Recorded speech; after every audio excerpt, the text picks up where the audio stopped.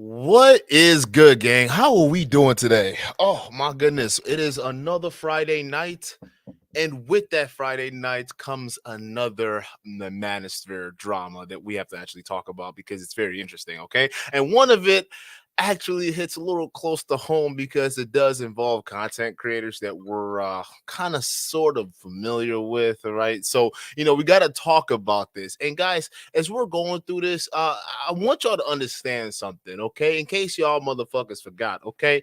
We are, yes, in the manosphere, okay? Now, some of you might be asking, holy shit, Duke, like, how is it that we're covering so much drama in just this space? I mean, I thought we were supposed to be men, Duke. Why are we, having so much drama? I mean, we're supposed to be the logical creatures, right? Not the emotional ones, right? And you know what? From that assessment, looking at the red pill, you would be right.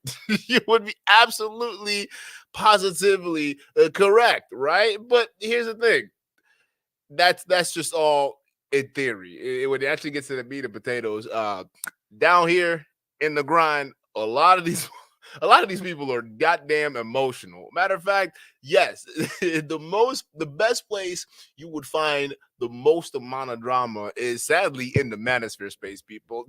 Ding ding ding. Listen, there's no one that can produce more drama in this particular space than us guys. I guess we could take that one for the win. But yes, the recent beef that has basically sparked a lot of controversy, particularly within this space, is the one that's going on right now between John Anthony lawsuit and Alex from Playing with Fire.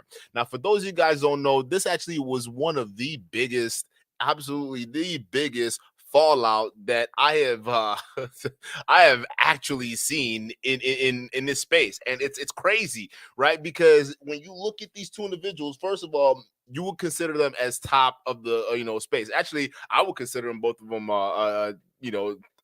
top of the space. And now the reason why I kind of hesitated, and y'all are right to call that out, because hey, listen, bro, on John Anthony lawsuit side, I got some questions, okay? Because there's certain things that he puts out there that I don't think that a lot of young men should actually take seriously or follow to any certain extent whatsoever. I actually believe that you guys should definitely take his advice with an extreme grain of salt. And I'll give you a whole bunch of, matter of fact, I will let him explain to you why that is. Okay. It just actually, you know what? I'm gonna just explain it to you. Matter of fact, I'm gonna let him explain that shit right now. And guys, as we play this clip, I want y'all to just understand something, okay?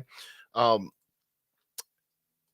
y'all gotta pay attention because when we talk about living this red pill lifestyle of pumping and dumping as many chicks as you can, especially when you do it raw, oftentimes the manosphere doesn't talk about the consequences that can come from it. So here is John Anthony lawsuit here to do his friendly reminder to remind you guys of what the possibilities are out there chasing his 1500 count lay count number. So let's go ahead and play this, guys. John Anthony here, and people just don't understand. I caught chlamydia 4 different times. There was no symptoms any of the times, but it's not a big deal. I actually caught syphilis recently. I had like slight burning when I pissed. And there was one other one that I might have caught, gonorrhea potentially 1 time. Most people I know, they usually just caught chlamydia like 1 to 5 times. If you bang someone unprotected vaginal sex that has herpes, there's a 10% chance of you contracting herpes. I went raw with a lot of people, including 2 trannies. People are like, dude, that means you're gay because you fucked a dude. And I'm like, no, it looked like a female 10.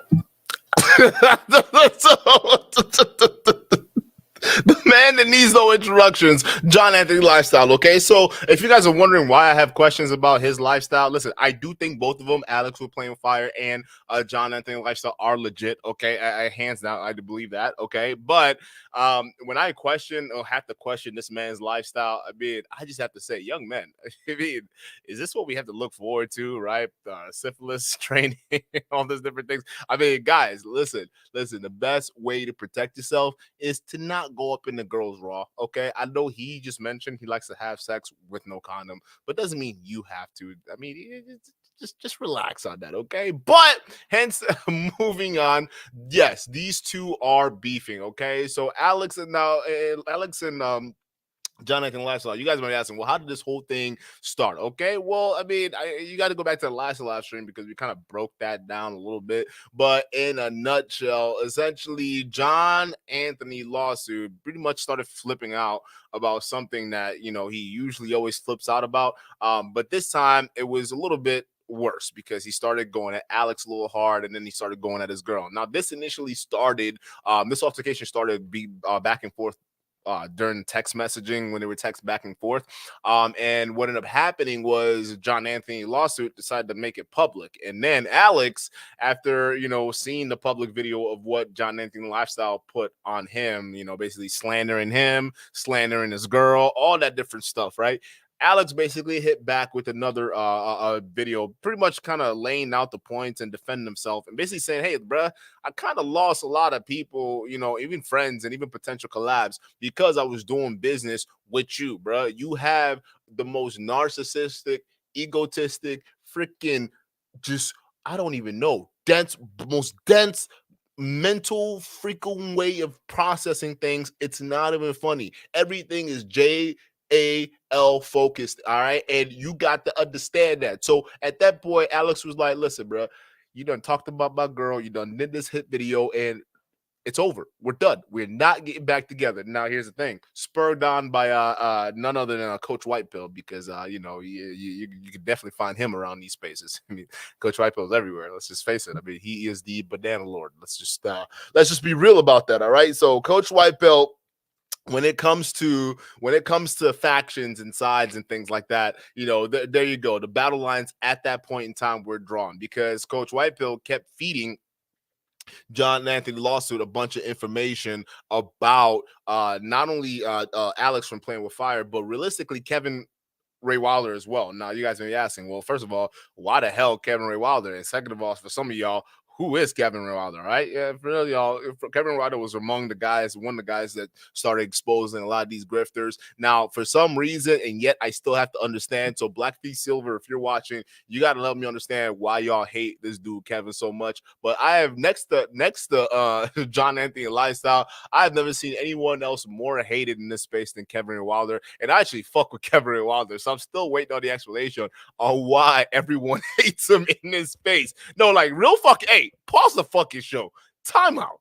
Why do y'all hate this dude? Like every single, like I go watch his videos because he puts out some pretty wholesome shit, and y'all motherfuckers in the comments are just going in on him. So I would like to get the full context, please, because honestly, bro, when I see the comments and I see the disproportional hate going to Kevin Ray Wilder, I just don't for the life of me understand why this dude is getting so much heat. I mean, he exposes grifters. Like, I don't get it. But like, please, let's get the conversation going on that mode. All right, back to the freaking show, guys. So Kevin Ray Wilder also played a big important part because John Anthony lawsuit had a beef with Kevin Ray Wilder. Allegedly, Kevin Ray Wilder said some things that he didn't like. John Anthony Lifestyle, you know, as usual, took that personally, like he takes everything personally. So he ended up hitting back. And here's the thing: when John Anthony lawsuit takes things personally, this dude does not take the time to just even think or process things. My boy has a zero chill pill. Instead of him just taking the time to process thing, that's literally what this guy does. He's an adult toddler. He basically handles his situations by lashing out at people, all right? In this case, it cost him a bunch of relationships. And this might have been the costliest relationship one of his outlandish outbursts have actually cost him, okay? Because the last person I would say was pulling for him was basically Alex, and now Alex is officially out of there. Now, fast forward later, they're slinging mud back and forth. A lot of stuff's going on, all right? And now I have come to the conclusion that John Anthony lawsuit has an unhealthy obsession with not only Alex, but his girlfriend, okay? My boy, listen, first of all, not only does this guy, listen, let's just move Alex's girlfriend aside for a second, all right? Look, can we just take a moment to just talk about how this guy has a tattoo of each and every leg count on his fingers? Like, like his knuckles. I shit you not. This guy, this guy right here, John Anthony lawsuit, this motherfucker right here, bruh, this guy has a tattoo of all 1,500 lake out on his knuckles. I mean, if this hasn't told you that the red pill has just gone off the rails at this point, and we're focusing on the wrong things, I don't know what else to tell you. But I digress. Okay, so hold up. So going back to it, right? Let me get these bozos. Banana pill poppers off the screen. I actually like this guy over here. I like this banana suit. Forget him. He's always lurking. He's everywhere. Like this guy right here. Boop, right there. So with that being said, bro, we're gonna react to a video because this guy has an unhealthy relationship, not a unhealthy obsession with Alex and whatnot. All right. And here's the thing with John Anthony lawsuit. Okay, first things first, bro. I think not only does he have a weird ass obsession with how many girls he's had sex with or banged. Like, I think that's personally just weird and crazy. But he also has a weird obsession with the girlfriends of his former business partners, particularly Natty or Natalia. Okay, now after this whole blow up and beef took hold, all right, JAL, one of his prime targets has actually been Natalia. Okay, not only that, he's been coming after her with some serious fervor, bro, because realistically he also gave her a cease and desist letter, which was crazy because he started shitting on her about her looks. Matter of fact, this dude, listen, y'all not hearing me. Yes, you heard me right. He sent her a cease and desist letter after completely just shitting on her the moment he realized him and Alex were done, right? He shits on his girlfriend and then turns around and says, hey, you can't say anything about me. All right. And then he sends her a cease and desist letter the moment she tries to defend herself, which is crazy. And not only that, you go on this dude's channel, he's gone beyond that. He actually created a poll and did a reaction video called Natty or Not. Okay. Now it's a play on words of Natalia, which is Alex's girlfriend. But what essentially is happening here, he's basically putting her image out to his audience and basically having his army of whoever the fuck is following this dude to basically judge her based off of her looks. Okay. And he has this hilarious reaction video that we're actually going to cover because I think it's pretty interesting and just it's very telling of this motherfucker's personality. So, guys, this is going to be a very chill, laid back Friday night. If you got some drinks in your hand right now, or if you guys are watching this on the after show, you got some coffee or whatever the hell it is, right? Go ahead and grab that, relax, sit down, okay? If you're chilling, kick your feet up, okay? Because today's show is going to be freaking hilarious, all right? Because I told you guys again, like, there's nothing funnier than the drama, especially just the Manosphere red pill drama, and just reacted to it. Okay, so let's join the laws and go ahead and get started with this. And also, guys, let me know about the audio because I think we're doing solid today on the audio. So just let me know, okay? Let me know. We'll leave the banana guy up here. What's interesting to note is he tried to accuse me of being a cuck, and we have a top defamation attorney in Florida right now preparing a massive lawsuit against this stupid fuck, okay, who's admitting on camera to being a massive cuck. We're gonna fucking bury this motherfucker to the fullest extent.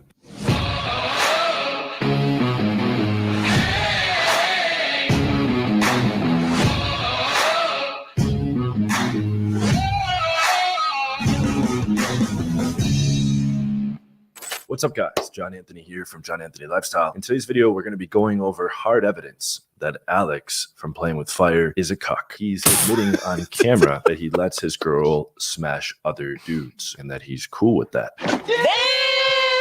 Let's jump right into this. This is going to be fucking hilarious. What's interesting to note is he tried to accuse me of being a cuck, falsely. Oh, hold up. Wrong one. But yeah, this one. Hey, hold up. We go cover this one. This is the one I wanted. This right is here. Alex's girlfriend, okay? And he got extremely butthurt when I called her ugly. People are consistently rating her low. They're rating her below average in lots of cases. In any skill game, there's metrics for success. He's in this business to help guys get good with women, to help guys get hot girls, to help guys get stunner level girls. Okay, he's not capable of doing that himself. Fuck Alex, you fucking dumbass creep.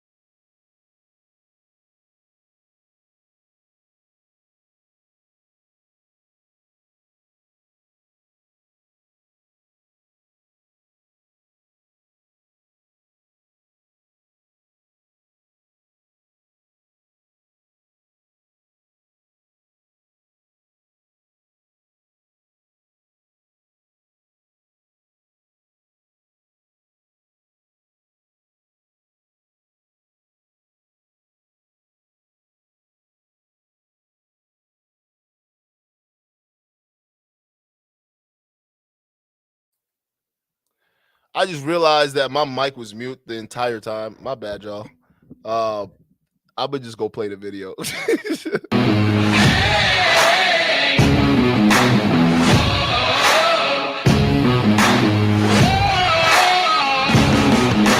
From just a random video where she's sitting at the computer. And then here's another screenshot, not very clear, but this is one of the pictures with glasses on. So now keep in mind, Alex is a self-proclaimed world-class dating coach, thinks he's an expert, etc. He's trying to give advice coming from an expert. What?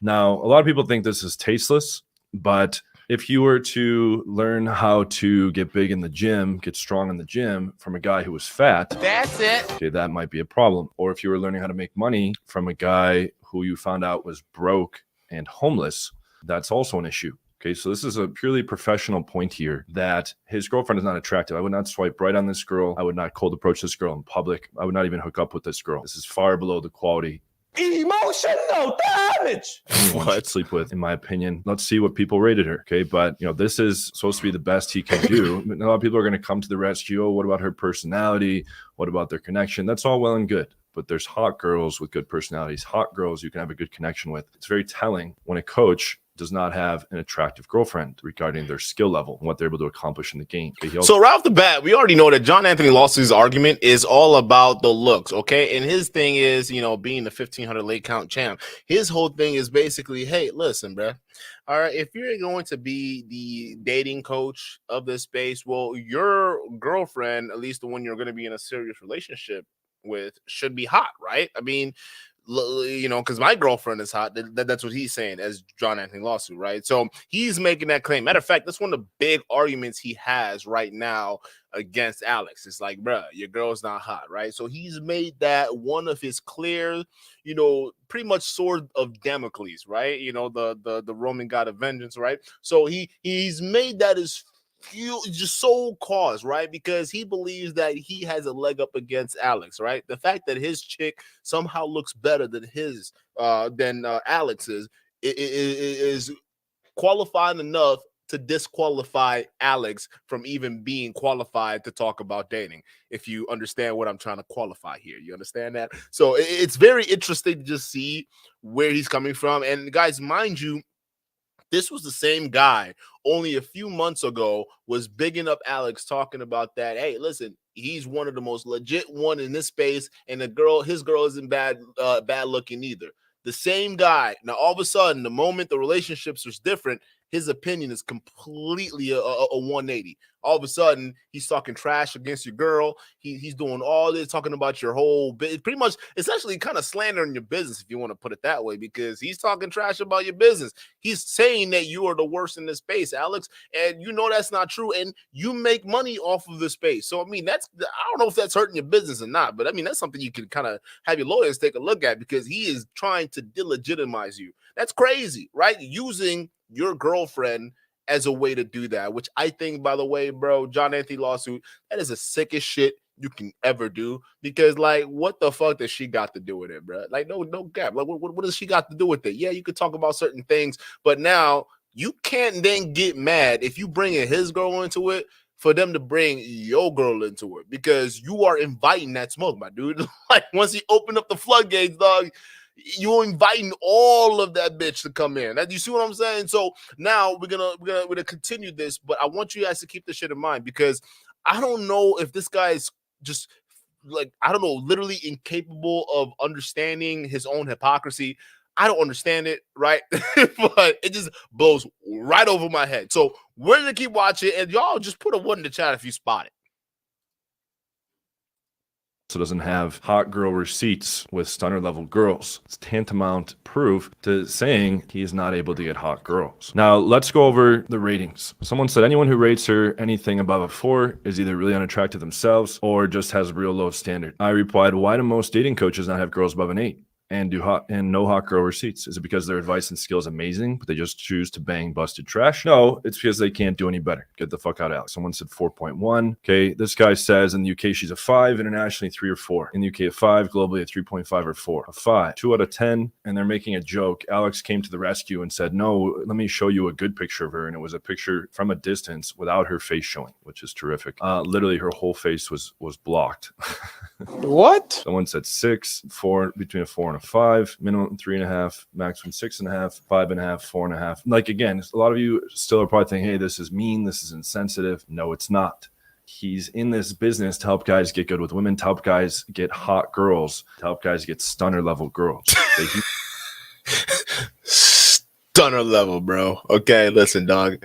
It ain't a girl unless she's stunner level. All right. You got your grimy level. All right. Then you got your basic bitch level. All right. And you got your ladylike level. But then right above that bitch is the stunner level. All right. And you, Alex, you were supposed to be teaching dudes how to get stunner level girls, right? Yo, what does it mean? What is he talking about? What is this, bro? He's not capable of doing that himself. So that should raise some serious questions about his abilities to help you do that. 4 to 6, 4.5, 1.5, 3.5, 5. What's really funny is he was trying to say, oh, no, you just used bad pictures of her. There was a Telegram poll. I heard this was in David Bond's Telegram, where like 100 people voted. It was average between 4 and 6. No one's going to see her on camera and be like, wow, that girl's hot. People are consistently rating her low. They're rating her below average in lots of cases. 3.5, 5, 5.7, 4. So my thing is, even just looking at this, my big question is, why does it matter? Like, why does it matter? Okay, listen.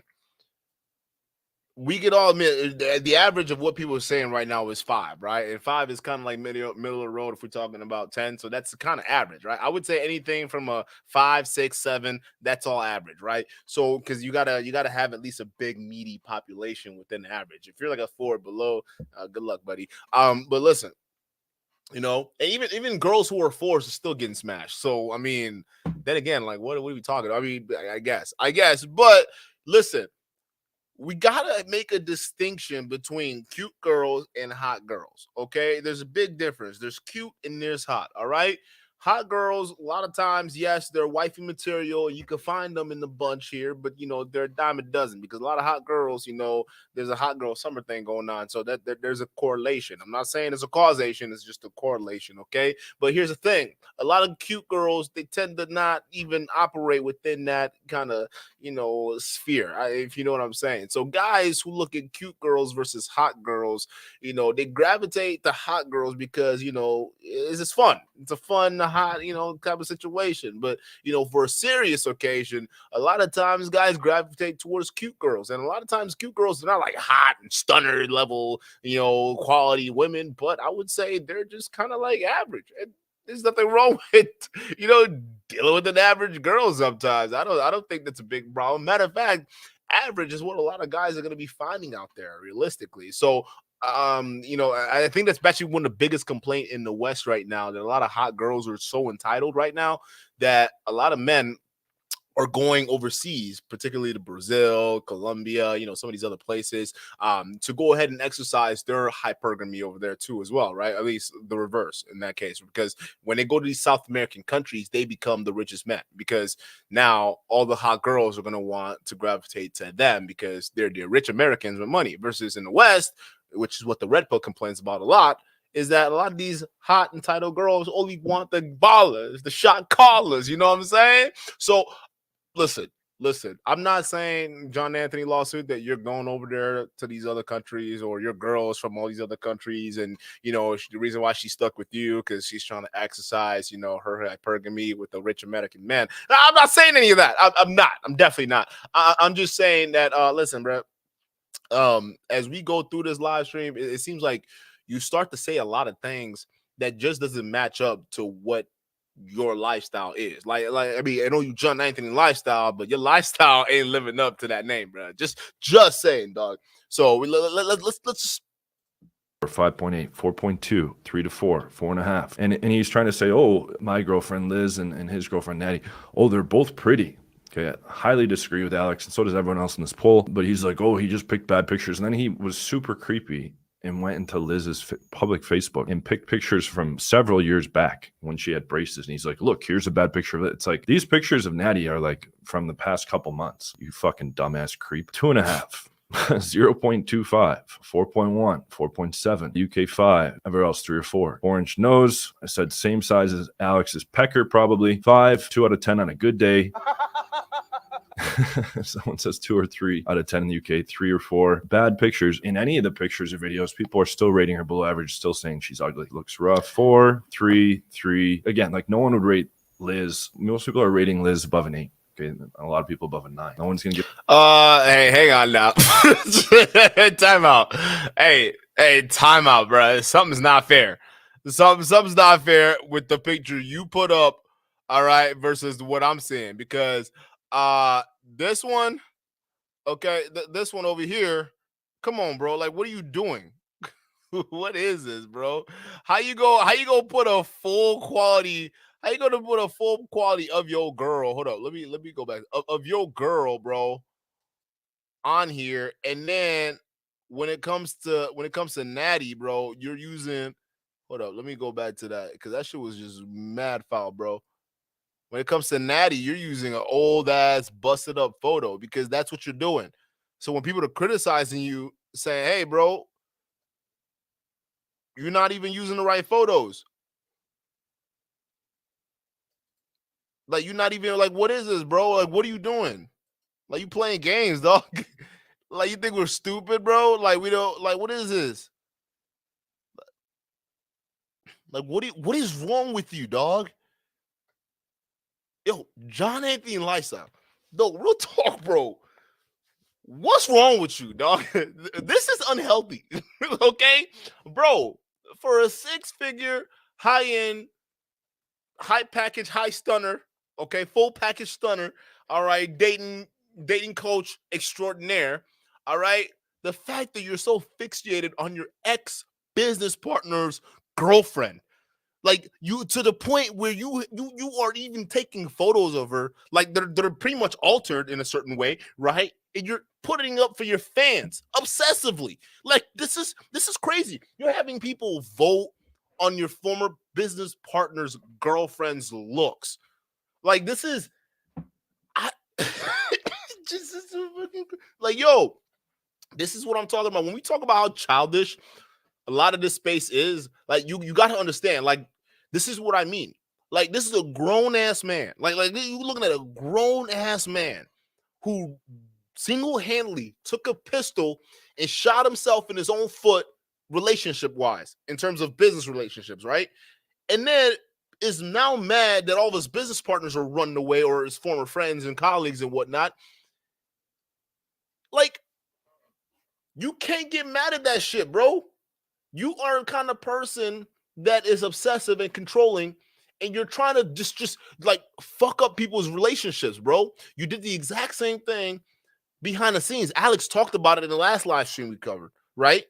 What you end up doing was trying to control who he had on his show and who he shouldn't have on his show, right? How much he should promote your stuff over how much he promotes other people's stuff. I mean, how weird is that, right? You even blow up on him for him not even inviting you to a dating show. And then listen, I saw you on that what do you call? I saw that you know that game, that the dating show game that I was on, right? I saw him on there. And I was like, all right, bro, this is the guy. This is the guy. Let's see what his game's all about, right? John Anthony lawsuit. Let's see his game, right? He's the 1,500 late count man. I got to see how he gets all these 1,500 late count, because, listen, one of the big rumors that's going on with John Anthony lawsuit right now is that he finds it easier overseas, you know, with dealing with girls like Liz, right? Versus girls, you know, in the mainland here in the West, right? In America, particularly Miami, or not even in Miami, but in all these other places, right? So he it's a running theory out there. So you would think that, right, with someone like him just getting on and doing a dating show, speed dating show, he'd absolutely crush the competition, right? Well, you'd be wrong, because personally, I didn't think he did that well. I think he was just mad awkward. And listen, I ain't gonna hold you. You can, like, y'all can go watch that. It was hilarious. Okay. what that speed dating thing confirmed for me about this dude is that there's something wrong up here with John Anthony lawsuit. Okay, and by something I mean this man might be antisocial, bro. He's exhibiting a lot of antisocial tendencies, and what I mean by that is my boy does not understand basic social cues. Okay, so when he was talking to that girl up there talking about, oh yeah, I just got done having sex and doing all this stuff, bro, like would you do you think I'm cool? You know, before I came on a date with you, I just got done fucking another bitch. Do you think I'm cool? No. Like it's like who in the right man? Like are you crazy? Like who in the right man would say that to a girl on a fucking date? So personally, I think you bombed. But even then, that wouldn't stop your narcissistic ass from thinking you did better than everyone else because somebody else was also on that show, and that person was Ayindei. All right, and he ended up doing a hit video on Ayindei about how he think Ayindei, was rejected on a what do you call it? Was it an approach video or something like that Ayindei did? It was some of these dating coaches, right? They have this field report videos, right? They go out and they show themselves picking up chicks and really proving that they're the art. They're the masters of their art, right? So that's basically what these guys pretty much do. And Ayindei, I think, did one, but if he did, y'all let me know because. Well, I know he did because we John Anthony covered it, but did Ayindei take it down? I couldn't find it. So just let me know if that video is still up, guys, in the chat. If he did take it down, I'm curious to know why he took it down. Was it because of the John Anthony video? If it was, I'm curious to know why he did that. But if he didn't and it was struck down or something like that, I'm curious to know why. But needless to say, I couldn't find the video of Ayindei doing pickup work on his channel anymore, but nevertheless, it didn't stop John Anthony lawsuit from covering it, and it pretty much set up a lot of fireworks. So this guy burns relationships. Okay, that's what he's known for. He's got something wrong up here. Okay, he doesn't know how to he doesn't have that solid interpersonal, just how to communicate with people properly, bro. So the fact that you break up with your business partner less than 2 months later, you're spewing this garbage, and then you go as childish as to comparing girlfriends. I find that very, very interesting, especially an adult, almost 40-year-old male. Like, what's wrong with you? Like, this shit right here, nigga, like, this shit right here is called obsession. Like, stop. Get some help. Like, I wish I had my meme right here. I just put the Michael Jordan say no to drugs meme right here, bro. Like, insert that bitch right here because you need that. Size is Alex's pecker, probably 5, 2 out of 10 on a good day. Someone says 2 or 3 out of 10 in the UK, 3 or 4. Bad pictures. In any of the pictures or videos, people are still rating her below average, still saying she's ugly. Looks rough. 4, 3, 3. Again, like no one would rate Liz. Most people are rating Liz above an 8. Bro, that's an unfair comparison, bro. Have Alex girl take full makeup. She's got the lipstick and a nice freaking blouse and skirt, right? And then compare it. Apples to apples, not apples to goddamn freaking bananas, right?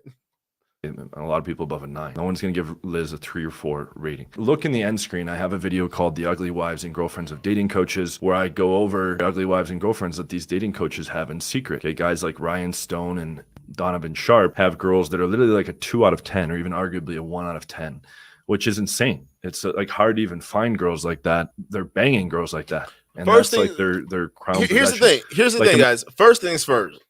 He kind of has a point about Donnie Boy, okay? Donnie Boy and the other guy. Listen, he kind of has a point, all right? But here's the thing.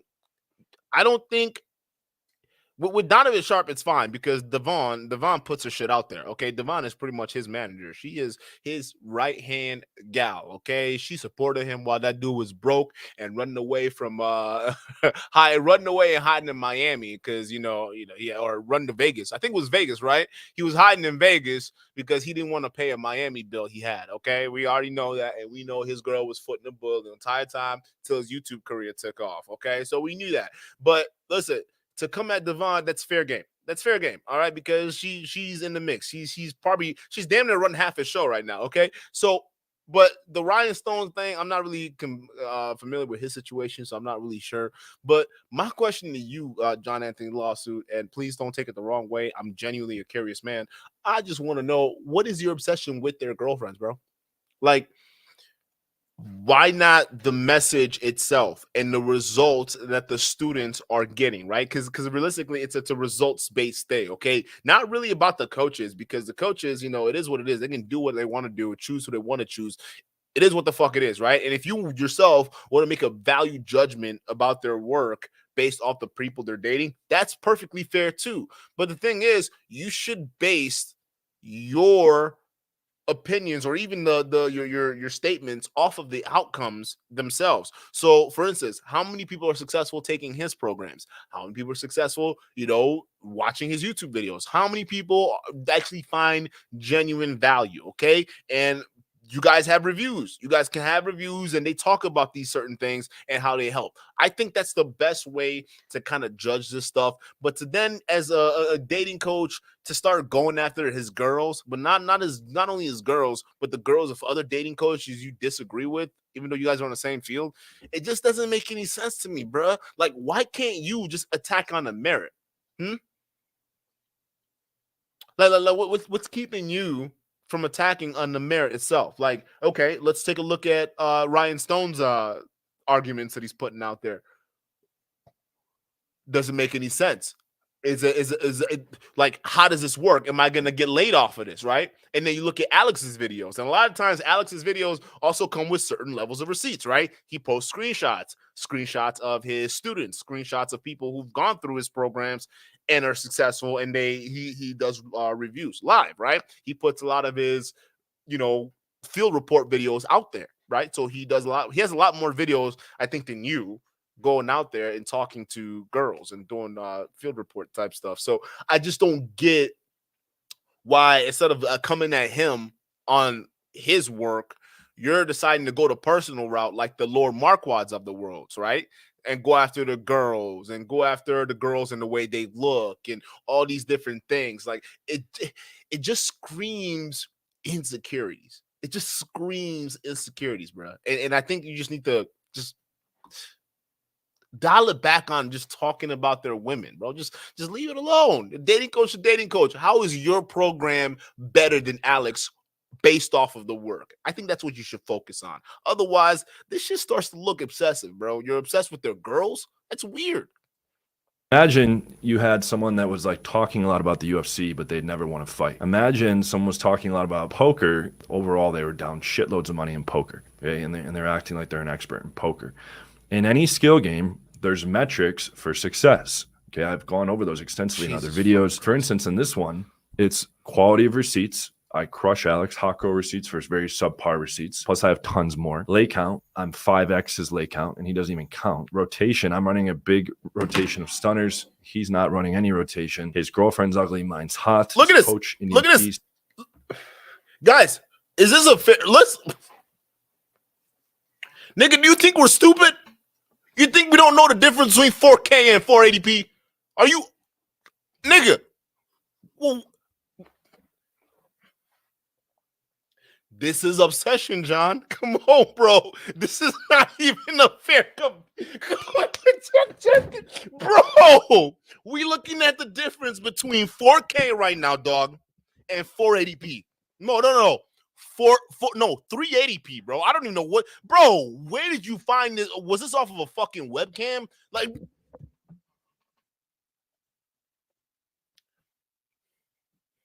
John. You start to realize. You start to. Can you see how this looks? A little off, bro. Come on. You're out here claiming that your girl's the best looking one in the world, right? You're out here claiming all that to the cow come home. But yet, look at the comparison you're making. This isn't even a fair photo, bro. She's on a fucking couch and your girl's on a date. That is like it was, bruh. Right now, this looks like you hating. That hey, y'all, chat. Take notes. This is what hating looks like. You hating, bro. This is not even a fair comparison. Like, look at the photos. How you gonna have a whole video called Natty or Not based off of clowning his girl, all right? And you not even using comparable photos. So when people are accusing you of being unfair and saying you're not using the right photos or even comparable photos when judging this girl, right? You can't deny that they're capping. It's true. We can see it. We're not stupid, bruh. 480p, 4K. 480p, 4K. All right? Listen, bro. A picture tells 1,000 words. And right now, this picture is telling me you're capping. Suck shit at game, minor world class, top best underground guys in the game, blow Alex out of the water. Testimonials, I have way more, way higher quality testimonials. My product is a million times better. His product is extremely mediocre. It just goes on and on. I just crush him in all the metrics. Very obvious here, since his girl is ugly, in the position he'd be telling Jesus people how to get Christ. hot girls. He doesn't even know himself. Not to mention, he's been banned off all the major apps the past 6 months. Not to mention, a year ago, in the screenshot that I've shown in other videos, he was getting a 99% flake rate from dating apps. Okay, all pathetic. Someone says, wait, how do you, come on, bro. Even you know that's cap.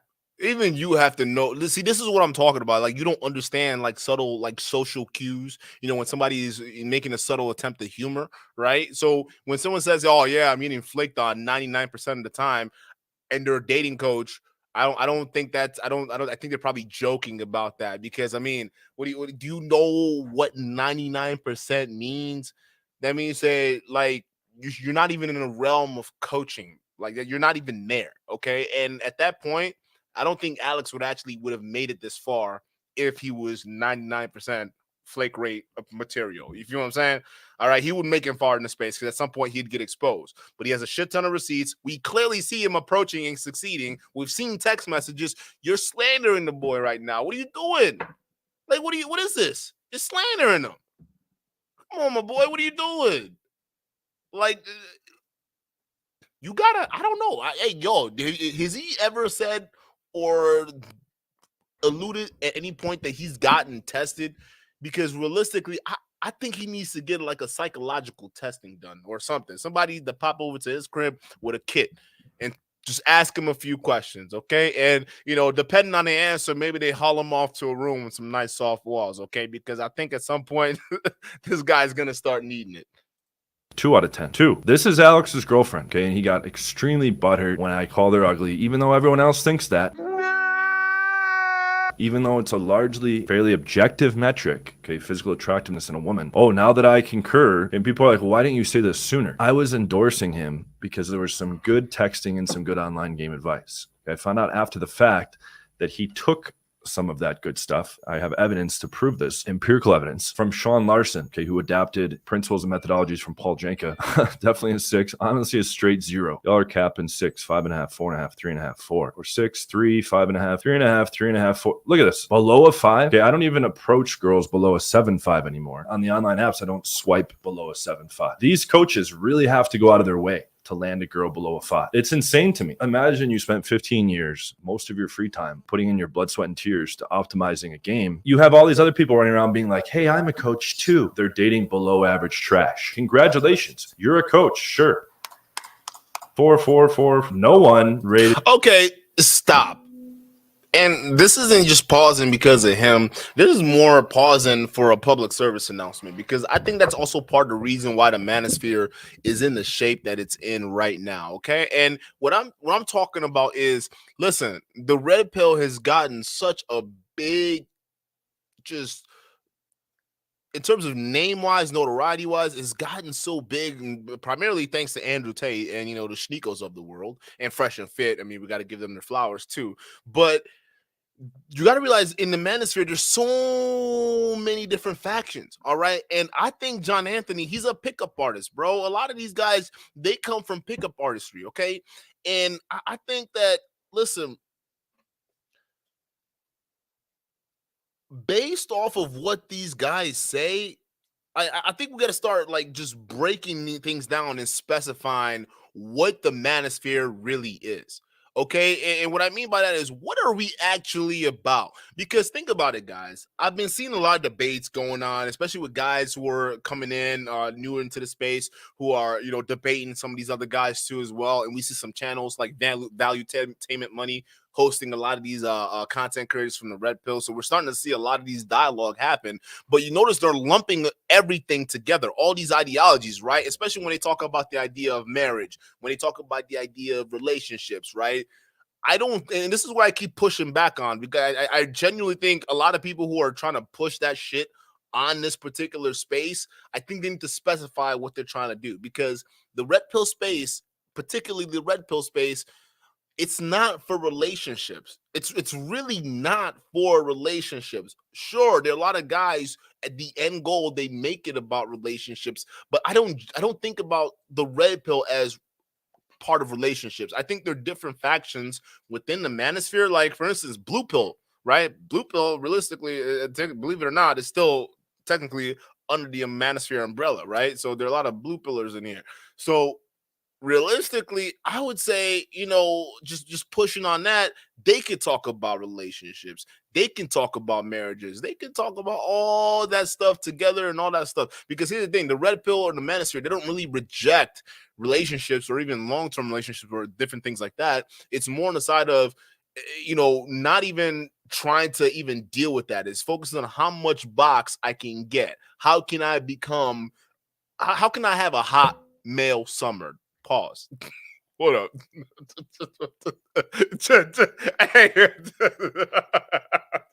Hey, cut that. But like, you know what I'm saying? How can we go ahead and live life after discovering this newfound profound truth, right? The fact that, we understand about female nature, and we understand that, we got to center around ourselves and, want for ourselves and not do a lot for a woman, right? And, you go off and do that. So I think when we got guys like John Anthony Lawsuit, right, who talks about, hey, listen, because you're in a relationship and your relationship with this girl, okay, and this girl doesn't look so hot, you will therefore are disqualified to go ahead and teach, guys how to, get relationships, and not relationships, but go out and, sleep around and do things like that. Because realistically, I look at Alex's content and I kind of see it as more in line with a lot of the red pill stuff, right? Even though he's in a relationship, I see it more in line with the red pill stuff. The same thing with John Anthony Lawsuit over here. He's a lot more in line with the lawsuit stuff. However, you can then say that because this guy is giving advice on how to go ahead and have guys get girls and teaching that, and they're having success with it, because he's in a relationship, you can't just say that all of a sudden denounces his credibility and all that, because he's in a relationship, and on top of that, you acting like his past and what he used to do didn't help, right? And one thing he goes into in the video we're going to go into next, because I almost stepped ahead of myself here, but he then goes after the fact that they were in an open relationship at one point. This guy, right? So he clowns that, and then it goes on from there. But let's continue, because there's a lot of things that is just so off in the things that he's doing, bro. I just find it hypocritical. Her above a 7. I didn't think she got above a 6.5. I think 6.5 was her highest rating. Hey, y'all, come look at this. Oh, here you go, 6.5. Because they like Latinas. This is fucking atrocious. With the question, natty or not, for everyone. Look at this. Look at this, bro. Come on. This isn't a fair photo. Come on, you know this. One that answers in this poll, it's a hard no. It's a hard not.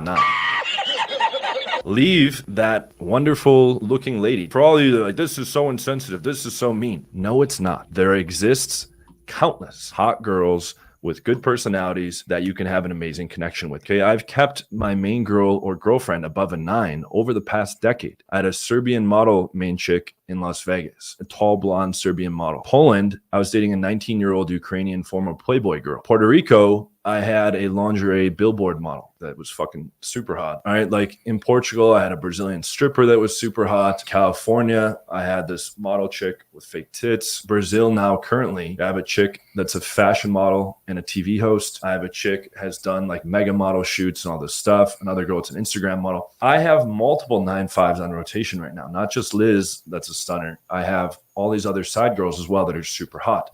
Why? Because my game is world class. Why? Because I can actually get hot girls. And I have hundreds and hundreds of hot girl receipts. Hundreds. Where's Alex's? This is a very valid professional point. This is not a low blow. This is not a tasteless remark. If we weren't in the business of dating coaching and I was talking about his girls' looks, that would be off limits. In this fucking game of teaching guys how to get hot, beautiful women, it's very relevant. The quality of the girls' looks is extreme. But what is it about? Is it about relationships then? Because you're in one, or is it about slaying chicks? Because I see the red pill as dudes coming in here to slay chicks. I certainly don't want a relationship right now. I can tell you that right now. And I can say probably a lot of guys. I'm not saying we're not open to relationships, right? There's somewhere down the line we will, but I like to have my fun. And all the guys out there right now, I'm sure they want to have their fun too, or especially them now realizing that they can improve themselves and go on with life, without having to depend on a woman or just be beholden to them, right? That's what we try to talk to a lot of y'all in this space, because the more you talk about girls, the more they have power over you. Like, women aren't as important as you think. Just keep that in mind, right? But then again, you guys are contradicting yourself, because you're both in relationships. So that proves at the end of the day, no matter how much fucking and rotation, spinning, and plates, whatever it is, you're gonna end up in a relationship, right? So are we gonna judge the quality of the relationship then? Because if that is, that's a different story. Or are we just gonna judge it on surface matters based off of looks? Like we listen. This shit just goes into so many different webs, because then, like, what constitutes as a good relationship, right? Something that based on look, right? Why do you even like Liz? You like it because she looks good? Is that why, or do you like her because there's something else? Or maybe she's a civil engineer. I don't know, right? It's just too much. Personally, I think if we're doing relationships based off of looks, it's a little shallow. I think so, right? Listen, if I'm trying to go out and have fun, like, yeah, like, if you bad, like, I'm gonna holler at you. It is what it is, right? But if I'm looking for a relationship, first of all, I'm not looking for a relationship. Relationship finds me. Okay, I'm trying to fucking, you know what I'm saying, Marshawn Lynch that motherfucker. Whoo, you know what I'm saying? But that's the beauty of relationships. You never know who is gonna come across your life and is gonna fucking nab you. You never know. Listen, I got homies, bro. I got homies tied up in relationships right now from dealing with a woman that they have met just in their average daily life, right? You feel me? Like, they either meet at a fucking, what do you call it? A personal training session or whatever it is, or out and about doing airsoft or whatever it is that people like to do, right? Daily hobbies. They meet that girl, or for some reason, circumstances happen, they come together. And it's not like you're trying to control it or guide it towards a relationship. It just forms. You see what I'm saying? But a lot of times y'all should be bobbing and weaving these things. You know what I'm saying? But, like, just despite the point, it's like, once a relationship finds you, I hope that you're looking at more than what she looks like. Yes, looks do play an important part, but it's not all of it, right? For a lot of guys, if she's like a 5 and up, but she has a great personality and, like, we feel good when we're around her, she makes our life a lot easier. She takes care of things. Like, there's just certain things about her that we don't have to worry about, right? And we know that she's solid. Yeah, bro. Like, don't be surprised when guys wife that. Look at some of these celebrities out here, bro. Like, some of their wives are mad average. Why? Because either they met them before they got on, or B, they just genuinely have a connection. If you're building something based off of looks, bro, it's not going to last, and you're definitely going to have problems, especially when it comes to wondering eyes, okay? Because chances are she's full package stunner. Other people are going to know that too. Relevant. A coach's ability, a coach's demonstration, being able to procure hot, full package girls. And not only have I kept my main girl and main rotation girl above a 9 through all these years, that's just physical looks. She also has to be bisexual. She also has to be really cool. She also has to be fun and ambitious and smart and have a good moral system and have a good heart and come from a good family. You can have all these internal qualifications. Sure, my girl internally blows Alex's girl out of the water because my girl checks, like, all the boxes. A lot of you really? Alex fans will be like, no, Natty has a perfect personality. Everyone will come to the rescue. Okay, yeah, Todd's girl's busted. Todd V Dating's girl's busted, but she must have perfect personality. Julian's girl looks like someone stepped on her face. He wrote the product 10 game, and so he probably got sick of banging the 10s. People make these stupid fucking cognitive dissonance rationalizations. Red Pill says they demonize all hot girls. Oh, all hot girls are riding the cock carousel and playing games and they're trying to fuck you over. And blah, blah. No, that's not true. I've been dating hot girls all around the world for the past 10 years. They're fucking awesome. And so have a lot of my good friends that are also crushing the game. This Stop capping, bro. Listen, bro. It's what you just said. Guys, he kind of made my point, but he did it in the opposite, because that's what a lot of red pill guys complain about when it comes to hot women, like they, hot girls, being promiscuous. It's hot girls that a lot of these dudes do TikTok reaction videos to. It's hot girls everywhere. The girls that all these guys that are watching these girls, they want, right? This is why they get super salty when they see these super hot girls go after these different guys who are ballers, shot callers. You see what I'm saying? Right? This is how these guys are able to sell you the hypergamy, sell you all that good shit, right? But here, this guy is saying, hey, no, all that doesn't exist. Okay, there are hot girls out there that are also smart with great personalities. It's like, listen, we're not saying that doesn't exist, buddy. No one's saying that. We're just saying that just because you found a civil engineer, okay, and we're gonna need proof of that. I want to. Because the receipts that we found out that she works on OnlyFans. So is she civil engineering dicks online, or like what is the civil engineering job? Because I want to know. It's just like, because hey, listen, I don't know, y'all in the chat can help me out. I don't know a civil engineer that has an OnlyFans.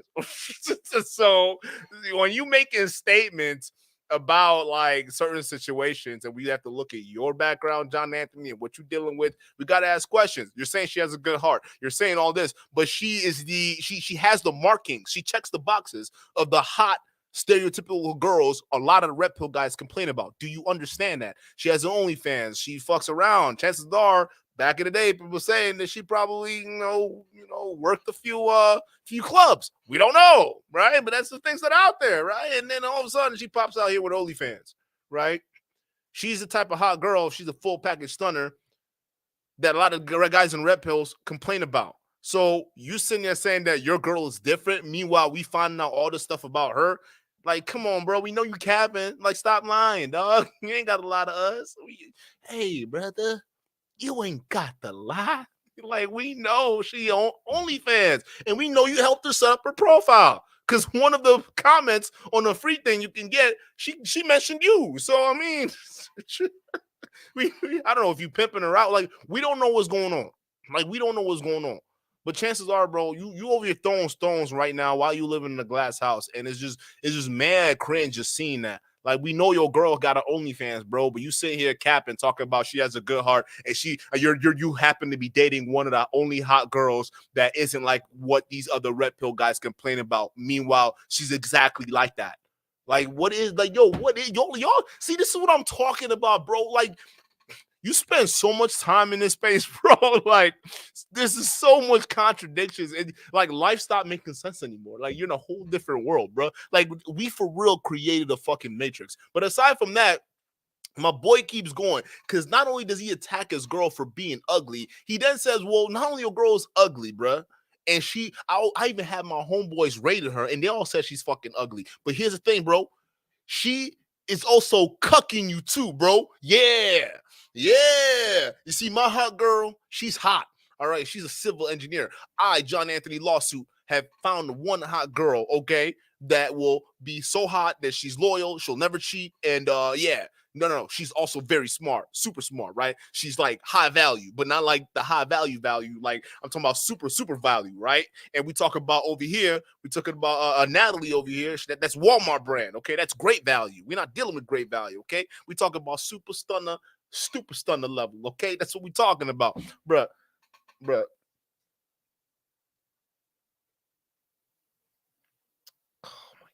Oh my god. Fuck. You are now saying that Alex is now being cucked by this average ass girl. Let's play the video.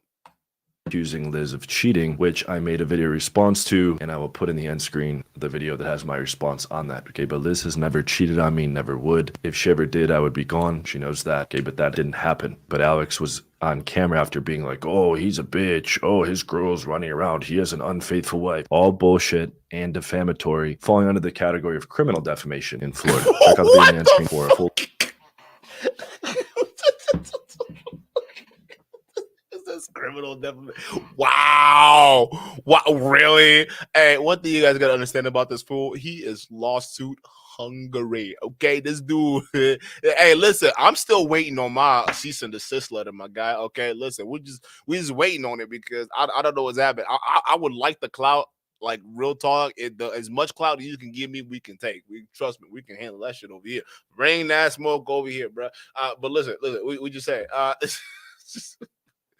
criminal defamation, dog. What does that even mean? You out here slandering people, like you just out here slandering people like there's no tomorrow.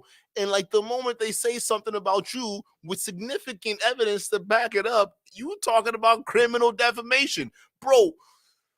You are the definition of unreal, dog. It's just like, are you even in the same reality, dog? I don't even know.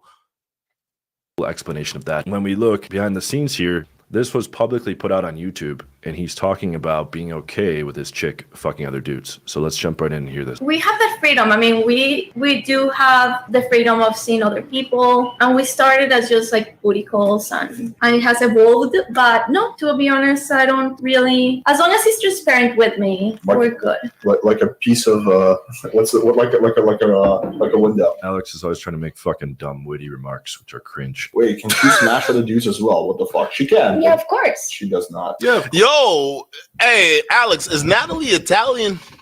What's her nationality, bro? Let me know. Hey, Natalie, my man, if you're watching this, baby, I want to know where you come from. I just want to know. All right, but of course, he's like, she doesn't usually. Okay, so I see this issue a lot with guys where they do have a problem with the girl that they're seeing smashing other dudes. I actually checked out, which it would be really interesting to see their dynamic. I'm Coach Kyle's. I checked out the second podcast you guys did, where he mentioned that he and his girl, they're in like now open relationship, but she cannot have sex with other dudes. Well, I don't know if he said that. He was kind of like dodgy with that answer. He's like, yeah, not really. But he didn't say no. He said like if she did, it would be a fucking problem. He said, yeah, I guess. I'd have to go back to that conversation. But. So to answer the questions, yeah, I do. I mean, we're in an open, non-monogamous relationship, and I think that's the beauty of it. Like. There you have it. She's like, damn. What's the problem with that? Like, if I'm fucking around, and this is what I don't understand, because I know homies that do this shit too, and I don't be getting this stuff. Like, and if you a homie, if you a brother to do this shit, I want to understand where your mindset's at, because I don't understand like why dudes do this, right? So you got a rotation. There's a couple of the homies like. Come on, you know the other girls you're talking to, homie. Like, come on, right? You know that. There's a couple of them, but that's just a one you're fixated on, right? And you know that because she's out here. She's the cutest one out of the, whole group, right? But out of, the other girls that are more tied to you, she's the one that's, moving around. Like, listen, what is the need for us to feel like we own her? Is it because we're fucking her or whatever it is? Like, I don't like, listen, I get it. It might be the pussy that you like, but like, bruh, sometimes it's just nice to just let things go. Like, realistically, I don't think, listen, if you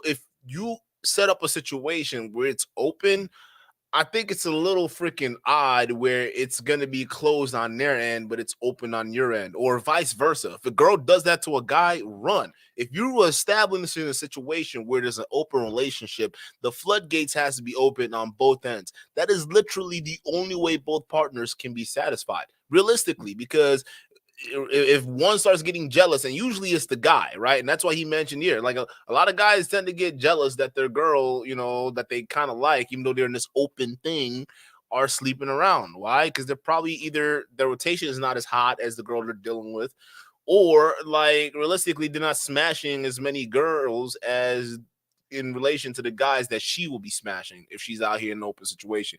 You see what I'm saying? I'm just saying that if we're gonna be open, just let her do her thing. You do your thing. If you really got it like that, and then go for it. Otherwise, I don't think you should be pushing for open situations. I think you just let your intent be known and move on. And we know that a lot of guys aren't built for that situation. Let's just be real. Only a few percentage of guys can do that, right? And in this case, you see Alex and Natalia. They're saying it works for them. And I'm sure it works for them because Alex is a pickup coach, so he knows how to, he knows way around the Tinder text message, all right? And Natalia is a woman, so she can go out and get some. So I'm sure it works out for them, but I think it's a little bit more serious now. I don't know. So that's what happens when shit gets serious, and both partners have that conversation, then it gets closed off. But, I mean, come on, guys. Come on. Answer your question, I do, and that's the beauty of it. So she fucking gets railed out, sucks cock, and then comes home to this little fucking lovely young man here. I just cry in the corner. And then he's making a joke out of it. She's like, yeah, I fuck other dudes, and that's the beauty of it. And he says, oh, I just cry in the corner. He doesn't, but like, how do we handle that? I think from me, like coming from a place where my actions does not depend on whether Alex is smashing girls or not. I go from what I want and what I need. Good Alex's face. She says a lot of times what I find, especially when you're dealing with girls that are smashing multiple dudes, the other dudes they're smashing is usually their ex-boyfriends. Either the guys that they're currently with or the guys they just left, right? So if they're in an open situationship with you, and let's say you're talking to them, they say, I'm not trying to do a relationship. I just left a bad relationship right now. Usually the ex is still in the picture. You got to understand that, right? And likely she's probably still smashing them until something builds with you, right? And if something builds with you and she's feeling you more than she's feeling the ex, she branches over to you, right? You become the new thing. That's just how it works, right? Because girls, they don't like to leave relationships fully without having someone in the pocket, right? You got to have somebody in the back pocket, right? So they don't usually fully jump off until there's somebody chilling right there. So that's usually how that works. And in this case, the dude that she was probably smashing before Alex was probably her ex. That's just probably what it was. Like, who knows? She goes for what she wants and what she needs. Nice. And I think you're the same way, right? He's like, I don't fuck chicks. I'm usually streaming, and I just pretend that I'm like some game god. Actions do not depend on whether Yeah, more or less they don't. But yeah, I mean, I think the problem is a lot of guys is they want to be able to smash other girls, but they want the girl they're with not to be able to smash other guys. The problem is that does not work long term. Yes, it does. Me and Liz have been in that situation for over 2.5 years. Dude. You're cap. You're telling me that it's open on your end, closed on her end.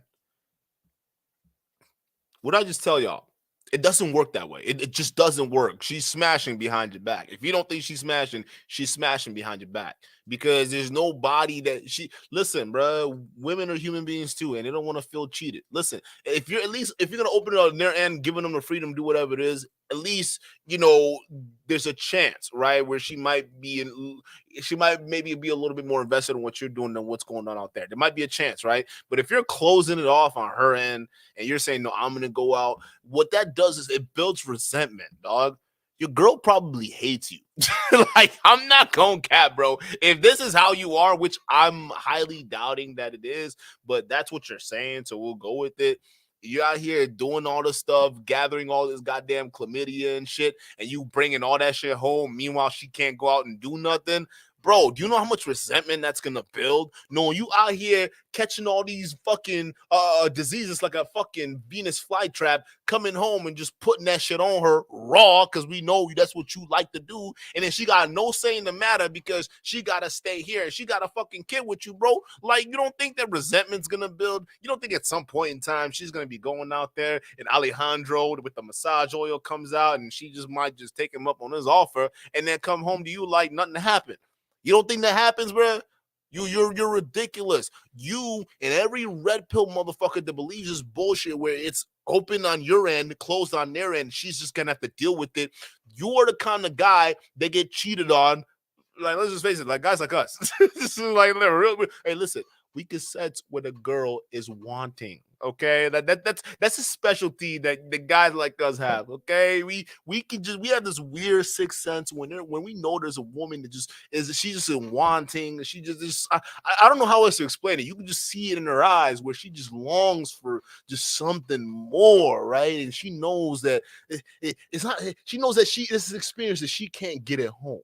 You know what I'm saying? There's just a certain look that women give like that, and before you know it, it just takes the right brother to say the right thing, and before you know it, the panties come off, right? And it's usually a brother. It usually almost is a brother. You don't believe me? I'm about to prove it right after this video. Let's continue. Fucking dumbass. He's on camera being like, yo, she gets dicked out all the time. I've seen that fail time and time again because there's that lack of fairness, and the girls starts, eventually she's cool with it a little bit, but then it kind of eats away at her. Watch my interview with Caleb Jones. We actually really get into this topic, and kind of eats away at her. And then her friends are like, oh, he can go out and fuck other girls, but you can? Like, that's not fair. And then, like, the lack of fairness and the resentment is what fucks up the relationships. So, yeah, if you want to fuck other girls, you have to give your girl the option to fuck other guys. No, you don't. No, you do not. No!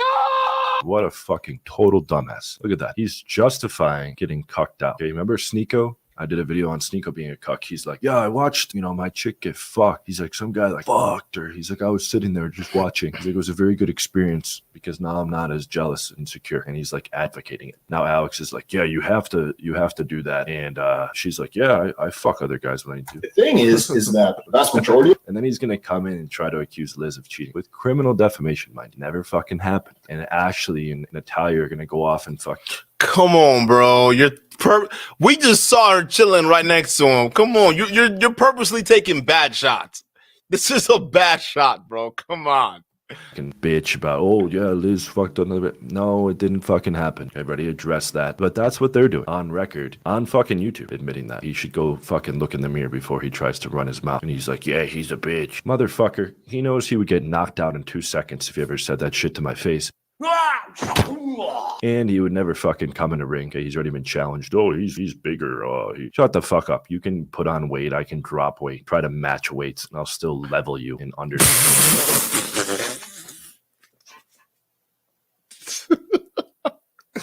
You can try to match weight, bro. I will still level you, bro. Come on, man. Jesus Christ, dog, chill. Hey, John Anthony, dog, I don't know what you think you're wearing, bro. You don't have the shoulders for it. Just cut it out. Mr. DG456, shout out to you. Thank you for the $10 super chat. Arriving late to the show. Did you already cover the grape scandal associated to one of his companies? His instructors were prosecuted, made mainstream news in San Diego. No, I didn't cover that. I didn't even know that happened. Can you guys dump more information in the chat, please, about that said scenario, because that is something I find very interesting. I would like to cover here on this show. So right there, he's basically, you heard it here, folks. He's talking about, the looks. He's saying that she's ugly, but not only is she ugly, she's also a cheat. She's disloyal, okay?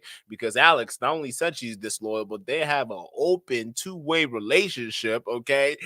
Listen, John Anthony Lifestyle never, ever, ever, ever keeps it both ways, okay? It's open on my end, closed on our hand, and her on her hand. And guess what?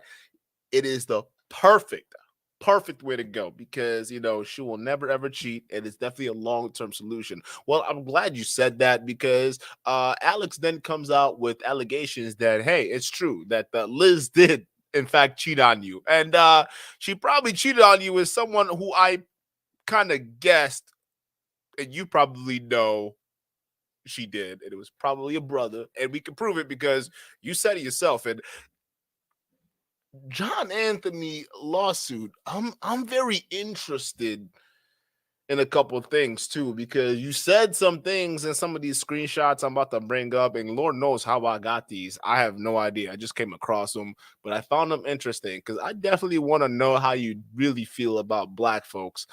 I mean, I digress. I think we should just get to the screenshots here because I think they're very, very, very, very freaking damning. Let me thank you, Mr. DG456.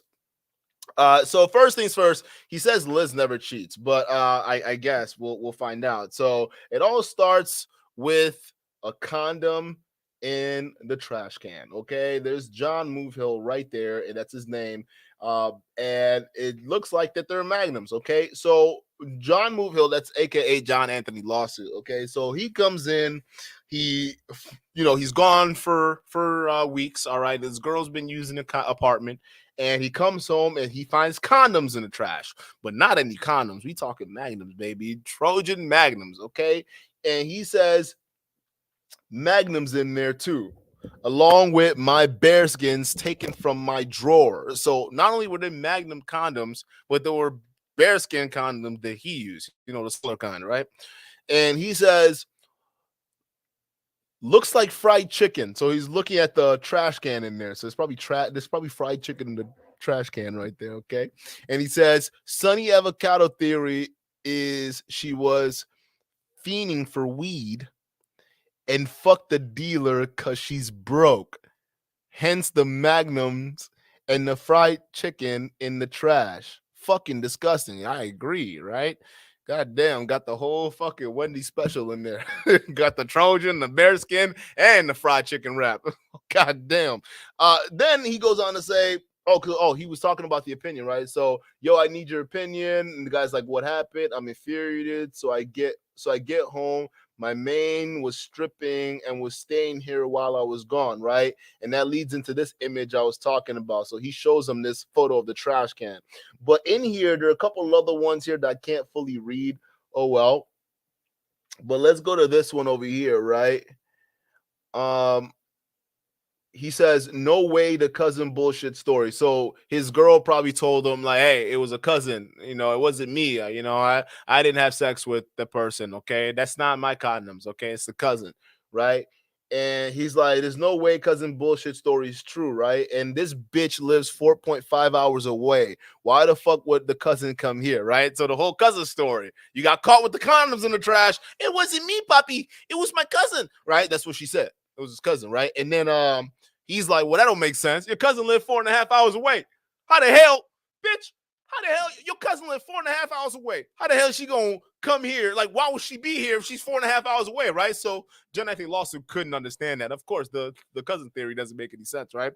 And he's like, why the fuck would the cousin come here and then go 5 rounds out of nowhere with who knows who what girl while she's interviewing, right? So basically he's saying cousin comes to his crib and just fucks a random guy in his crib and then leaves. It's not the cousin, bro. He's like, was a bunch of my Trojan bearskins, and I looked further in the trash. Now there's magnums in there too. Probably nigger cock.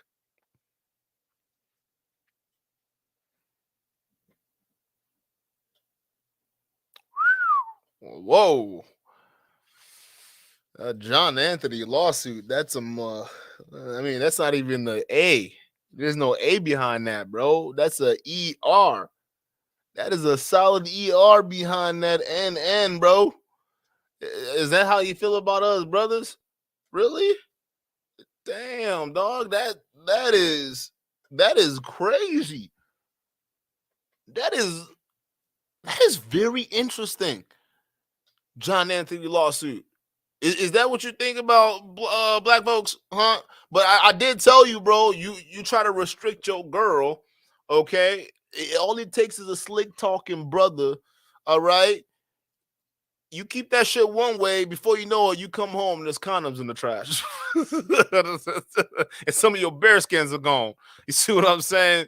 You listen, if you're gonna have an open relationship situation, it's gotta be open on both ends, dog. It doesn't work. Listen, at least leave it to the option to the girl if she wants to go out and do it. Because if she felt like she's locked down, bro, bruh, all she needs is a call on Tyrone to liberate that, bruh. And that's it. It's a wrap for you. You come home, and this is you right here. All right. And then before you know it, you're texting your friend on WhatsApp talking about the N word with the hard R-E-R, right? Like, bro, what's wrong with you, bro? Is this how you really feel? I mean, just be honest. So in my book, I got something to say. Why should people like us take dating advice from you? Because clearly we know what you feel, bro. We know how you feel. It is what it is, bro. All right.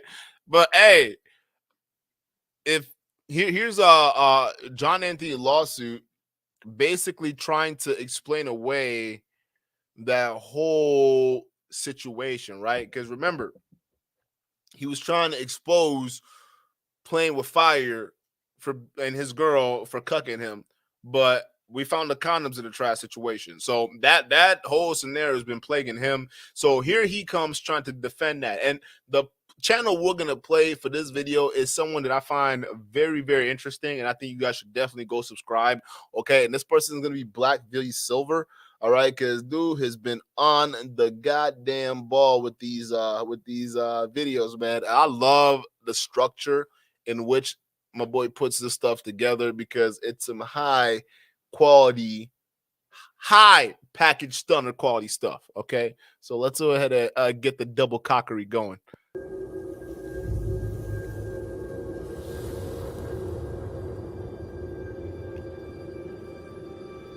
Maddie, I saw you commented on a different video earlier today. It was the Black Silver's video, right? And it was interesting because you said something there about John Anthony that I personally wasn't aware of until I saw that. You mentioned that in fact he's married and that his wife apparently had an affair on him. This is just everything I'm getting from the comment thread, right? And apparently his wife had an affair on him with was it her best friend or his best friend? Somebody's friend. We don't have to go there. I understand. After about a month of dating, I knew she was the one.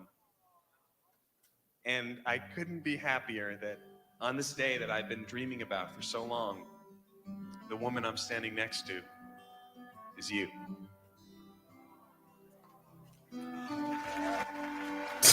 I just love. Hold on, I gotta skip this, bro. I gotta skip a lot of this, my guy. Hold up. Although I find it funny, I gotta skip a lot of this, bro. There was a rumor about an allowance. So dumb. So dumb. Oh my God, what is that now? Okay. As I said, the cheating screenshots, let's give in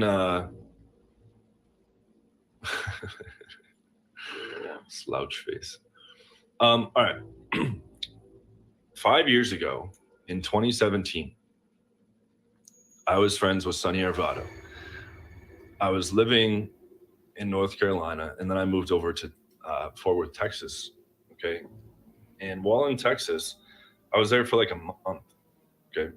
And I built up a rotation. And one of the girls in rotation was a stripper. Okay. It was a pretty new girl in rotation. And she's like, I was going out of town for like maybe 4 or 5 days or something like that. And she's like, can I use your place while you're out of town? I had like a really nice place. And I'm like, sure. And I don't usually do that. Like I would normally tell, and like these days I would just tell girls like no. But I figured like I don't really give a shit. And this is like the summer that I did. I tried door-to-door sales to see how it applies to game.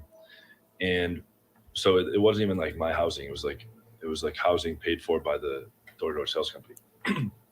So I was like, sure, I don't give a shit. So I went out of town. This is again 2017. I didn't meet Liz till 2020. I went out of town for like 4 or 5 days. I came back and like the whole house smelled like weed. And I like went in the bathroom and there was like a Magnum condom wrapper in the bathroom. And I was like, now keep in mind, this was not a girlfriend. This was in 2017. It was not Liz. I didn't even meet Liz till 3 years later. And there was no cheating. It wasn't even a girlfriend. Hey, bro, I don't like the way she drank that coffee while you telling that story, bro. Hey, pay attention, dog. Hey, y'all watch this shit. What is this? What in the fuck is this, bro? Hold on. And I was like, now keep in mind, this was not a girlfriend. This was in 2017. It was not Liz. And even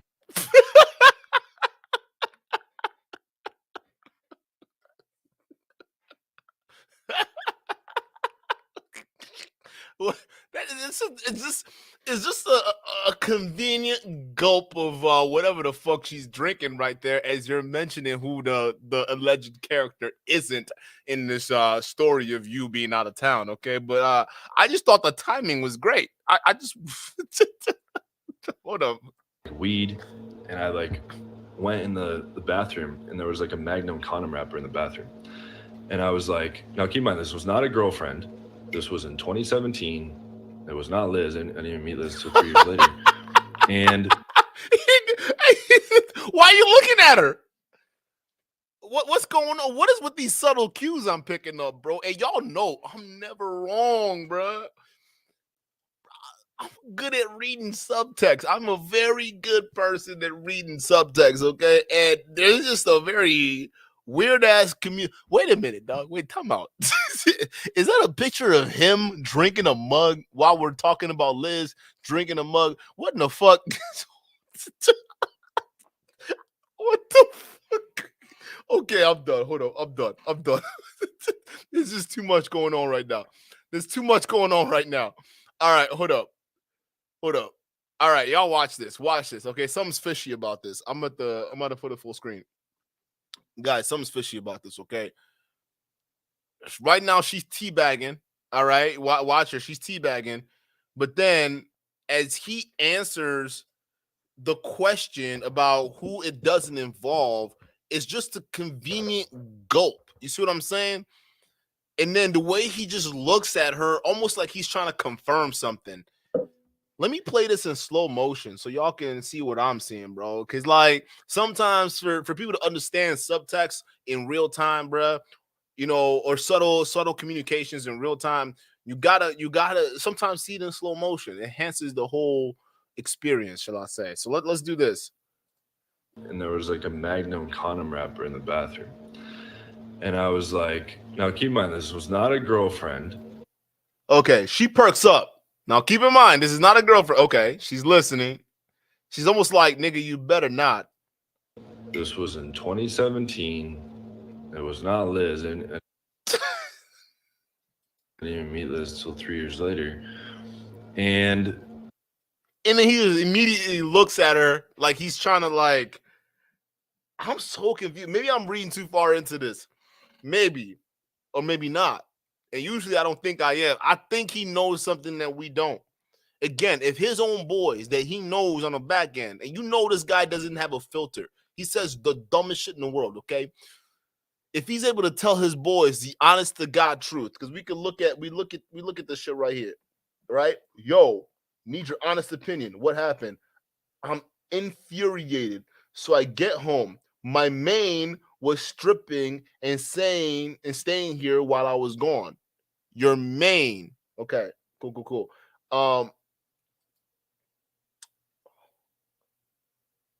He says you found the Magnum in there. It looks like there's fried chicken. Sonny Alvaro theory, the guy he just mentioned, right? Is she was fiending for weed and fucked the dealer because she was broke. Hence the Magnums and fried chicken in the trash. First of all, who the hell are you hanging out with? This is crazy. This is like a crazy, odd situation. But then you go on to say you don't believe the cousin story bullshit and all that. So I'm confused, bro. Because then you also saying she loyal and she's one of these straightforward kind of girls. And then we find out she has an OnlyFans. There's just something not right about this John Anthony lawsuit. Like, there's something not right about this. I don't know what else to say, bro.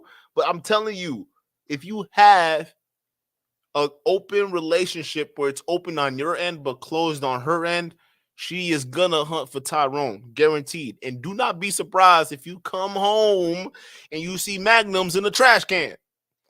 All right? Wake up. All right? Listen. Hey, us brothers, okay, there's something, we got special powers, okay?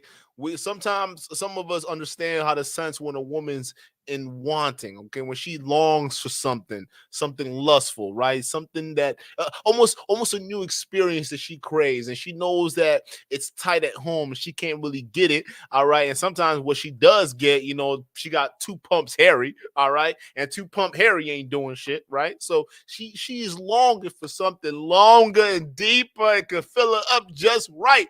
So nigga, do not be surprised if you come home one day and there's Magnum condoms in the trash, okay? Because it's not gonna be good for you, okay? Just don't just if you're gonna have an open relationship, make sure it's open on both ends, okay? Because if it's closed on one end and open, it's just not gonna work, bro. You're setting yourself up for failure.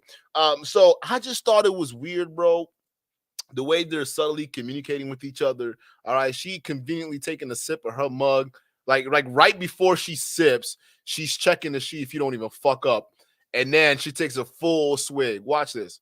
Weed, and I like went in the bathroom, and there was like a Magnum condom wrapper in the bathroom, and I was like, now keep in mind, this was not a girlfriend. This was in 2017. It was not Liz. I didn't even meet Liz until 3 years later, and there was no cheating. It wasn't even a girlfriend. And I said to the girl, I'm like, what the fuck is this? And she tried to like make up a story at first. She's like, oh, my cousin was in here with his girlfriend. And I was like, bullshit. And she's like, all right, fine. Like, she's like, I'm out of money, and like a client like offered to go home with me and pay me. And I was like, all right, like, I don't want to fucking see you again. Get the fuck out of here. And I sent this, like, I told the story to Sonny Arvado, like, hey, I found Magnum condoms in the trash here. And I was like, can you believe this fucking bitch, blah, blah, blah. Now, those screenshots from Sonny made their way over to like Ryan or like Modern Life Dating and this and that.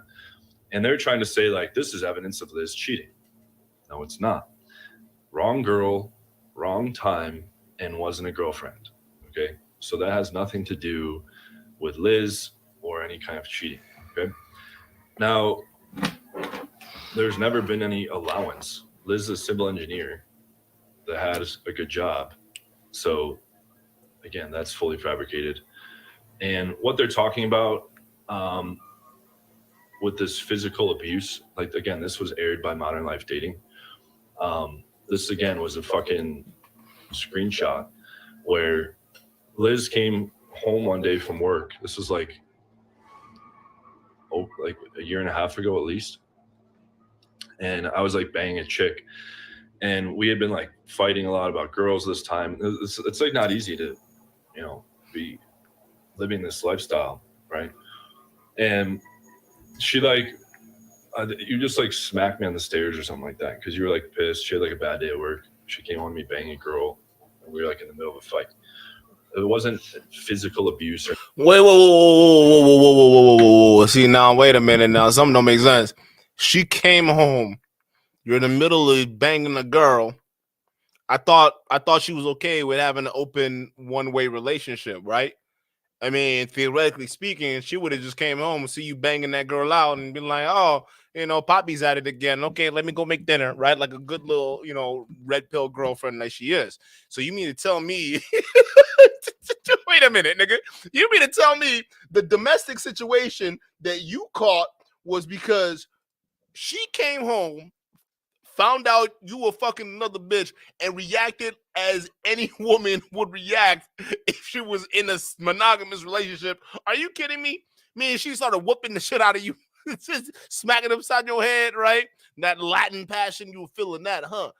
Bruh, first of all, it tells me one thing. She's clearly not okay with you fucking other girls if you guys are in a solid relationship. The fact that you got a domestic situation out of that because she lost control, she is not cool with you dealing with other chicks. And second of all, if you don't think she has some kind of resentment towards you for you trying to restrict her life like that while she sees you as living this liberating life, bro, I guarantee you that was her condom you found in the trash. Guaranteed, bro. You probably found her shit in the trash. No cap, bro. That's what it is. Bro, put the signs together. Put it together. She's pissed at you coming home, seeing you fucking another girl, but I thought it was okay. You said it, right? You said it's you do it all the time. This is something you set up, right? It's a one-way open relationship, and you get the box. If she's okay with that, why did she whoop your ass when she caught you in bed with another girl? Like, why did she react just like any other woman would? You see what I'm saying? Unless she's not okay with it, unless deep down she feels resentment for it, and she's probably gonna try to figure out how to get back at you one way or the other. I'm not saying she's done anything. I'm not saying any of that. I'm just saying that a woman who's gonna act as emotional as she did to you fucking a chick in a supposedly one-way open relationship, it means that at some point, bro, I'm not even gonna, bro, at some point, yo, this is not a sustainable relationship, dog. It's not sustainable. She's gonna grow resentment towards you, bro. If she's not already cheating on you already, bro, if she's not already doing it, she probably will. I'm just gonna tell you that right now. There's no way you can sustain this and resentment isn't gonna grow, bro. I call cap, bro. Like that. It got blown out of proportion. Oh no, I remember where this came from. I told it's like fucking insanity everywhere. I told a client because I was pissed, and that client recorded the phone conversation. I told him as a friend in confidence. Okay, he recorded the phone conversation, sent the phone conversation to Modern Life Dating. Modern Life Dating played the phone conversation. Again, breaking laws. Okay, it was illegally recorded, broke wiretapping, federal laws. And then it was published out to a third party for the purpose of doing damages. What's funny though, in that conversation, at the beginning of the conversation, I was like, yeah, this is annoying because we have an 8-girl threesome rotation and her brother's visiting from out of town. And it's like cock blocking the whole threesome rotation. So that's that, okay? There's no fucking physical abuse. There was no cheating. The evidence they have is from the wrong year, wrong time, and wrong situation. And it wasn't even a cheating situation. But then people come in like Black Silver and these other people, oh, he's a cuck. Oh, he's staying with her. No, the facts are wrong here. Disclaimer, I never made a claim or called him a cuck. As always, I never made claims or conclusions with no proof or evidence. I posted both sides. I know the difference of opinions in full. Hey, bro, hold up. The fact that you referred to it as the nig ER cock, bro, come on. Who you fooling? Who you trying to fool, bro? Who you trying to fool, bro? Stop. We know how you felt about the situation, John Anthony's lifestyle. Stop, bro. Like, Statements. For a guy who talked about making false statements or claims of fact, it seems to me that he made a false statement about me and made it a fact. See for yourself if I ever claim you cuck or call you one. Sounds like hypocrisy to me. This is what John wants you to think. So hang on. This is a public comment. Me and Liz were in a 2-month break where I had a different girlfriend. It was that period when she was real drunk that she hooked up with a girl who we had threesome with and her boyfriend. She didn't even have sex with a guy, and we weren't together. So saying she cheated on me is defamation. You already been sent a legal notice, Natalia. Don't communicate with me directly. Our lawyers are already in contact, or you're in deep shit too. So this is him threatening my girlfriend, right? And again, he's saying that, there's no sex happened. This is defamation. What's the truth? Well, let's find out. There we go. Okay, this is the truth. Okay, so this is him complaining to me about the fight he had with his with Liz. So I'm like, what was the initial lie to kick this off? Liz admitted to sleeping with 2 different guys. One, this chick's ex, another some guy during long breakup July last year. Both times we were broken up, but she had always told me that there wasn't anyone on breaks. Yeah, that's... You, John Anthony, you a liar. You a liar, bro. She cheated on you. Bro. You lying. He got the listen, Black v Silver covered it up, but unless Alex is capping, bro, and I have reasons to believe that he's not. Like, I have reasons to believe that he's not capping. I think she cheated on you, bro. I told you, like, why you gotta hide this shit? Like, why you trying to hide it, bro? She cheated on you. It is what it is. Listen, this is the cost of having a one-way open relationship. It usually almost always ends up opening up both ways, whether you like it or not. She's gonna go find somebody else, bro. And you talk about breaks. Come on, dude. Breaks? What? Breaks? Oh my god. Yeah, bro, it's over. It's over, bro. I don't know. I would not take, if Natty fucked another guy when we were fighting, that would be the end of our relationship. But again, I'm not a little cuck. All right, let's keep going. There's a lot more here. Okay. And again, I wasn't going to get into all this stuff like initially, but you know. Okay, so this is further what he's saying. So he's like, asked Gabby to leave, and I said I felt bad that Liz left the house because I love Liz, etc. And Gabby had nothing to lose, so threw Liz under the bus. And then they turned each other, exposing each other. So both of the girls that he was living with, both of his girlfriends, are cheating on him. Oh, this is a real role model right here. You know, what'd be funny if they both had like a weird, because they're like, you know what? Who the fuck does this John Anthony nigga think he is? And they're speaking in Spanish too, right? You know that they speaking in Spanish. They're like, fuck this John Anthony nigga. All right, who the fuck this American come here think he could go keep us in the house, right? And he could just go fuck all these other professionals, right? Why, girl? We don't have to take this, right? And they like, let's both cheat on him, but like keep it an inside joke, and he thinks we're loyal to him. And this fool running around thinking he in a one-way open relationship, and these girls behind the scenes like high-fiving each other and shit. Like, girl, look at this clown. look at this clown. Yeah. Oh yeah. Yes, Poppy. We're here for you, right? Bro, get real. They're both cheating on you. And which makes sense, bro, because you have a personality of a wet rock, dog. Like real talk, dude. Like just even sit here and just listen to you talk. It's just like, damn, bro. Like, listen. One thing I know about women, they like fun, okay? They like fun conversations. They like situations where things could be imaginative and creative and fun and light, right?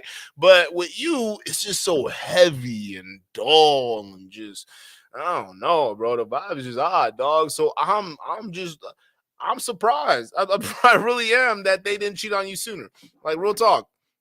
And I think the most disgusting part is that he's lying about it. And he's calling other people cucks. Oh, that's really interesting. Okay, let's take a look at one more screenshot.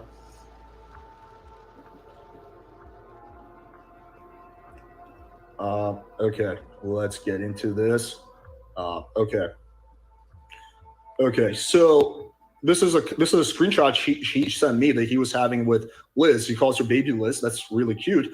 So this is her texting him. All the time she went back, she fucked them, all of them. So this is her referring to the other girls. So again, this is his girlfriend telling him that his other girlfriend was fucking other guys.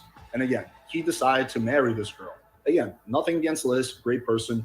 But yeah, he's a double fucking cuck. that's what I think that's what it comes down to. But yeah, I wasn't gonna go here. I didn't want to try to like make it personal and all that shit. Bro, there you go. He just exposed you, bro. So Liz is cheating on you. She's been cheating on you this whole time. See, when somebody says that N-word with the hard ER, right?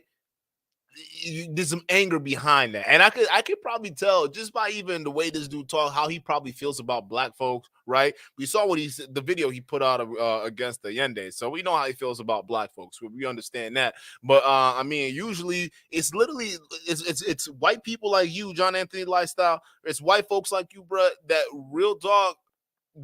Your girls end up fucking brothers like us. You understand that, right? I don't know what it is. It's just something about your method of relationships. Maybe it's the one-way open situation. I don't know what it is, but it always leads your type of women to come gravitate to us brothers. I don't know if we got the sauce. You know, they say the blacker the berry. Sweeter the juice, baby. So I don't know.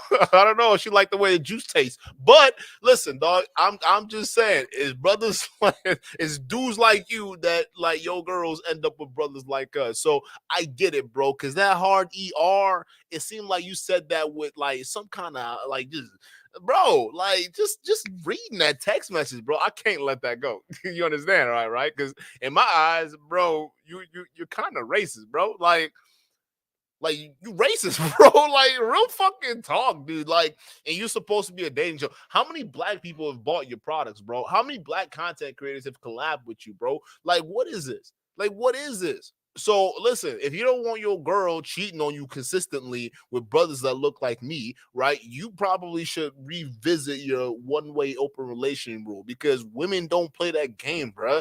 This is 2022. All right. None of this red pill shit. This shit don't fly here, bro. Winter ain't coming for these broads. All right. You gotta understand this. Like they gonna live life until they come to that realization that shit needs to change. They're horses, bro. You can lead them as close to the fucking river as possible, bro. But they ain't drinking that shit. And if you, the moment you try to force them, they're gonna horse kick the fuck out of you, bro. So leave them alone. Leave them alone. Let them live free and, you know, do what they want to do, bro. But the thing is, dude, you sitting here trying to talk shit about all these other people's relationships and situations. Meanwhile, you setting up rules where it doesn't even work for you. At least in Alex's situation, in Natalia's situation, where you trying to call them a cuck and they left it open end on both ends, it was more transparent. You see what I'm saying? There was an air of transparency. You could tell they really trust each other. But with your situation where you're keeping it open on your end and she's closed on her end, of course she's sneaking off and fucking brothers like us. And of course you have a weird hatred towards us, bro. Listen, I don't know if you know this, bro, but like any dude that talking about the N-word with the ER, bro, that's almost a no-no. That's how you get jawed out there in these streets, bro. So be careful if you're out there doing stupid shit. Like, don't listen. I heard you had an alcohol problem, bro. I hope you weren't spouting off this shit when you were drunk. I can only imagine what kind of drunkard you were, bro. I can almost just picture you as that guy just spouting off racist shit off at the mouth at a bar somewhere, bro. I can clearly see that. You were pissed, bro. You saw magnums in a trash can. And yes, that's a thing that we wear. I own a couple myself. Like, it's in the other room if you want me to grab it. But like, I'm just saying, dog, I get it.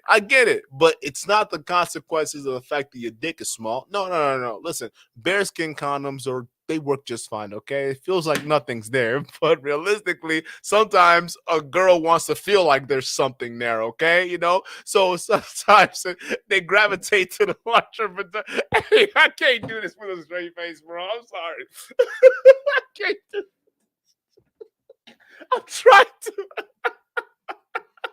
I'm trying to, bro.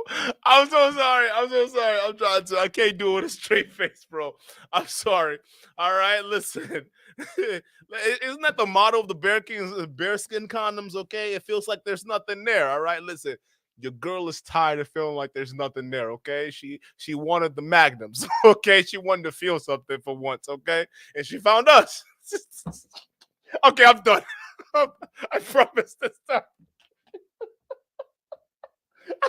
Hey, listen, come on. Y'all don't want to. Hey, listen, it's Friday night, dog. You got to crack yourself up, man. Hold on. Hey, hold on. Let me read the super chat. I'm going to play the video. Hey, Mr. DG456. John Anthony is John Moveville. Have fun with that search. Oh, we will, bro. There's some videos we got coming out. Based on that. Mr. DG456, shout out to you. Says Moveville is the correct spelling. Shout out to you. Let me keep playing, bro. Yeah, I try to be a good person, but again, if he's gonna like say that every single thing I've ever built is stolen, he wants to lie about me, then I'm just not gonna hold back. And again, I'm not even gonna go off shit that I know that I can't prove. I'm just going off like shit I have. All right, and everything you know, and yeah. So I signed up for his boot camp, his like platinum dating mentorship in like July of 2020, and if I recall correctly, I do remember him telling me that he was on the call. He was bragging about how he was buying his girlfriend fake tits. So I do remember that. Hey, time out, nigga. You mean to tell me people pay money for your course just to hear you bragging about paying for a boob job? I can totally picture that shit too. Hey guys, welcome to lesson 1 of how to land full package stunners. All right, first of all, you guys don't understand what it's like to land full package stunners like I have. Okay, all right, listen. All the full package stunners I've landed. Do you know what they looked like before they got to me? They didn't look like full package stunners before they got to me. I can guarantee that. Okay, you look at the hair. You see that shit? You see how beautiful that is? You thought you did? You think that's natural?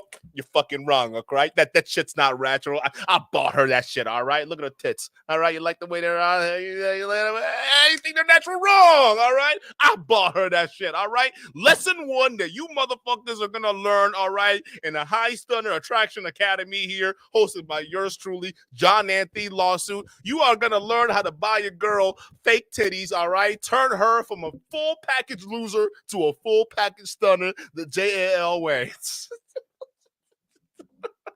Son, bro, listen, if I'm paying any kind of money for any kind of course, the last thing I want is to see my instructor talking about, yeah, I bought her titties too. You see that ass? I bought that ass too. Yep, I bought them titties. I bought them titties. I bought them titties too. I bought that one. Yep, that titty's mine. Bring them bitches over here. Yep, that's all. Hey, she flatty. Itty bitty titty committee. Okay, I got you, bro. Hey, listen, I got it too. Let me. Boom, blessed with them bitches. Hey, listen, bro, you need to stop. You need to stop. you are going too far, Johnny. You better take that shit out your course. If this is one of your students and he's saying that you bragging about how you paying for titties, bro, that's not a flex. I'm gonna tell you that right now. There's no way in hell in any manosphere space where buying a girl titties is a flex, bro. So just cut it out. That is, I'm like 98% sure that that's the case. So throughout the system, he taught me how to use seeking arrangements to hook up with girls. A while ago, I just wasn't sure if I could show that. Okay. Yeah. Seeking arrangements to hook up with girls. Wait a minute now. Listen, I know seeking arrangement. There are a lot of guys teaching dudes how to, get girls without having to do this whole sugar daddy nonsense. But correct me if I'm wrong. Listen, isn't seeking arrangements primarily a site where older simps come in to basically take care of younger girls' lives, right? In exchange for having to have a younger girl as eye candy on their arm they occasionally fuck around with, right? Isn't that the whole point of seeking arrangements? Yeah, you have a few knuckleheads like I think Fresh and Fit sells a course on how to get laid on seeking arrangement without having to, be a sugar daddy. I'm not sure if they're still selling those courses. Don't quote me on that. I'm just saying, bro, seeking arrangement is primarily an app where sugar daddies run into sugar babies. So if John Anthony Lawsuit is teaching guys how to date off of seeking arrangements, I would like to know more about that program. Or like, what are you doing? Like, what does that mean? Are you teaching them how to be simps? Because I've noticed a huge trend with a lot of guys in the red pill space. A lot of things they gravitate to is seeking arrangements, and I know for a fact that's a sugar daddy, sugar baby site. All right, listen, bro.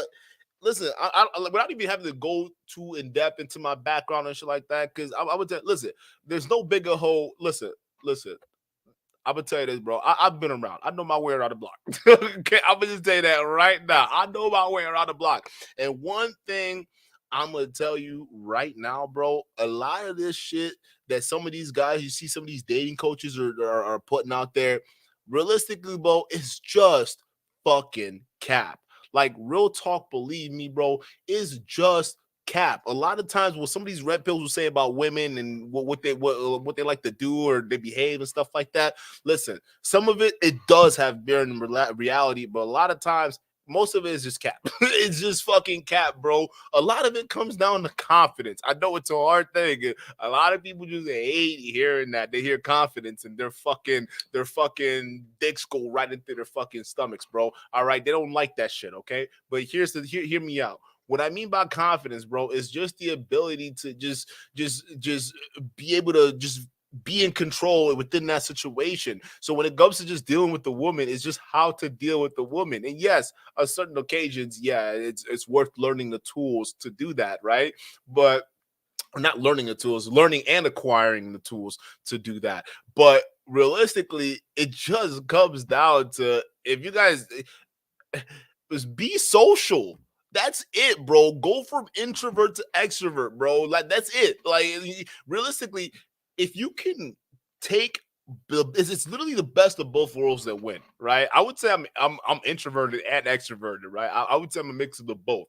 But like realistically, I just say if you're on the more introverted side where you're stuck in your head and you tend to build up different things, especially when it comes to meeting women, and you're building up this woman in your head, you're building up the conversation, you're building everything up, right? Realistically, bro, you got to learn how to start socializing more, right? Not even to the sense of you even looking at her as a like, oh, this is someone I want to fuck. And which honestly brings me to the whole no fap thing. Okay, I don't buy it. Stop it. Listen, if y'all going out here like some of these monsters going 700 days without fapping, bro, listen, I understand why these girls look at y'all as creeps, okay? Just listen, every once in a while, it's okay to just just release, okay? Just release, okay? It calms the energy, and realistically, contrary to what a lot of these Manosphere guys tell you about the no fap thing and how my energy is going to be increased and I'm going to all of a sudden maybe a 6-figure earner because I stopped masturbating and whatnot. Listen, it's okay to go through periods of not jerking it. Like if you're jerking it 3, 4, 5 times a day, that's a problem because you're wasting time, okay? Stop being a porn addict and figure something out. Go get some help or call somebody. But every once in a while, yes, okay, release some stress, okay, release some anxiety, your test levels, okay, it's not going to lower your test levels. And realistically, there are actually studies where your shit levels off afterwards. Like there's actually no difference after you've released versus after if you've pent up your shit. Okay, so it's better off going into a social situation relaxed than all pent up and horny and coming off thirsty. Okay, so that's first things first. The whole no fap thing, y'all buying into that nonsense, cut it out. Okay, fap, but once in a while. Don't fap too much, okay? And don't fap to porn. Porn can be a little bit addicting for those of y'all who can't handle it. I'm not saying to watch porn, but you know, porn's got its situations for people who got that kind of mentality, okay? I don't even know how I got into that situation or conversation. That kind of just went into like a whole different category. But I'm gonna just rewind that back and we're gonna play the video. All right, my bad, y'all. He taught me how to use seeking arrangements to hook up with girls. A while ago, I just wasn't sure if I could. Hey, time out, Alex. I got a question about the Kevin. Does Kevin like girls? I just have to genuinely ask that question. I know you got him on here, and I'm not doubting the fact that he took this course. I'm just looking at certain mannerisms, and I'm just got to ask the question. So if he likes girls, let us know. Show that. Okay. Yeah, you're good. You only need my consent. That's okay. What I looked it up on Google just now. Okay. Okay. One second. Give me a second. I'll dig it up, and we'll. I think this is a good note to end it off on. Okay. Okay. There we go. I need to email this to myself.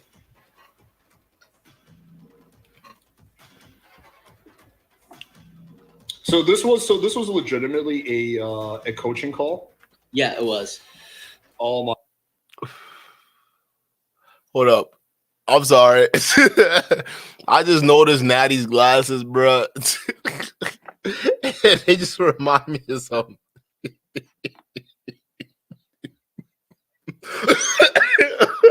What up? Hey, y'all know that cartoon, Courage the Cowardly Dog? Y'all remember that? There's that one villain that had that glasses where it was like out there was sharp as shit. Y'all remember that one lady, right? The short lady. Oh no, come on! Don't that shit remind you? Hey, Natalia. Hey, where you get your mom glasses at, girl? Where you get them at? Like, hey, listen, I think they're cute. Hey, listen, I think they're cute. I just noticed them. I'm just like, damn, bro. Like I just picture her sitting there with Alex. They getting ready to read and shit, right? It's like, baby, I'm going to bed. Okay, I'm gonna just leave this light on, honey. Okay, I'm gonna do some reading. All right. The only thing missing is you got to get them pearls. You know them pearls that come up the chain right there. Listen, they're real cute though. But I'm sorry, I've not seen glasses like that. They look mad cute as hell. But let's fast forward that back real quick, guys, and we'll play it again. So this was legitimately a coaching call? Yeah, it was. Oh my god. Because he said in his response that this was not a coaching call. I can find proof of that actually. Oh, I had a feeling he was lying about that. He was I 100% knew it. lying about that. Oh my god, I knew it. Okay, I had a feeling, but I wasn't sure, so I didn't want to go there. Okay, let me find this.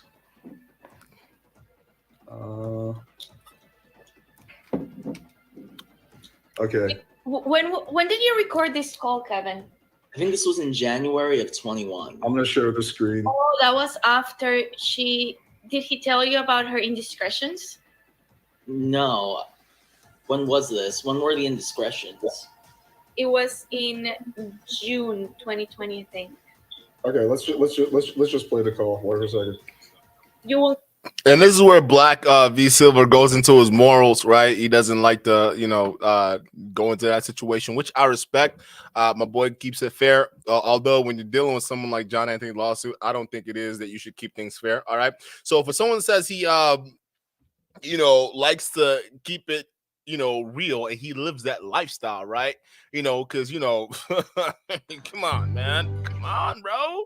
Come on, man. What are you talking about here? All right. I'm John Anthony Lawsuit. I live that lifestyle. Meaning I have a one-way open relationship. Meaning I go out and I slay as much as I can, and she just sits at home. Okay. Occasionally Tyrone hits her up, but I'm not privy to that. I don't know anything going on behind that. I just come home and see the condom in a trash can and ask questions. But I digress. I, John Anthony Lifestyle, will now marry the same said woman. Okay, now listen. When everybody was saying, "Oh, well, you guys are getting married," that's crazy, bro. Like she cheated on you. We got all this evidence she cheated on you. You're calling everybody else a cuck, right? You're saying all these different things, right? Especially about your former business coworker, right? Come to find out, the girl that's been cheating on you, and it's been exposed that she's been cheating on you. You end up breaking the cardinal sin of the red pill space. No one actually, listen, bro, it's a cardinal sin if you break this. This means turning a hoe into a housewife, right? So I believe it was on a channel where it was exposed that John Anthony lawsuit is actually married to this lady named Liz, right? The same one with the condoms in the trash, possibly Tyrone, right? The nigga cock, him, yeah, her. They end up getting hitched. They're married now. All right. And it's a complete surprise because this is someone who's talking about an authentic lifestyle, right? Living it up and doing all this stuff, right? Realistically, you married, bruh. You out of the game. At least with Alex and his girl, I mean, the boyfriend and girlfriend, but even then, I don't even consider that shit serious, right? And it's not even talking about their relationship, but like, listen, a marriage is when you sign a contract. Alex don't have a contract. You do. With Liz, the same girl that cheated on you and you have a son with. That's very interesting. But I'm going to see what Black V Silver has to say about it. As usual, I'm going to kind of skip a lot of stuff over here, and we're just going to get right into it.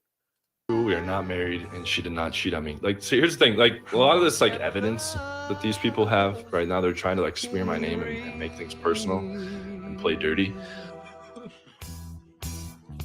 Do you really want to hurt me? I had a big conversation with I have like this master player uncle who's like the best natural I've ever met. And he's taught me a lot of stuff, like watch my video about boundaries as a man. He taught me a lot of those principles. I referenced him in other videos, but he ended up getting married. He super regrets it, and we had a really long conversation about it today. He's like super envious of me and like the player life and all that stuff that he used to have. But I'll go over kind of the considerations here. But just again, once to reiterate.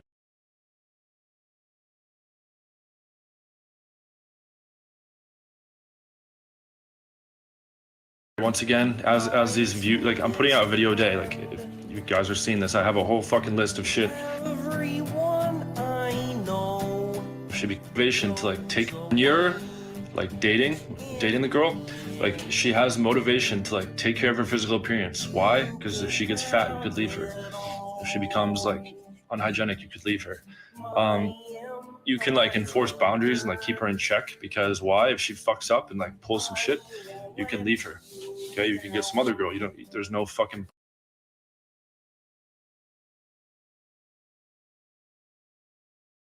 Bro, look at him try to explain this bullshit, bro. Hey, My mic is muted because I'm dying laughing over here.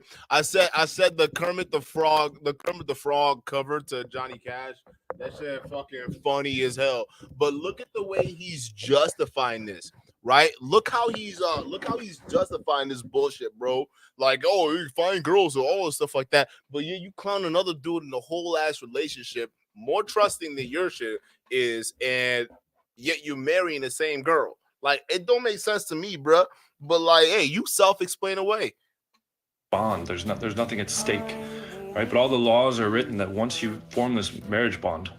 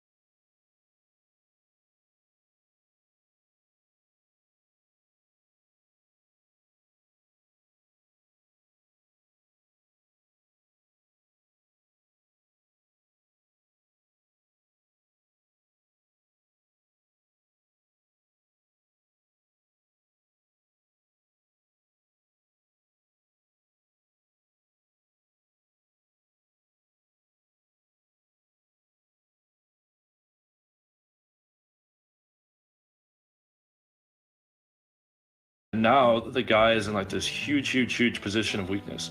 Assuming you didn't sign a prenuptial agreement, which, as I stated in the tactical game breakdown video, that means that it's like a legal agreement saying that if you get divorced, that she can't take after shit. Hey guys, I just realized this whole time I was on mute.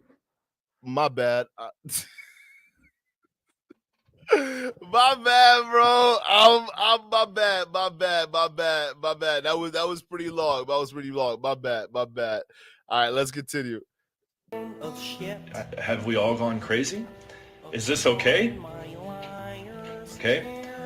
Should people be called out when they're living the? Should Tyler be called out when he's living the direct opposite? Not only is he the direct opposite in real life of what he presents online, but he's actually living the complete beta loser life, except he has money because he's ripping all of you guys off. Should he be called out for that? Yes, of course. Should Todd be called out for having a baby with a below average girl? Yes, of course. Should Julian be called out for marrying an average girl? Yes, of course. Brad Branson for fucking dropping out of the game for an average girl with a masculine face and big nose? Yes, of course. Should fucking Squat and Casanova be called out for playing video games in his basement around the clock? Okay, and then breaking a whole bunch of laws. Okay, and by the way, there's a bunch of active lawsuits in progress. Should Sonny be called out for making everything about looks? Should Social Prime be called out about making everything about fucking childhood issues?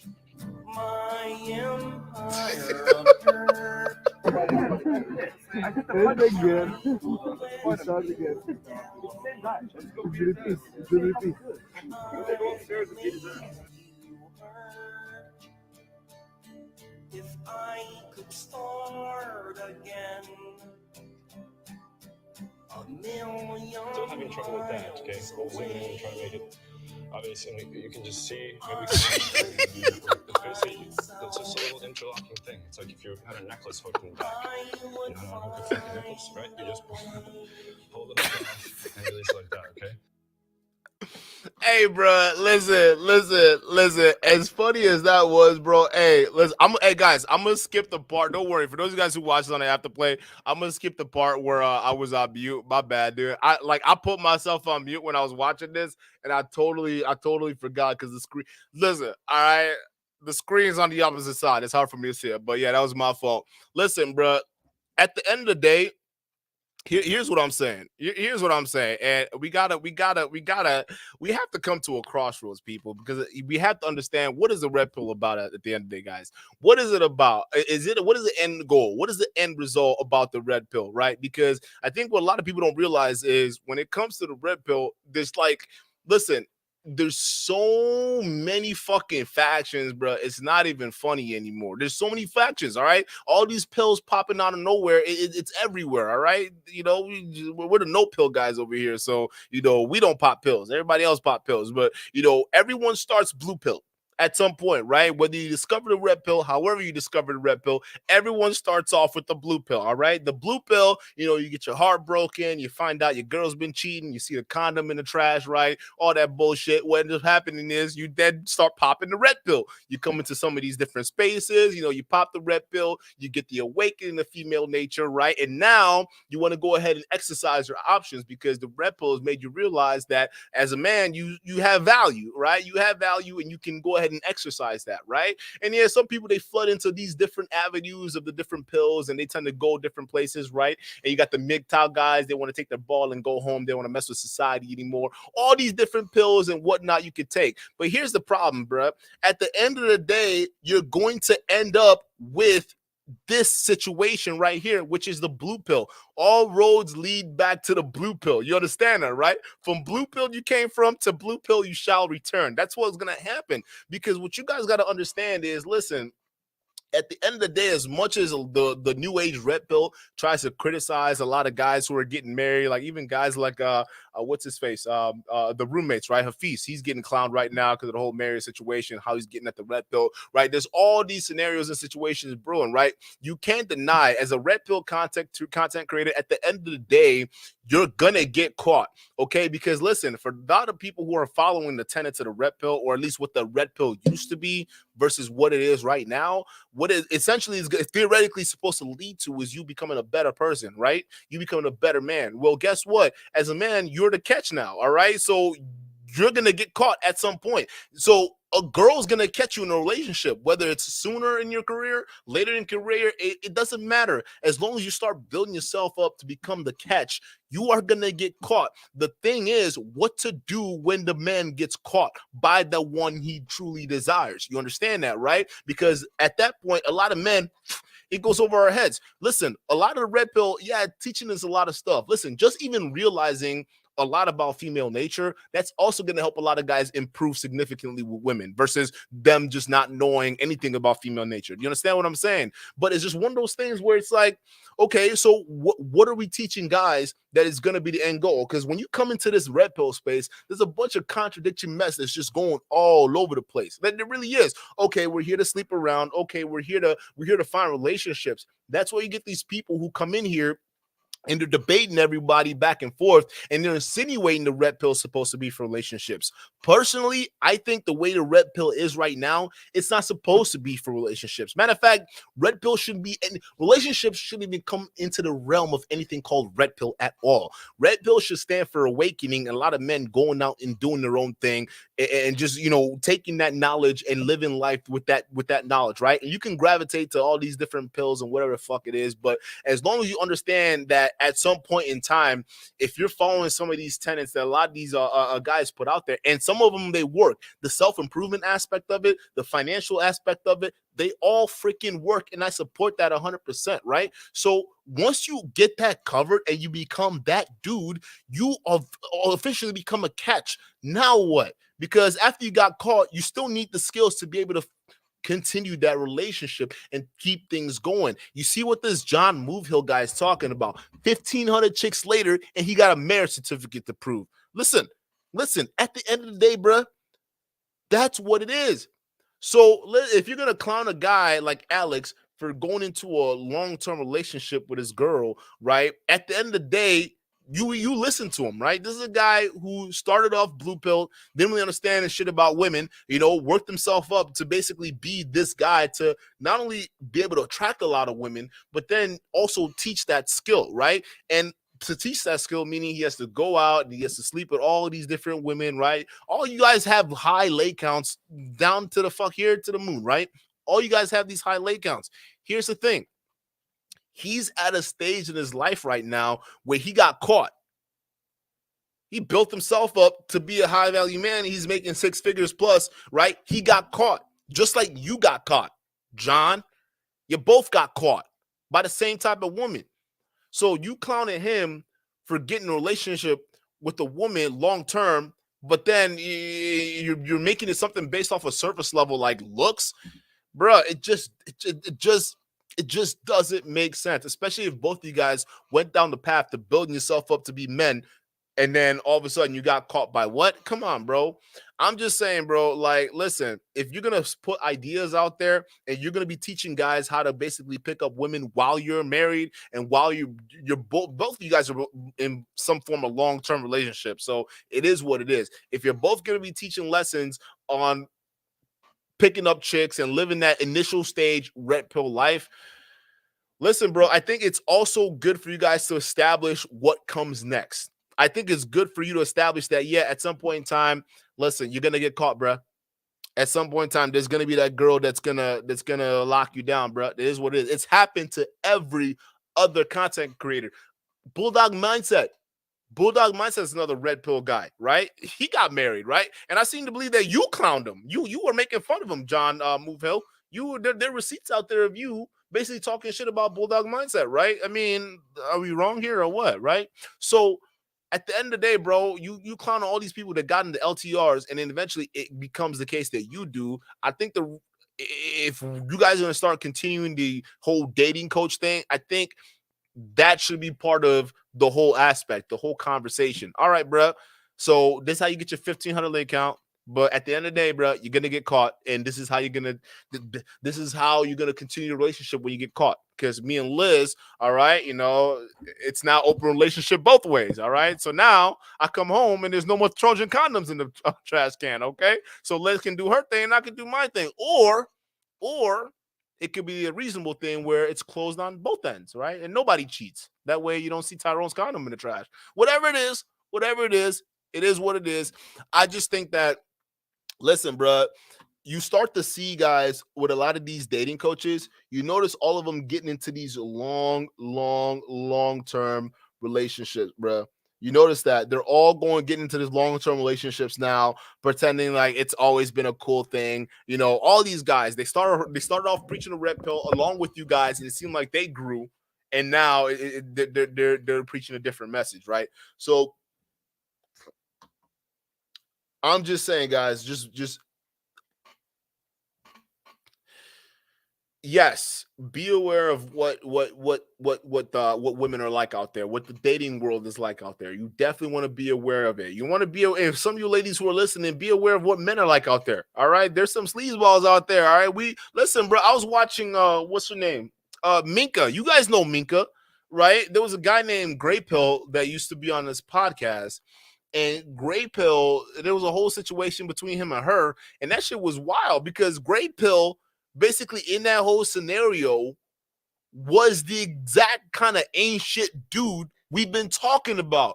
I'm talking about a guy who's broke, a guy who's living off his wife, but then coming on YouTube giving other dudes advice on how to be dutiful men and giving women advice on how to lose weight and all this nonsense. Meanwhile, like, the girl you're dating, like your lifestyle, all that shit is completely different, bro. I was so shocked when I saw that video, y'all. Oh Lord. Oh my God, dude. Grey Pill. Hey, what's his name? Angelus, whatever your name is, bro. Hey, bro, listen, get off of YouTube. Go pay your phone bills. All right, bro. Go pay your phone bills. Go make sure shit's good. Cause it look like your girl's gonna kick you out because she found out that you were playing around on YouTube when you should have been looking for a job, my nigga. All right. So listen, these guys are everywhere. Okay, this dude was in our chat, and here he is talking about modern women this, modern women this. Meanwhile, he's the exact same kind of dude we talk about in the space. So they're toxic dudes out there that will leech off a female all day fucking long. You need to be aware of that, ladies. But at the end of the day, it's just coming down to y'all doing what y'all need to do until you get caught. It is what it is, bro. So, Blackface Silver says, I thought Grey Bill was sus. No, bro, I didn't know. I was shocked. Bro. I finding out a lot of the stuff. I was shocked. But you know what? I wasn't surprised because what do I tell y'all, bro? A lot of these guys in the chat, a lot of these guys in this space, they're the exact kind of dudes that we talk about here. You see what I'm saying? The kind of ain't shit dudes we talk about here. He's the one that find these women, right? And then basically pull the wool over their eyes and play them for suckers. That's what he does. All right. So he was able to find himself a woman who would be ride to die. She paid for all his shit and she was still ride to die for him. And then he gonna come up here on YouTube pretending that Minka was his girl. Like, yo, you got a whole girlfriend out here and you over here playing pretend on YouTube. Bro, get off of it. Please get off of it. Get off and go figure out your life, bro, because YouTube ain't it right now. Before you start giving other people advice, go figure your life out, okay? And you know what? You're right, Black B Silver. You're right. You know what made me realize that this may be a sus? Because I went on what's this dude's name stream? What's that password, bro? What's his name? What's that? The guy that's doing a GoFundMe for $70,000. What's that password, bro? Right? Austin Hallman, right? I go on the Austin Hallman stream to call him out, right? Because they invited me over to a smoke show. Okay, for those of you guys who know, I got invited to a smoke show. And you know what happens when you invite me over to a smoke show, okay? If I got questions for you and you invite me to your smoke show, I'm gonna come in and I'm gonna lay out my questions. So there was this gentleman I remember that was on this chat. And this dude was just sitting there crying, right? He was crying because I started asking questions to Austin Hallman, and I was asking him about like basically his whole situation with the 70 bands. Like, why you, if you're supposed to be a high value man, why are you asking for $70,000 on GoFundMe, right? If you're supposed to be a high value man, like, why are you trying to get other people to pay your bills for you, bro? And also, how was a high value man not able to pay his parking fines? Like, what's up with that? Like, you can't even pay to renew your tags, bro. Like, can you answer those questions, right? And I was pressing Austin on it, and Austin comes out and he said something like, and y'all could go, I don't know if he took it down or something like that, but the stream's still up.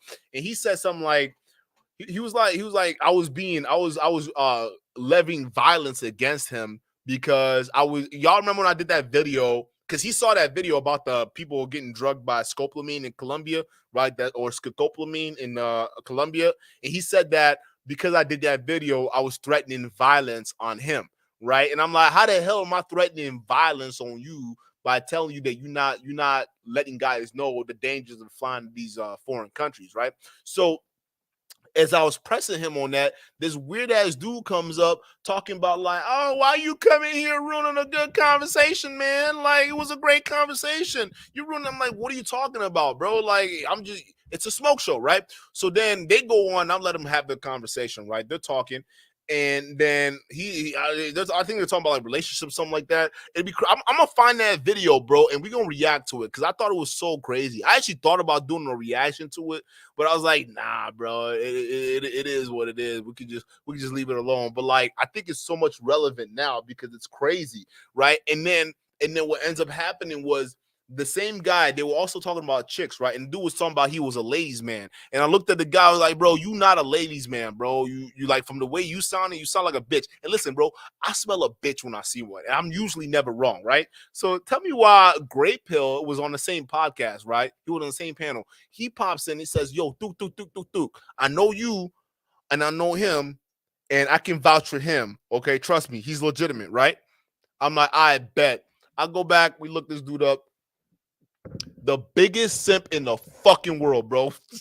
I'm talking about this dude doing fucking MLM travel schemes and shit, bro. Like, the biggest simp in the world. It was so bad, bro, that he got exposed in that very same chat. And he rage quit the stream, bro. He was out of there, bro. And I was in the background watching that shit, right? I have my beer, bro. I was sitting there watching that shit. I'm like, why would someone like Grey Pill vouch for a clear loser like that, right?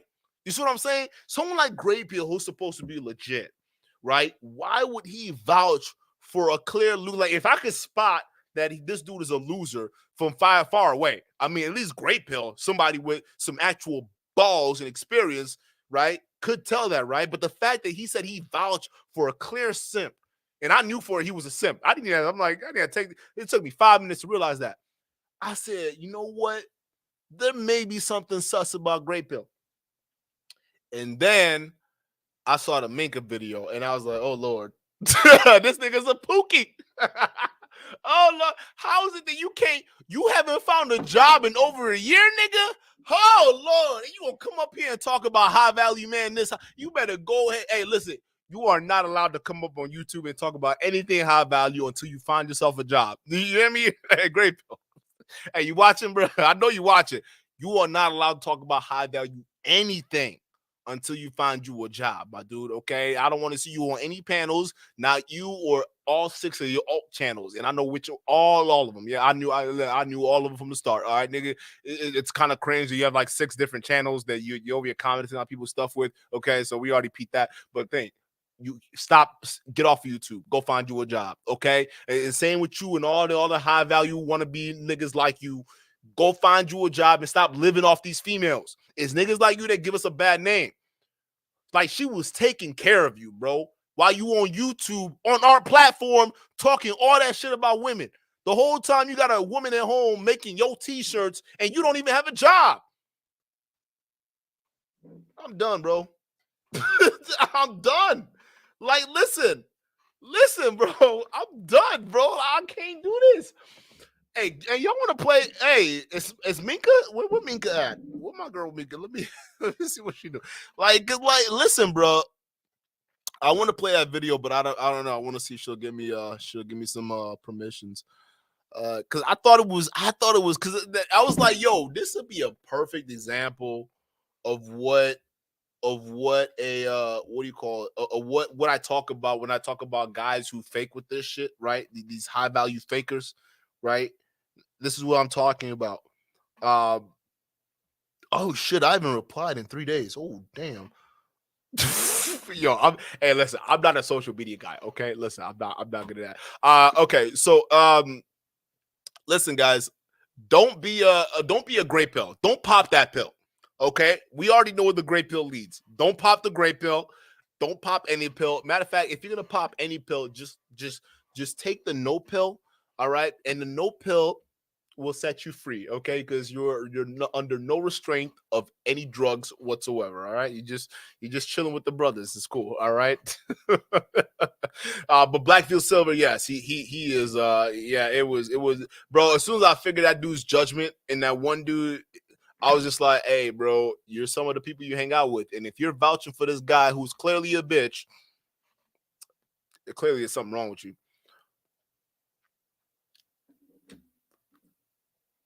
Finance man says YouTube is a job. YouTube is a lot of niggas' jobs, which I don't get it. It's like you guys are supposed to be high value, and like I don't get how you find the time to spend on YouTube. Listen, with the amount of money I make now, I'm busy where I can't even do YouTube. Like I have to relegate my YouTube to the weekend hours I have time for. Like it's just like, hey, this is the time I have time for YouTube. Otherwise, my week is booked with projects. That's it. I'm done. I got projects all the way in. I'd focus on that because that pays me more than YouTube does. All right. You look at a Social Blade, $100 a year. I can't live off of that. So that pays me more. So I got to go do that. Right. So it's just like a lot of these guys who claim that they're high value and a lot of the money comes outside of YouTube. It's like they sure spend a lot of time on here, right? It just still make any sense. It's like you spend enough time as if this was your full-time gig. Like it is crazy. If you make money outside of here, don't you think that you'd be focused outside of here? Right? Like, why would you be focused here? Like, why would you even have a studio you can come in, sit down, and do everything if your money wasn't from here? You see what I'm saying? It just, I don't know. A lot of these guys, YouTube is their job, bro. And I'm sure like someone like Great Pill, he probably thought that his the YouTube was gonna take off, like a lot of these guys, right? And the thing is, bro, you can't be sitting there hoping on that. You don't know what's gonna blow up and what's not. You can't hope on that, bro. You don't know, and that's the truth. You'll never know. So like y'all just need to chill with that bullshit, bro. When you come up here thinking you're gonna be stars, stop with that window shopping. That's why like I try to tell y'all, just stick with the real world. That's it. Just stick with the real world, get you some real world skills, you know, and you'll be fine. You'll be fine. As long as you have that, you'll be set. Don't be chasing this highfalutin losers, okay? These guys got lucky. You don't have luck on your side. You got a bad economic situation and possible war coming in, all right? You ain't got time to worry about any of this shit. You got time to figure out how you can hedge against inflation. That's what you got time to figure out right now. And that the time is running out. So what I'm saying? So we can't be focused on this stuff, bro. These guys are fantasy. They're fantasy hustlers. That's all they are. They hustle fantasy all around, trying to dupe y'all to believe you can buy into this lifestyle, but you're not. Get you some real world skills right now.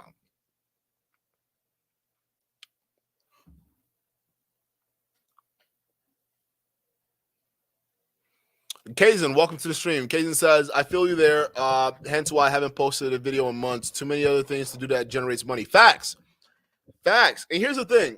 One thing I figured about YouTube is that YouTube's algo, like if you take more than like 2 or 3 weeks off, it's hard for you to get back on. You see what I'm saying? It's real fun, especially if you're like a mid-range channel, right? It's really hard for you to hop back on and really, you know, ride that way back to where you used to be. So I'm saying, so until you get to a certain spot where you have like a locked in base, everything's gravy, everything's cool, you know what I'm saying? But it really has to be dialed in for that. So with me, even though like a lot of my stuff's outside of YouTube, I try to find out, okay, because y'all know I used to be a daily streamer, bro.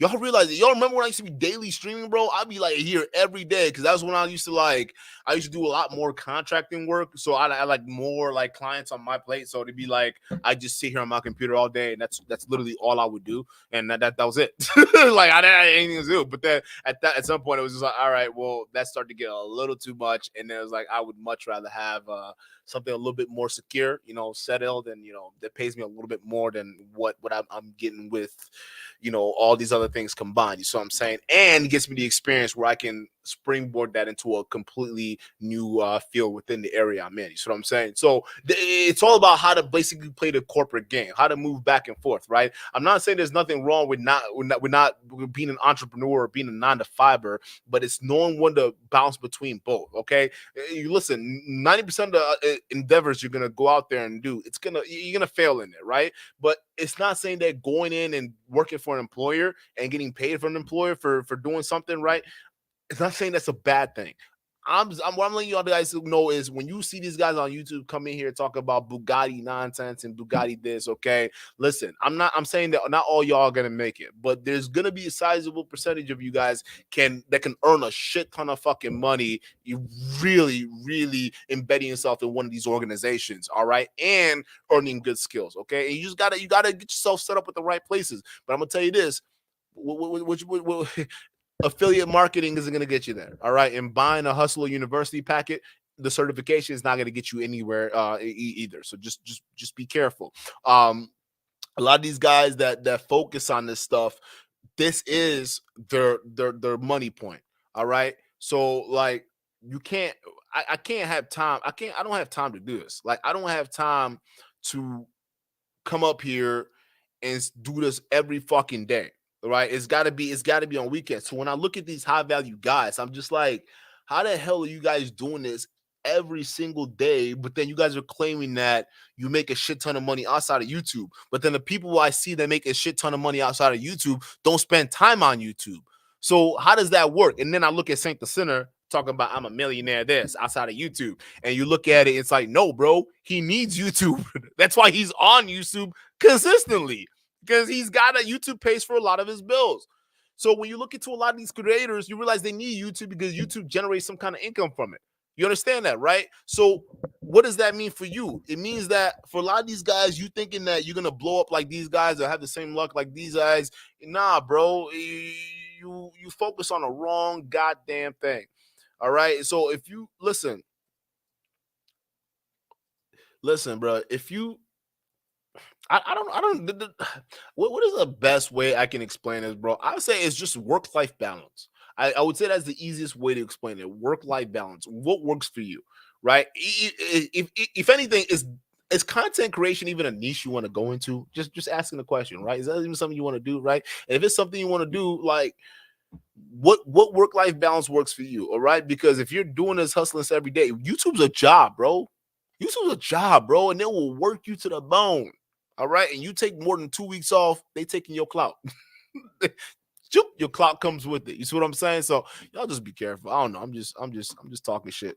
Kazan says the channels. He says the channels that really grow post 2 to 3 videos per day. That is just too much time. If you don't have someone doing it, the editing for you, that's facts.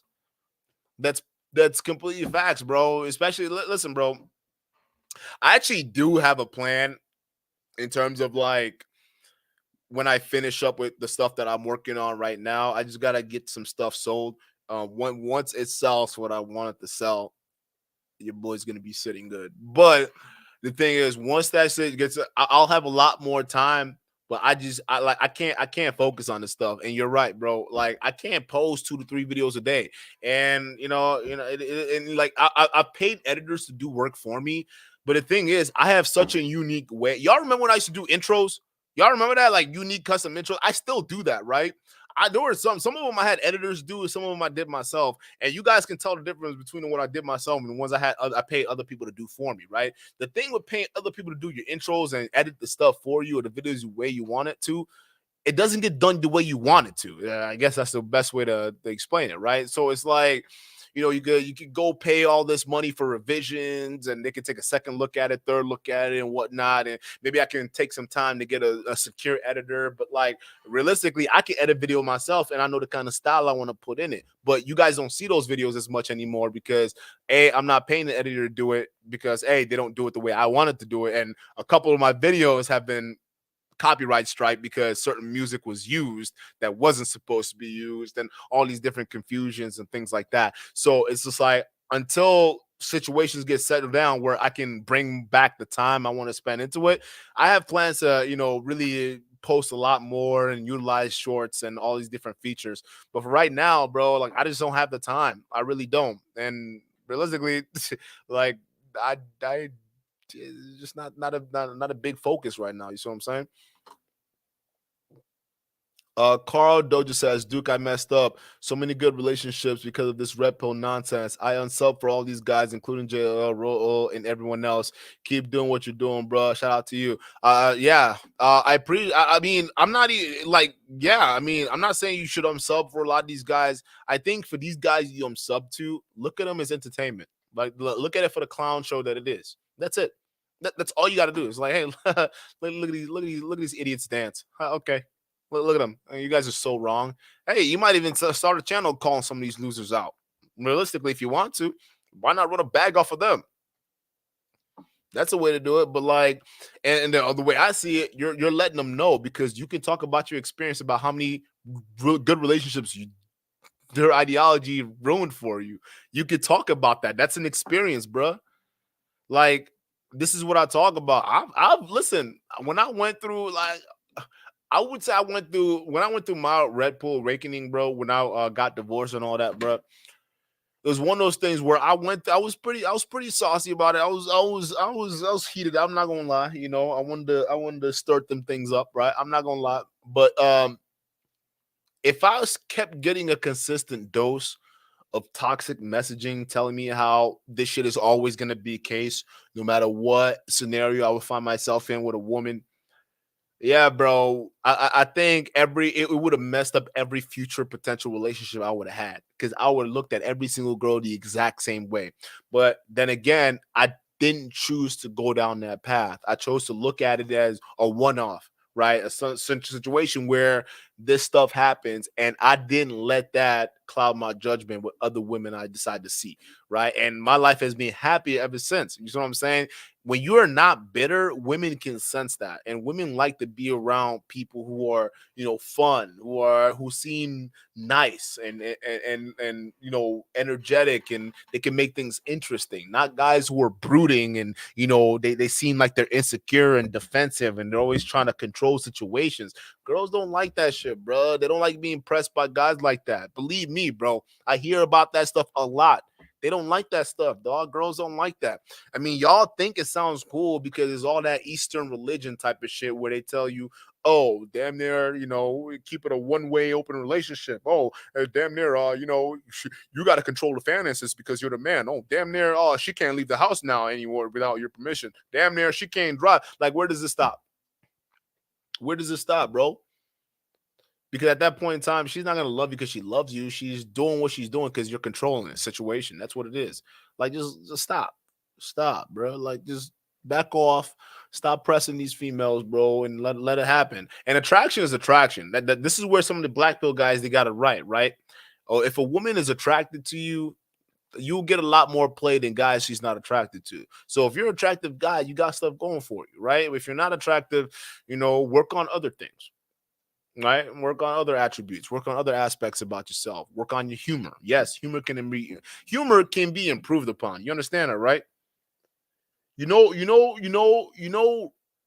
can be improved by watching a lot of like comedians. Just watch a bunch of comedians, bro. Just watch them, watch how they do tonalities, watch their voice inflections, watch how they deliver their jokes and punchlines, right?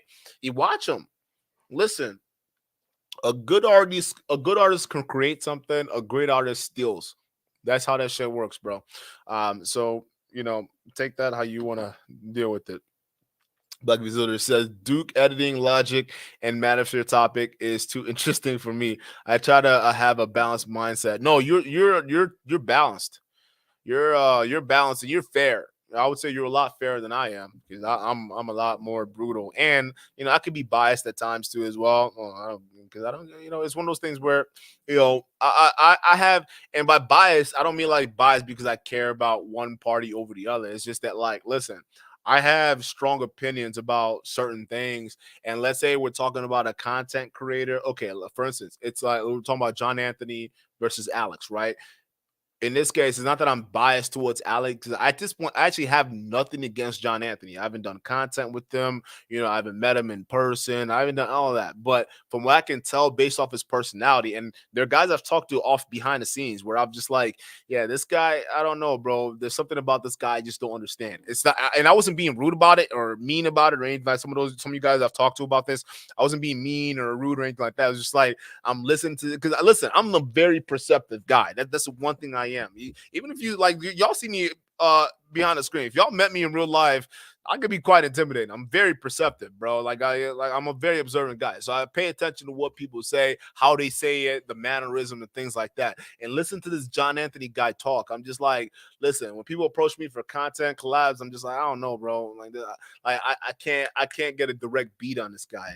There's something off here, bro. Like he's saying he's all this, but then there's no social aspect that I can like, okay, this is something I can mess around with and we can probably have a good conversation or something like that. I just didn't see it there. So that was my extent on him. But then when the truth started to come out about this dude, about how much of a dick he was and all this extracurricular bullshit that was coming out, I'm like, oh, okay, that I can see why that kind of validated a lot of the preconceived notions that I had realistically, because like based off his personality, I had preconceived notions like, okay, this is likely the kind of guy he is. And guess what? I was right, but it was even worse than what I thought. You see what I'm saying? So I don't know, bro. Just keeping it real. I would say between him and them, bro, I'm more with Alex. So if it seems like I was biased towards Alex this video, right? That's basically what it is. I don't know shit about this John Anthony guy. Just the receipts I got from the back end and the stories I've seen and what I'm reporting on, right? But based on what I've heard from people that do know him, yeah, bro, like a lot of people they don't like this guy. Like that's just the truth. And a lot of my preconceived notions were confirmed.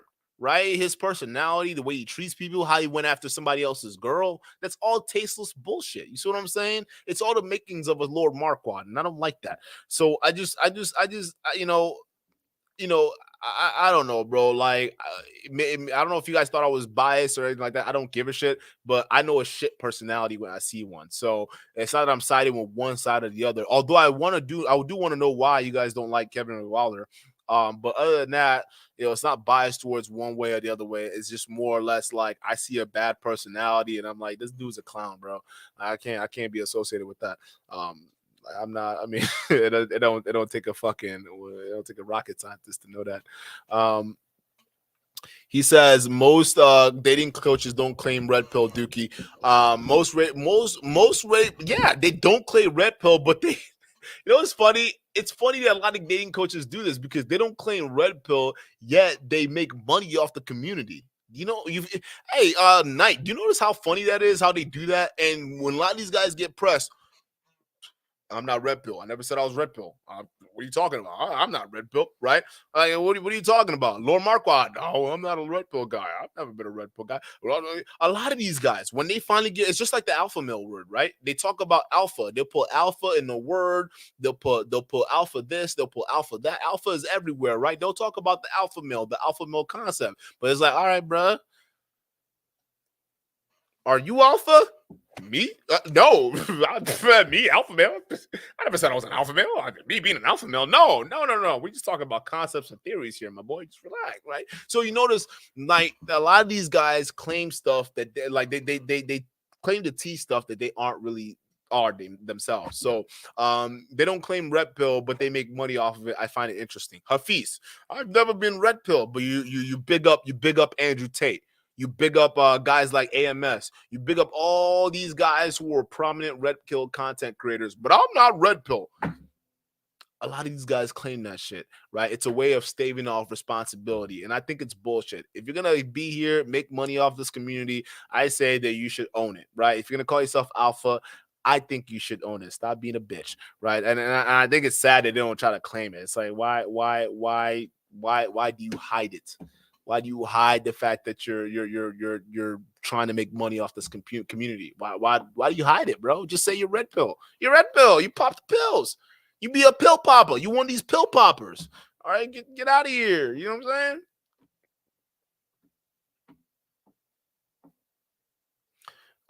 Nike says, I do, but you should know why they do it.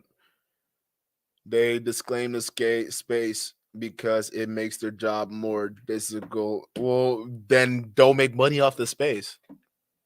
It's not like, well, what are you talking about? It's like, oh, hey, let me go sign up for this job pushing boulder up a hill. Oh, but it's so hard pushing boulders up a hill. Then why do it? If you're gonna say you talk about modern women, and you're just gonna espouse all these red pill ideologies and how you talk about hypergamy, and you're gonna react to TikTok videos all fucking day about women's hypergamous behavior, and don't give me that bullshit, because that's all the manosphere is right now. TikTok videos, that's it. Now it's turned into YouTube short bobbleheads. Y'all notice that? All these bobbleheads next to fucking content, they don't even have to react to the videos anymore. They just sit there with their faces on camera,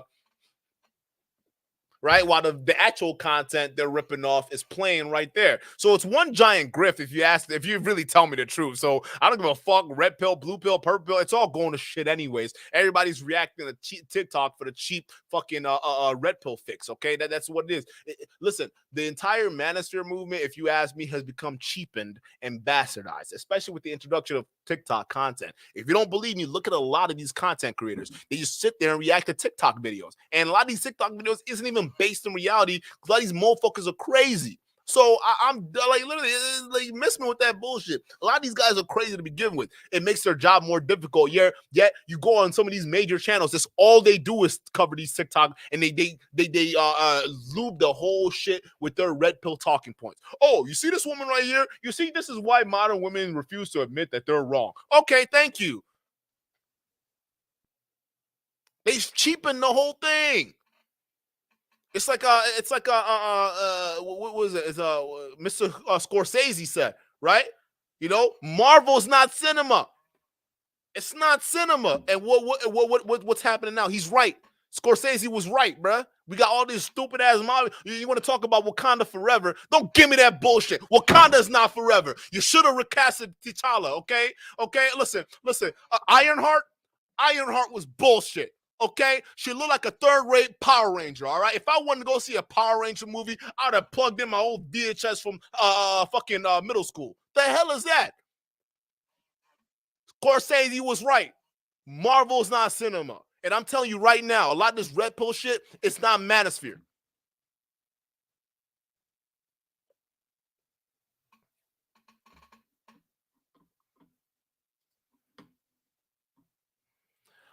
Duke says, Blackfield says, Duke, honest thoughts about Ayindei. He spews red pill talking points, but disclaims RP, almost like fresh and fit. I think that's a little sus, to be honest with you. And also, I also thought that listen, I love Ayindei, bro. He's a big brother from another mother.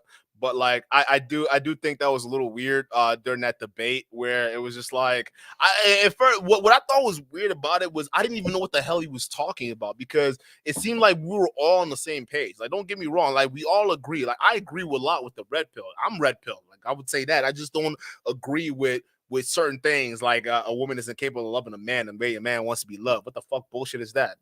Like, I've felt loved by a woman tremendously. I just know that women, that shit can turn off like that. Okay, that's the one thing I learned. They could switch that. They could switch that love and turn it on to somebody else. That's how I learned that. But I agree a lot with the red pill. I agree a lot with the talking points.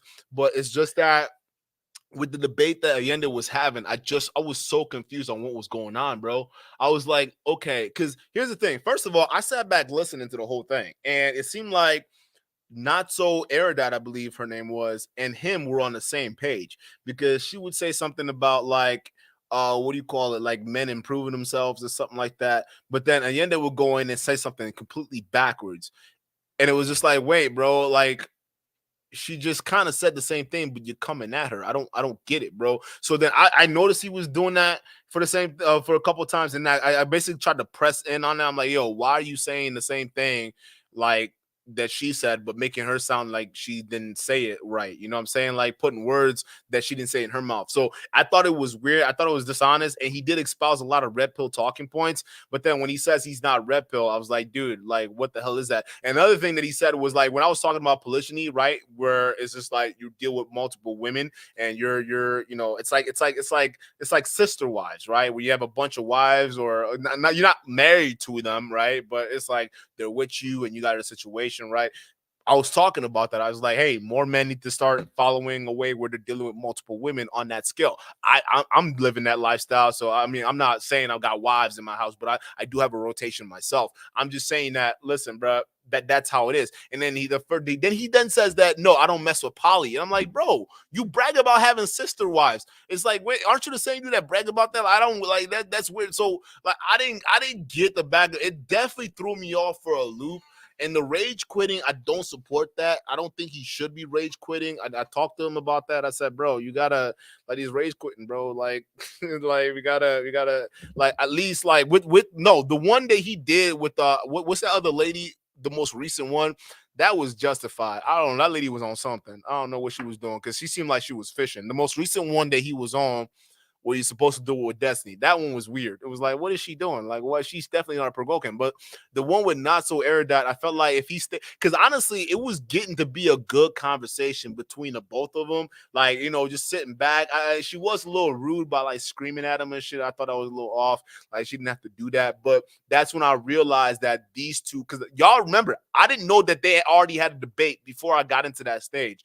But I already was sensing some tension between the both of them. I just didn't know what the fuck it was. I'm like, what is up with these two people? Like, what the fuck is going on here? So I didn't know what the fuck I was walking into. But now that I realized they already debated, I think that it would have been a nice thing for them to just be going back and forth. And, you know, I don't know. The whole, if Ayindei would have stayed on and probably came at her a little bit, you know, that would have been fun. They made for a fun show. But yeah, we gotta.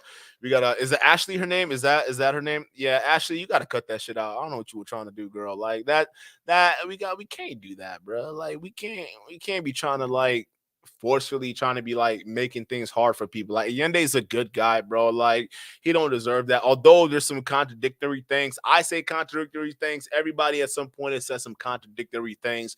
It doesn't mean that you gotta go in and like, you know, try to like purposely, you know, try to get them to rage quit. I don't think that's coming into an argument in good faith, and that's something that I think everybody should criticize. Nah, that you were wrong for that, girl. Don't ever do that stupid shit again. Like, if you're gonna go argue with somebody, argue with them in good faith, bro. Like, you can do this, all right, but don't try to get somebody to rage quit just because he did it the last stream. See, that's what I'm talking about, Ayindei. You can't, like, a lot of these people, as you start growing in audience, bro, you can't, because a lot of these people will start trying to come up here and try to troll you. You see what I'm saying? You like, and that's the one thing I would say, that if he has to work on something, like, don't rage quit, bro. Don't stop rage. Like a lot of these red pill, like, I wouldn't say red pill, but like a lot of these guys, young guys coming to the Manosphere, bro, it's like Children of the Flies type bullshit, or Lord of the Flies type bullshit. All right, it's dog and dog. Okay, if they sense weakness, okay, they're coming at you. Okay, and they'll come at you with a bunch of trolls or whatever the fuck it is. So, you know, if you don't want rage quitting to be associated with your brand, bro, just,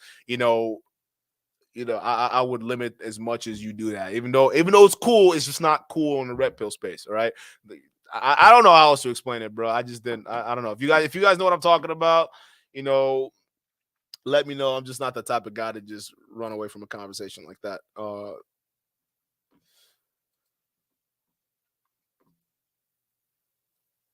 Mike D says red pill affected Ayindei in a negative way. One thing Ayindei and Ashley and Ayindei have.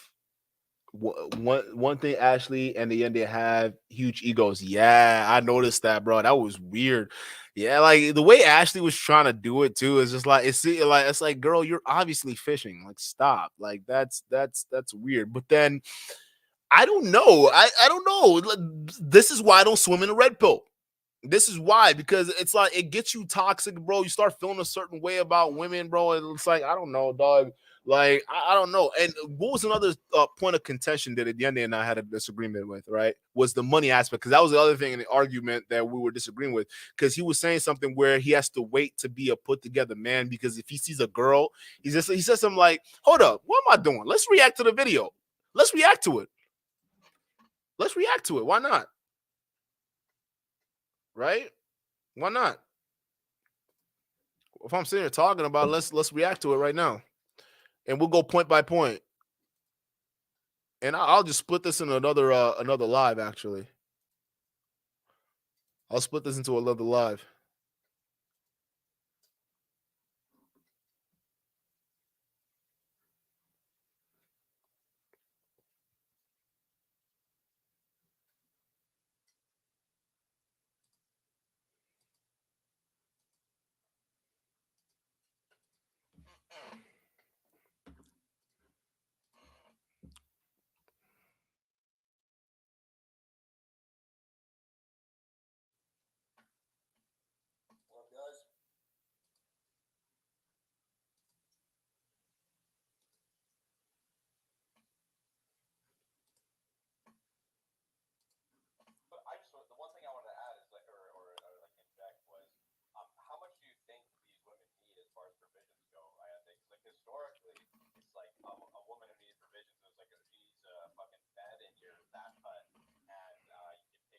Whatever. Like, do you think that's like the equivalent amount of provisions that women need now? Like, or do you think they need riches and they need trips and they need bling? Or like the women that want the money like that are the girls who are basically in the game. They're in the game. Like a lot of these local girls that are down there, they don't even they find their own men attractive. Some of these foreign guys, that's not what I'm saying. It is what it is. So that's not what I'm talking about.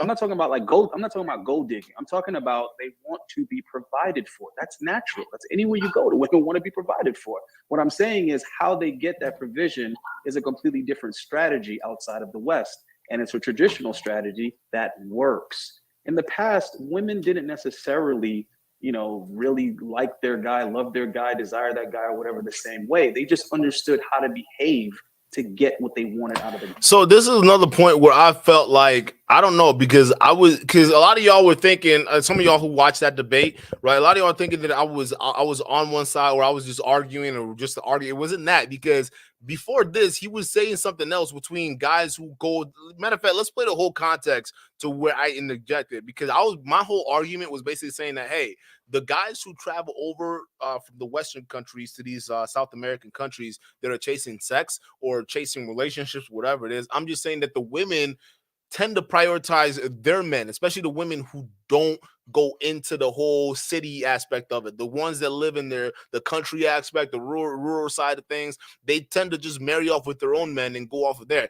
Even their own dudes know what type of girls are from the streets. And yes, obviously, some of them in search of opportunities, they gravitate to the cities to, earn more money to send back home, right? And some of them end up in the prostitution, and some of them are being led into prostitution by the boyfriends that they're with in the city. Okay, so the point of the matter is, like, to even have this type of conversation, it's a lot more just complicated than just guys who are, or girls who are in those countries wanting to be provided for.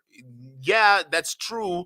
But a lot of those girls, they want to go do the providing. They're going out there right now, selling their bodies and actually making things happen and drugging some of these Western men just to send money back home, right? And some of them, they even get robbed by some of these local men down there too. So there's just a whole little scenario. I just think that, that was my whole point of it. If you were talking about guys going out there and finding success rate and finding wives, I'm just saying that it's not 100%, because I'm thinking those girls, especially the ones who are non-professionals, okay, not the professional ones, the non-professional ones, they're going to prioritize their local men who are doing good over those guys. Now, I see what he's talking about, where women overall prioritize being taken care of. Yes, no woman, like all women, want guys to take care of them, and most of them pursue Western men for those reasons. But then it goes back to his counter argument, right? Where I'm saying, if they're just looking for that provision and security, do they really care about that man for who he is? And a lot of these blue pill / red pill guys who are coming to this country are believing that providing for these women means that these women genuinely care about them for who they are over these local men. You see what I'm saying? I don't know if that made sense, but that was the kind of argument that I was trying to make, and I really didn't even get a chance to make it, but let's play it. Guy, the women today don't understand men. The women that take the time to study men, understand them, can get what they want out of guys. So when you have all these women complaining about the dating market and complaining about guys, it's not necessarily the market or the men, is that the women don't fundamentally have the skill set to get the treatment out of the men that they want. They have no idea how to get it. They didn't see it with a mother and a father relationship because they're all raised by single mothers as it is. There's no man in the day. How does that make sense? How does that make sense? Think about it. We live in a simp culture right now. It like to believe in this ideology is to almost completely negate the fact that simp culture exists. And the fact that we're in our channel, we're in our community talking about how much of there's so many simps out there right now is not even funny, right? For you to say that women aren't finding the guys to do them for, meanwhile, I can tell you there are women right now who are on TikTok talking about they got a different guy for every occasion. They had a guy just to go out, take him out for dinner. They got a guy that comes home and slays him. They got a guy that comes over to the crib and they just talk to all night. They got a guy for every situation. That's how much of a variety and options women have for themselves today, thanks to the simp economy. So if you sitting there that women don't have the skills to get the man to treat them, you don't understand that women do have the skills to adapt to that scenario. That means dealing with 5 guys that can do what one guy can or one guy used to do. So for a woman in a modern day, why spend the time looking for that one guy that's going to complete all that need when you can have 5 guys to do it? Yeah, at the end of the day, it's not going to make him happy, and we know that, right? We know they're going to be lonely because they're jumping from bed to bed to bed to bed. But in the meantime, as we're talking about this situation right now, right, they don't fucking care. A lot of these women don't fucking care.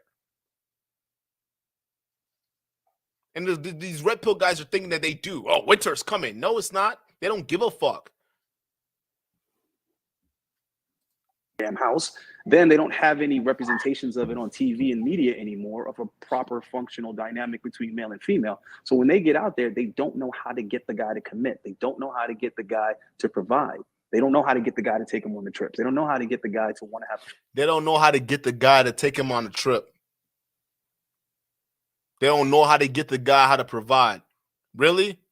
Because I go on Instagram, I got guys offering to fly girls out. I got guys trying to buy feet pics. I got guys out here buying fucking bath water that girls been sitting in on, right? There's simps out here. You want to talk about girls finding it hard to find guys to pay for trips? They're ballers right now who are flying these girls out left and right. Matter of fact, fuck ballers. Average dudes are flying girls out left and right on credit cards. You should see the stories on TikTok and Facebook Reels of some of these girls getting left out because the guy doesn't want to pay for a plane ticket back because she didn't want to smash him. And these weird ass dudes videotape them talking about, oh, so you're not gonna smash me, huh? After I flow you out, here's the airport. Like, why did you fly her out in the first place, you dummy? Like, what? like, yeah. Hey, and first things first, lady. If a guy flies you out, you kind of. I mean, you kind of should know what their intentions are. And second of all, bruh, if you didn't make that known to her beforehand, a lot of girls are just going to take advantage of that. Just keep that in mind. They just think you're flying them out because they fly. Now I realize that you want to smash. So it tells me that you as a man didn't really make your intentions clear to the woman before you flew her out as an average ass nigga on your credit card. And then when she didn't put out for you, you decided, well, I'm not Ubering you to your airport and I'm not paying for your ticket back. That's most men nowadays. That's most men nowadays. So they don't trust me. A woman doesn't need to, they don't need to figure out what is the best way for me to tinker around and get a guy to fly me out. Guys do that. They will volunteer to do it hands down if it means they can get a smell of it. The fuck we talking about here, Ayindei? That's why I couldn't understand. I'm like, well, what is he? I was so like, I'm looking, my face was just like, bro, this whole conversation, I was checked out because mainly I was trying to figure out where he was coming from and what the fuck was going on between these two. That was it. Other than that, like, I couldn't even understand what the fuck he was saying. Like, I couldn't.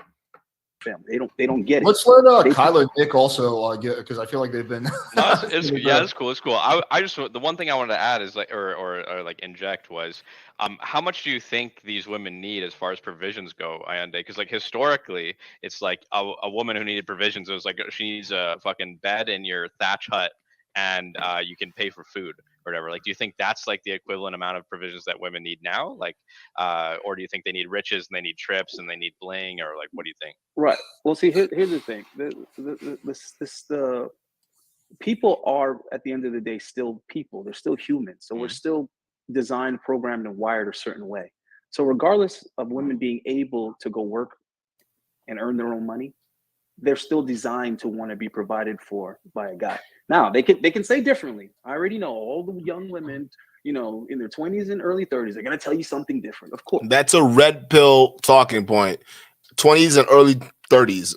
Okay. And I'm hearing this. I'm picking up all this stuff. I'm not just sitting here. I'm listening to this, right? Because I've heard the same talking point before.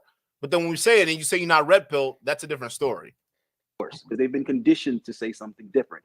But deep down inside, they still want I'm even you see me leaning back. I already picked that up. Listen, I already know my own mannerisms. I know how I react to certain things that I hear. Like I'm reacting to what I just heard in real time, just like, bruh, the fuck does that mean? You see what I'm saying? But that's why they still expect men to pay for dates. They still want to be treated special, right? They want to be provided for. Now, as far as to what extent, that's always going to be a monkey see, monkey do kind of thing. If women see women with other things, the way they are designed, they're going to want that because it's a direct representation of their success in the. So you see me agreeing here because he's right. I know women who are single, they see another married woman and they want what she has, right? They don't even care about the guy or anything like that. It's just that the woman has something she doesn't. So he's right. Generally speaking, some women out there, that's how it is. But then you act like one thing I disagree with was the double speak because you're saying women, right? It's not all of them, but I do understand some women do that. They do play that game where it's like, I want something he has, but you're dealing with a percentage of women who have those narcissistic or at least those like sociopathic tendencies where they can just take something and not really have a whole lot of remorse for that. You see what I'm saying? Reproductive game, right? And guys are similar. Do you think women care that much though about their success in any sort of hierarchy? Like I don't feel like women are really competitive like that in almost any matrix. Like it seems like men are mostly involved in all of the hierarchies. Like women don't really care that much, even the sexual hierarchy. Like that guy, see what he just said is what I've been saying the whole time. Like if you look the full spectrum, men are on the poor end of things and men are also on the higher end of things and men also occupy the middle. But if you really think about it, if you look at the same stats for women, yeah, you see a trickle of women on the higher end of the scale, and you'll see a trickle of women on the lower end of the scale. But at the mid-range, this is where a lot of women tend to congregate. A lot of women tend to congregate it. But if you were to ask the question, who or which gender is more spread out throughout the spectrums of society, right? Whether it's upper class, middle class, and lower class, we would say men are more evenly spread out. Right, that's what we say. So throughout different functions where we talk about high courts, right? If you talk about family courts, right? I think it's 70% of the civil court or family court judges are men, right? This is family court, right? This is situations where it involves 50-50 custody and divorce proceedings and things of the sort, right? Majority of people who run those courtrooms are men. Understand that. We go into the upper echelons of power, right? We're talking about the federal system. It's even higher, and it comes to men and female ratio in terms of judges, right? When it comes to elected officials, men run the situation. When it comes to senators, congressmen, men. The people that you're supposed to be writing letters to change the laws on certain things, right? Those guys, they're guys. They're weak men in power right now, not doing shit. Why? Because it benefits them, the status quo. So what this guy's talking about, it makes sense. So when I'm hearing, okay, well, women, they don't have the ability to, they have all the when we generalize too much, it just gives them too much authority, way too much. I think most women are fine with an average dude as long as he's able to kind of pull her into his gravity. And I'll even accept the framing of like she wants to be provided for. So that at least means I'm gonna pause it real quick because here's one thing that the red pill always says and it pisses me off, right? It says that women want a high value guy who makes six figures and he's got to have at least a 6-inch long, right? All these different stats, right? And then in the same breath they say women don't know what they want. So which is it? Do women know what they want or women don't know what they want? Because if you ask me, I'm going to err on the fact of attractive is subjective, right? It's subjective. It depends on who it is. It depends on which type of women. And actually, realistically, it depends on the time you catch that woman, right? At the time you catch her, she might just find that bald, short dude attractive. And the next time you catch her, she's probably looking at a Zac Efron type of dude, right? You see what I'm saying? So you just never know. You never know. It's subjective. So when we try to lay objective rules down, it just doesn't work. And it just makes the whole ideology sound weird. That he's making more money than her, which is becoming less and less the case now. But isn't that uncommon? Right? Would That's you always agree with that? that's always going to be the case. Anytime a woman out earns a man, she's going to have a hard time respecting him. That's just facts. And you know what's crazy? It's not even just the out earning. That's going to stay the way it is. It's also outworking, because I've noticed that if a guy earns more money than the woman, but he works less, it will also irritate her. If she's working like 8 hours a day and he's working 4 hours a day, even though he's out earning her, it still irritates her that like he's just hanging out, got free time, and she's somewhere working. They would much prefer it be the opposite. And now, personally, I don't have a problem with that. I'm just observing how these things operate. And it's not so much about women being competitive. It's about women do not want to feel left out, and they don't want to feel like they're missing something. Like a woman won't even be thinking about the trip, right? Her guy, they'll be having a good old time watching freaking House of Dragon on Sunday. Everything's good. But then she opens up her Instagram and some other chick is on some trip. And then all of a sudden she turns and looks at him like he's a failure. 30 seconds ago, it was all fun and games. I love you. You're my boo. But then she's like, wait a minute. How come I don't get this? What kind of woman does that? Real fucking talk. What kind of woman who you're with is supposedly happy with you, but then is looking on her phone, sees another girl that she doesn't even know on Instagram that has seemingly a better life than you, and decides, you know what? I don't know if my boyfriend's really doing it for me. This chick she's having fun. I'm gonna go do that instead. Where are you at, bro, when you find these chicks? That's what I want to know.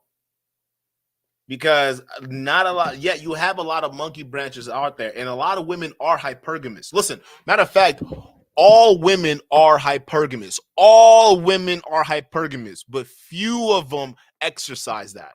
Or at least I wouldn't say a little over few of them exercise that, if you know what I mean. Most of them exercise that during their early years, maybe high school and college, right? But as soon as after college, a lot of women, they don't be doing that stuff no more like that, bro. They have those hypergamous tendencies, but at some point, a lot of women, they work that out of the system just like men do.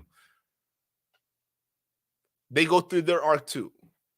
We clown that in this space, actually, because we don't believe that's a thing. But women, they talk about it. When I go through my journey, oh my God. That's why some of these ladies, they pop out and all of a sudden they're celibate. You know how that happens? You know it's weird. All of a sudden they're working on themselves. They pop out a year later. Sorry, no sex for you. I'm celibate until you marry me, right? They've gone through that character arc. All of a sudden they're like, wait a minute. I've been passed around one too many times. Next time, a guy you want this box, you don't have to pay for it. And as soon as they get that realization, they go celibate. Y'all notice that, right? It happens, and usually happens as soon as they hit like 35, 36, 37, right? All of a sudden the celibacy comes, right? That's what happens. So just like men, women go through their own, arc. They start their early ages hypergamous as fuck. High school, college. High school, they want to, the athletes, right? College, they want the athletes, right? And maybe when they got out of college and, being able to meet people becomes a little bit more scarce, right? Because in college is the most amount of time you're going to be able to meet someone, right? So when you get out of college, you don't meet as many people as you used to in college anymore, right? Except for if you're working, right? So then after work or whenever that is, right, it slows down. So now your whole, what do you call it? Your mating strategy changes, right? Is what Rollo likes to call your mating strategies, right? It changes. Now you're going to want something else. You're going to start looking for stability. You're a little bit older now, right? And we're in a red pill, right? We see that and say, oh, hey, shit, wait a minute. Well, she's hit the wall. We don't want that. Why don't we have her when she's younger? Well, here's the thing. Society doesn't function that way anymore, okay? Because back in the day, society used to tell kids, hey, don't have sex or, be responsible. All those public PSA bullshit, right? Society used to do that back in the day. Nowadays, society's dropped the ball. Parents has dropped the ball. Everyone's dropped the ball. So kids, realistically, they're spending their time kind of like figuring out themselves, and they take a little bit more time to figure that out. But then that includes a lot of fucking. All right, when kids do it, like, hey, when these college students and high school students are figuring themselves out, there's a lot of fucking involved. Let's just be real, right? It happens. All right, everybody's doing it, right? Parents aren't having a talk. You let these weirdos come into your schools and tell your kids, you know, this is how sex is supposed to work, right? And they got to ask permission to even touch a girl's lap, which is fucking crazy. All these goddamn consent now, like you got all these consent laws. This is what happens when parents don't teach your kids sex ed. You get consent laws. Can I kiss you first? Okay, so it's not sexual harassment. You got some dumb broad over here talking about, yeah, all you young men should be feared, right? You should be afraid of women. Like, what kind of dumb shit is that? That's what society's turned into because everybody has dropped the goddamn ball. Okay, so miss me with that bullshit, bro. Like, there's a lot of things. Like, bro, there's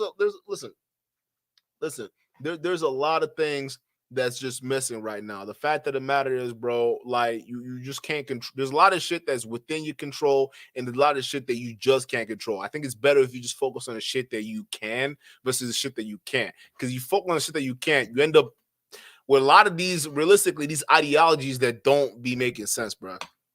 Let's get Natty's opinion. Let's get Natty's opinion on this because actually I make more money than her, but I work less than her. Babe, how do you feel working more than me and earning less money? Honestly, though, honestly. Am I a little like, I want his life? Sure, but I don't expect you less for that. You'll never get these. You'll never get these. If anything, I admire the shit out of you. But other than that, it makes me admire you more and be Really need that much more sexual partners, but nowadays they exist and they're accessible. So a good-looking guy that got some money in his pocket and has a little bit of freedom, I hate to say it, but he's going to indulge himself, right? I've been there. And, you know, you can tell yourself, I'm doing it for all the guys that can't. You can tell yourself whatever you want to tell yourself. At the end of the day, you're just indulging yourself. It's not necessary. But because you can, a lot of times you will. And the women expecting something for nothing, that's the tone of the culture. Now, I appreciate that you understand that there has to be a trade-off. There has to be some type of compromise.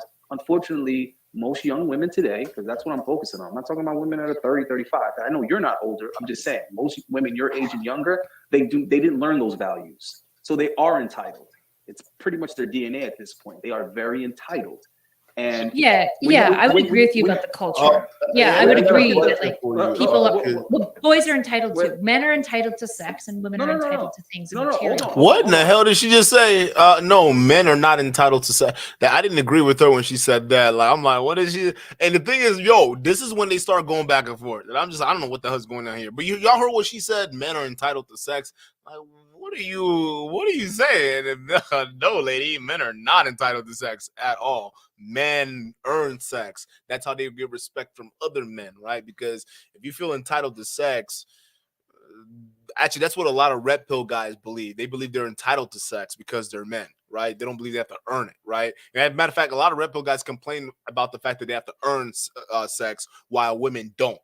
Right? Women just open their legs and that's it. Guys just hop in. But for guys, they got to work at it. They got to learn game. They got to fix their parents. There's a lot more work. So don't sit there and tell me that no one deserves anything. You know what you deserve? You deserve taxes and death. That's what everybody desires. Okay, that at the end of the day, that's all we get: death and taxes. Okay, the one thing that's guaranteed to everybody in every country, no matter who the fuck you are, you're gonna pay taxes, and someday you're gonna pass over. That's it.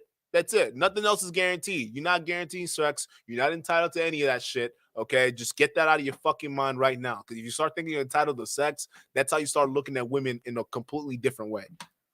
Oh, but a very I'm agreeing with percentage. you. A very small percentage of men can pull that off. Whereas I agree with that. Whereas a lot of women can actually pull it off. And one more thing before you go, Duke, I do got to throw this in there though, is that even when you're talking about like deserving it, like, oh, why does this chick get this trip? Or why does this chick get this Birkin bag? Or why does this chick have this red ribbon on a brand new car? A lot of times that female didn't deserve it either. She just was fortunate enough to deal with the right guy, or she's monetizing her sexuality, which is one little thing that a lot of women miss when they're over there drooling over some other girl's lifestyle. When they're drooling over some other girl's trips to Dubai, they're leaving out what she's doing to live that lifestyle, to get those trips and goodies. So. But that's assuming that they think that girls are stupid. Girls aren't stupid, bro. You know they talk about this shit in forums, like they're like little chat groups. You know, girls are excellent at building communities. So when they're talking about this lifestyle, a lot of girls know what the hell they're doing undercover. Yeah, there are few of naive ones that come into the game and they're like, oh, what's this? Oh, I can do this, right? And they get egged on by their friend. But it's not this situation when they're sitting there like watching social media and they're like, oh God, I want to be like this girl. Well, let me go get an OnlyFans. It's not the case. That's not how that works at all. It's not like that at all, bro. It's a completely I see. That's the thing. He's making it sound like girls realistically internally this is what they want to do. They just want to indulge themselves in these lifestyle. It's like, bro, I get it. So does everybody else, right? If you give them the opportunity to indulge and overindulge, they would. But then again, there's certain people that have self-control. And if that was the case, there'd be a lot of worse situations out here in terms of like, what do you call it? Like realistically, like if you want to really talk about it, bro, like situations get real fucked up real fucking quick if we're talking about in that scenario that he's hypothetically speaking about, because he tries to allude it like it's the real world, but that's not the case. There are girls who look at this shit, bro. They can look at this shit and they can say, oh, look at this girl on vacation. I can totally tell you that she's on there with somebody right now.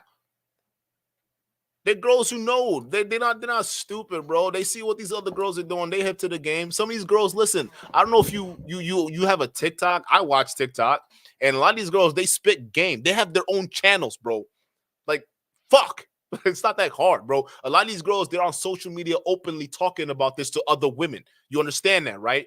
They're like literally, if you ever live with a woman and you notice the type of shit she watches on YouTube, if you walk by just listen to shit to hear, you're like, well, what the hell you listening to? And it's just this dumb content creator talking about fucking this dude she was with and how the hell she tried to finesse a situation.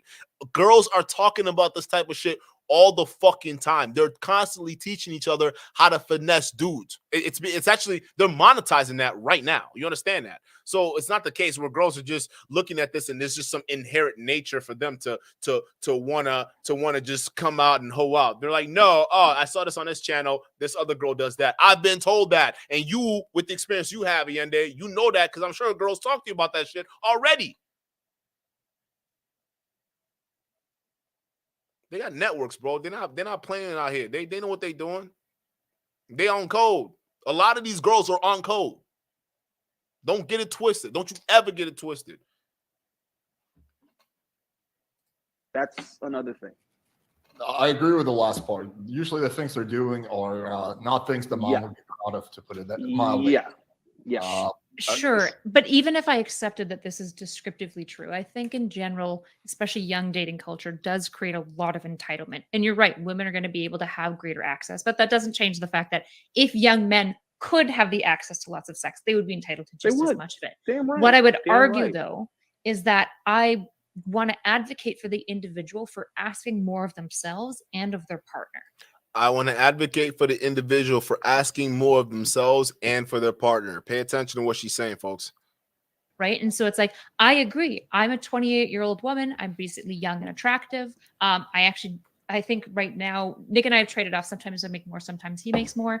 But it's like, the reality is like, probably theoretically, I could get a guy who makes way more money. However, as a self-respecting individual, I ask for more from myself, just like I would ask more from Nick, right? In the fact that I expect him to not be going out and just sleeping with all of the women that he could get because he's a very charismatic, handsome guy, right? And so I think while you're descriptively are true, I don't want to sell to young people that that's just what they should expect and it's normal and therefore like essentially to some extent it's good. Like not That's a fair point.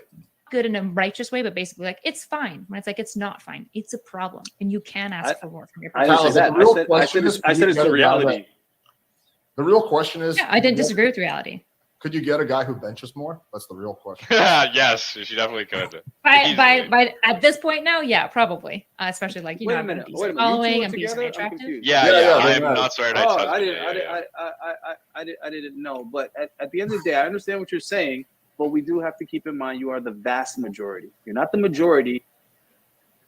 Blue Knight says, but the manager was created in response to everything you just said. Yeah, that's what I'm saying. But that's not the context of this argument. That wasn't the context of his argument at all. The context of his argument Ayindei was making was he was making it in the sense of like women, if they see stuff in terms of like relating to social media, they see all these women who are getting these Birkin bags and being flown out on these trips and whatnot, and they're looking at their man. They're gonna want that instead of dealing with their man. And I'm like, and it's almost like coming from the perspective of these women. Okay, yeah, they're so hypergamous, man. They're not going to be able to control, their hypergamous nature. They see these girls on the internet getting on these expensive ass trips, not realizing that the sugar daddy are paying for it. And my rebuttal was, no, a lot of these girls do know that their sugar daddies are paying for it, because just like we just said, girls are teaching each other on TikTok how to basically lock down these old bags, especially on these secret arrangement apps, to basically do this stuff. So it's not saying that the Manosphere isn't gonna. The Manosphere talks about this, but I'm talking about in response to his argument, right? Ayindei's argument, because this is where this particular debate was so crisscross, it wasn't even funny, bro. You see what I'm saying? I'm covering where he was coming from. My rebuttal was like, girls already know this shit. Girls already know when other girls are on game. You understand that? That was my argument. That's it. That's all I'm saying. Yes, the Manosphere teaches other guys against being finessed by women, right? But I'm saying that women already know that there are women out there on social media and on media at large that are hustling men for this Birkin bags and all this stuff. They are aware of it. These women aren't like innocent, doting people just chilling out here saying, oh my God, Sally down the street just got a Range Rover bought by her husband, right? What are you gonna get me? That's not all women. That's what I'm saying. And the red pill likes to generalize a lot. Okay, so I like to get specific. They like to generalize. This is where I was getting confused. You're the vast majority. Minority. I'm sorry, Ayindei. minority. Minority. Yeah. And I tell this to guys all the time. When they go down that all women are gold diggers, all women are evil, female nature, blah, blah, blah. And I always remind them, time out. There are loads of good girls and good women out there. The thing is that, okay, first of all, do you even qualify for said women? Because they're out there, but do you qualify for them? Probably not. The next thing is, do you know where to find them?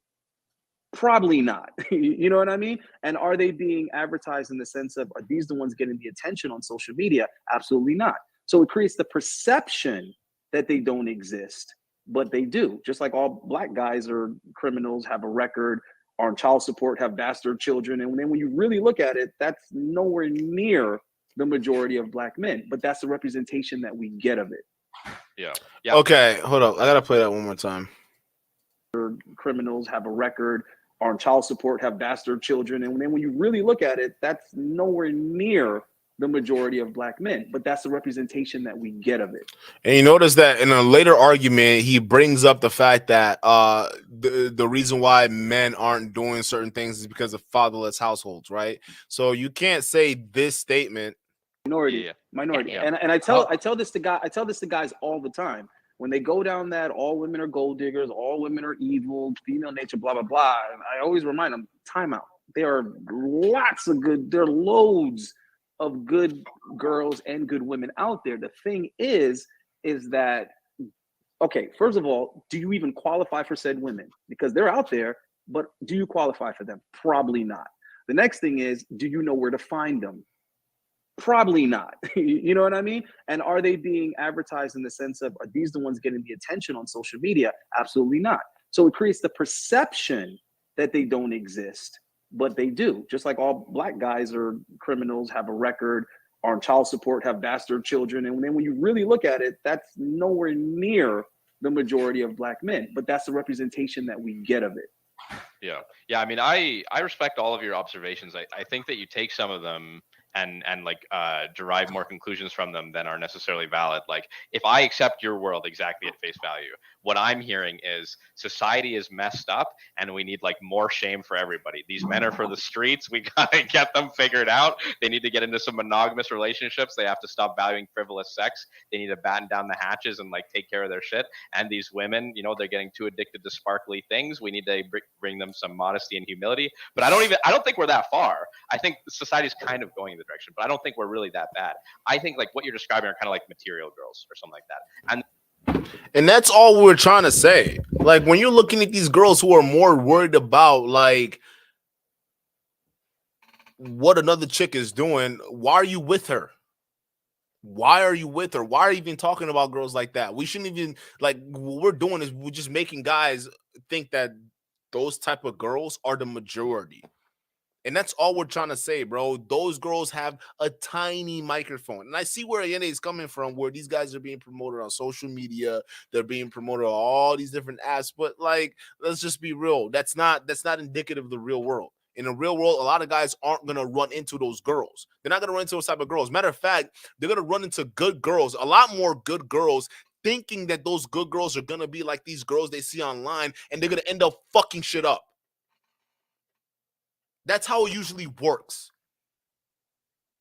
When you follow this trajectory down the road, bro, and you don't heal, yeah, you start confusing a lot of these good girls for the girls you see online, and you fuck it up.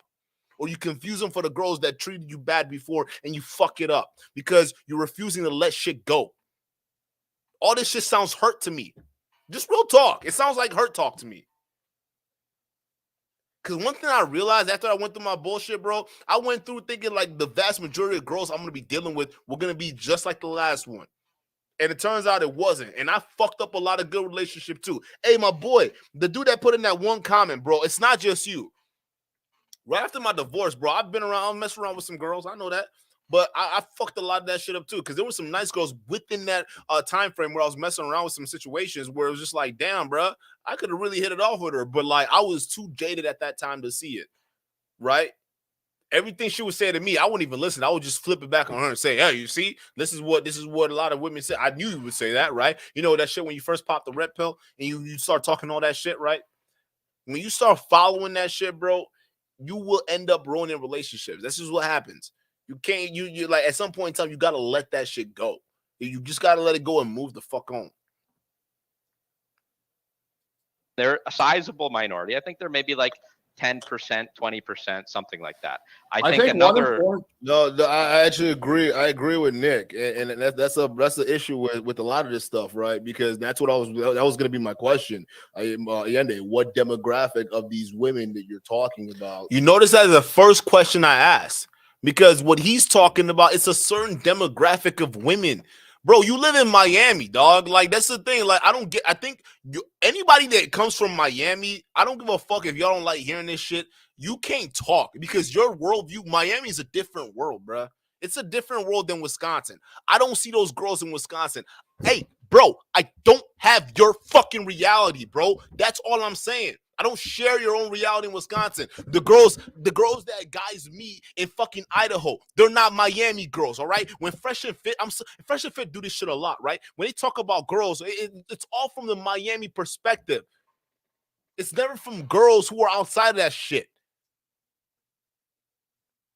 Okay, what about the girl in Nebraska? What's going on with her in Nebraska? What about that nice from the young town? Okay, small town. Don't know shit about it a whole lot. You know, I'm talking to girls right now from a couple of, like 20 minutes from small towns, 20 minutes up north right now. Some of them don't even have social medias like that right now. So your reality is different from mine. So when you spewing this bullshit, I got to ask you, bro, what demographic of women are you talking about? Because if you're talking about your experience, which it's most likely what you're talking about, it doesn't fucking count. Those women out there are a fucking different breed. That's why Fresh and Fit, they pack them on their show. There's a reason why. Because they're a different breed and they sell a narrative because those women are hypergamous. Yes, those Miami broads. Even the ones that gravitate to Miami, those girls are on that bullshit too. So don't sit there and tell me this bullshit. What demographic? And that's the first question I asked. Because that usually solves everything right there. Different regions have different values. that are going to be doing these things. Because don't get it twisted. On average, yes, there's certain things that does happen, and I agree with you for the most part. But then when you start breaking down the demographics, I would say you're in Miami right now, right? But some girl who grew up in some bumfuck Wyoming, right? Her dating values are going to be completely different. Yeah, that's what I was going to say. I think all of a sudden now everybody agrees. It's just base common sense, bro. Just ask the nigga, bro, what demographic are you talking about? Because I don't see the women you talking about. Because like the girls I'm dealing with here in Wisconsin, in fucking Wisconsin, bro, they don't do that. Some of them don't even fuck with phones like that, bro. Like real fucking talk. So when you're dealing with these type of other chicks that fly out there to these towns, LA, Miami, Seattle, New York, right, to test their sexual marketplace value, okay, those girls are already on game. Those are the girls who are more likely to come here because they are trying to test their hypergamy. Not the girls that are still here in my town, not in my city. Nah, as small town as you can get. Nah, not the one downtown. Downtown, a little ran through. But you know, I'm talking about, you know, out in the you know, country areas. You'll find some good ones. They're all over the place, right? And realistically, they're everywhere. So I'm just sitting there like, what perspective are you coming from? Because this shit is such a closed worldview. It's not even funny, bro. If you guys want a quality woman, move. That's it. Get the fuck out of Miami. Get the fuck out of LA. Get the fuck out of New York. Stop dealing with those girls. They're down there for a reason because they want guys who can afford to live there. Not average guys like you. Average guys like you move. You move to a place where a woman is going to find you attractive. Whether it's within the states or outside of the states. It doesn't matter to me. Get out of here.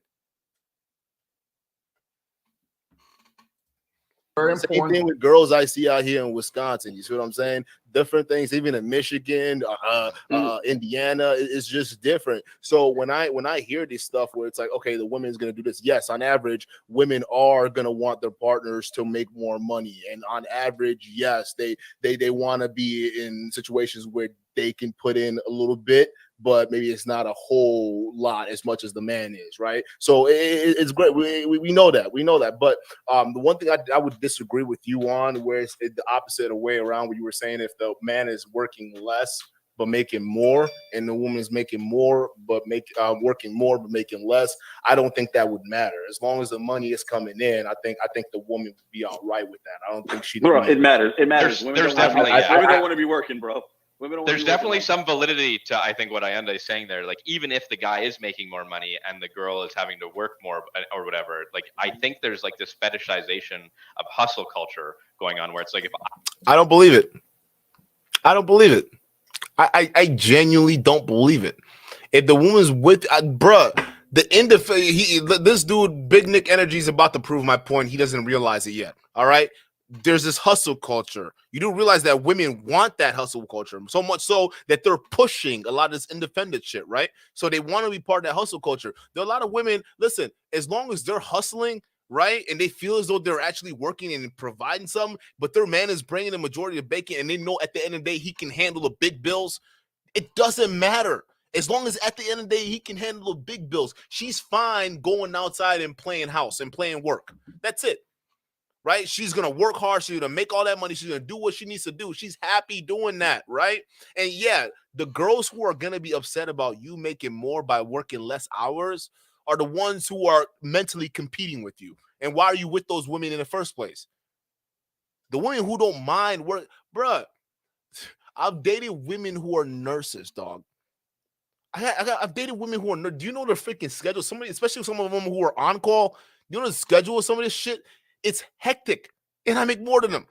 So you're sitting there, and you're like, they love their job. They love the passion. They love coming after they get done getting, taken care of by me, talking about the shit that they had to go through at their jobs, the stress. So they love sitting there and just having somebody sit down and, pretend to listen about that shit all fucking day. They love it.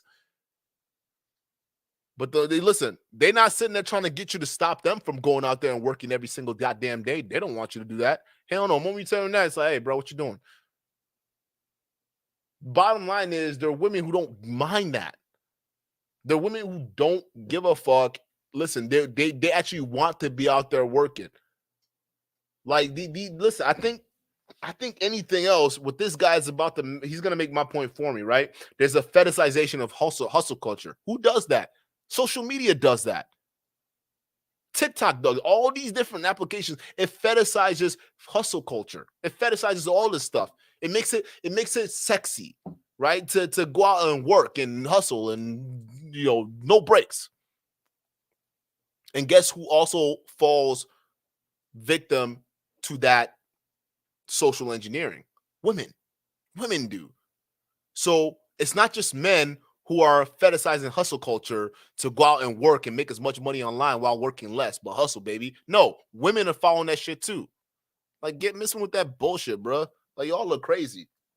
I don't see my man grinding, even if he's making lots of money. If I don't see him grinding, he's a fucking loser or some shit like that. Like, there's some. That's not nah, bro. But how is she gonna see you as a loser when you're bringing $15,000 every month? How is that seeing you as a loser? Oh, look at me. I'm working my 9 to 5, serving tables, but he just brought in $15,000. Look at him. What a loser. Said no woman ever. You know what they do? They talk about your paycheck to the girls at their jobs, trying to make them jealous. That's what they do. Jesus, like, this fucking worldview is so weird. So wait a minute. Because I do a lot of stuff online, and I'm with women, and when they come in and they see me, I'm actually working. But the moment I wake up 7 in the morning, I'm here on my computers. They walk out like, "Damn, what you doing? Hey, baby, what's going on?" That's basically what it is. So if they see you working and they understand that, I'm sure they can get the hint, especially when you are, because I have time where like they're sitting on my couch trying to get my attention, and I'm stern with it. Like, no, I have to do this. Like, you can either go home or you can chill, watch Netflix or whatever it is. But well, yeah, exactly. You're grinding. Exactly. The problem is a lot of you're dudes, describing something different. Think about it. When your woman, I've been listen. I had a situation where I've gone a year, 2 years without even having to leave my house. You see what I'm saying? Yeah, so but you're describing a different situation. Over, and they always want your attention, especially if they got to go do something or whatever it is. You're describing something. He's saying I'm describing a different situation when I'm literally describing a situation when I'm entertaining company, but I also have to listen. My job, it's like, listen, as soon as I get a notification on either one of my phones, I got to get up from what I'm doing, come to my workstation, and get online and solve a problem. That's my job. Okay, as soon as either one of these tell me what the fuck I need to do, I get on my computer and I get to work. That's my job. So when I'm entertaining a girl, right, and either one of these pop off, I'm going to work. You see what I'm saying? So I'm talking about a situation when I'm entertaining company where I have to display or something's happening where I actually have to work. All right, I have to set something up. I have to send off an email. I have to do something. And girls are seeing that because usually when girls are on my place, they want me to spend time with them. But then when one of these go off, I got to be here. That's what I was talking about. He's saying I'm describing hustle. I'm not talking about like hustle. You got to work. No, bro. I'm talking about when I'm entertaining women in the presence of women and they're watching me do my work and they're saying, God damn, bro, you're earning how much? All you got to do is you get a ding from here and you get a ding from here and you're on your computer and 20 minutes later you're done. That's all you do for work? Yeah. But I can't talk to you. I got to work. I got to figure this shit out. That's it. But he's saying I'm describing something else. How? Usually the girls I'm dealing with, they working, their shit's way more grueling than what I got to do. I got a comfy chair and nice technology. I'm cool. So how am I not describing the right thing? But y'all just sit here talking. Completely different than what I said. Number one, you're talking about working a lot. You're home working. That's not what I was talking about. No. Hold on. You're talking about a woman that's never got a chance to finish. Like, you see what I'm saying? Like, that's what I'm saying. This was a weird conversation. That's why, like, halfway through it, I fucking checked out, bro. Because, like, nobody was listening. And then Ayindei comes around and says, well, nobody's listening to me. And I'm sitting there like, well, okay, well, I guess nobody's listening to you. But you sat here talking, not listening to anybody. Nobody was listening to anybody.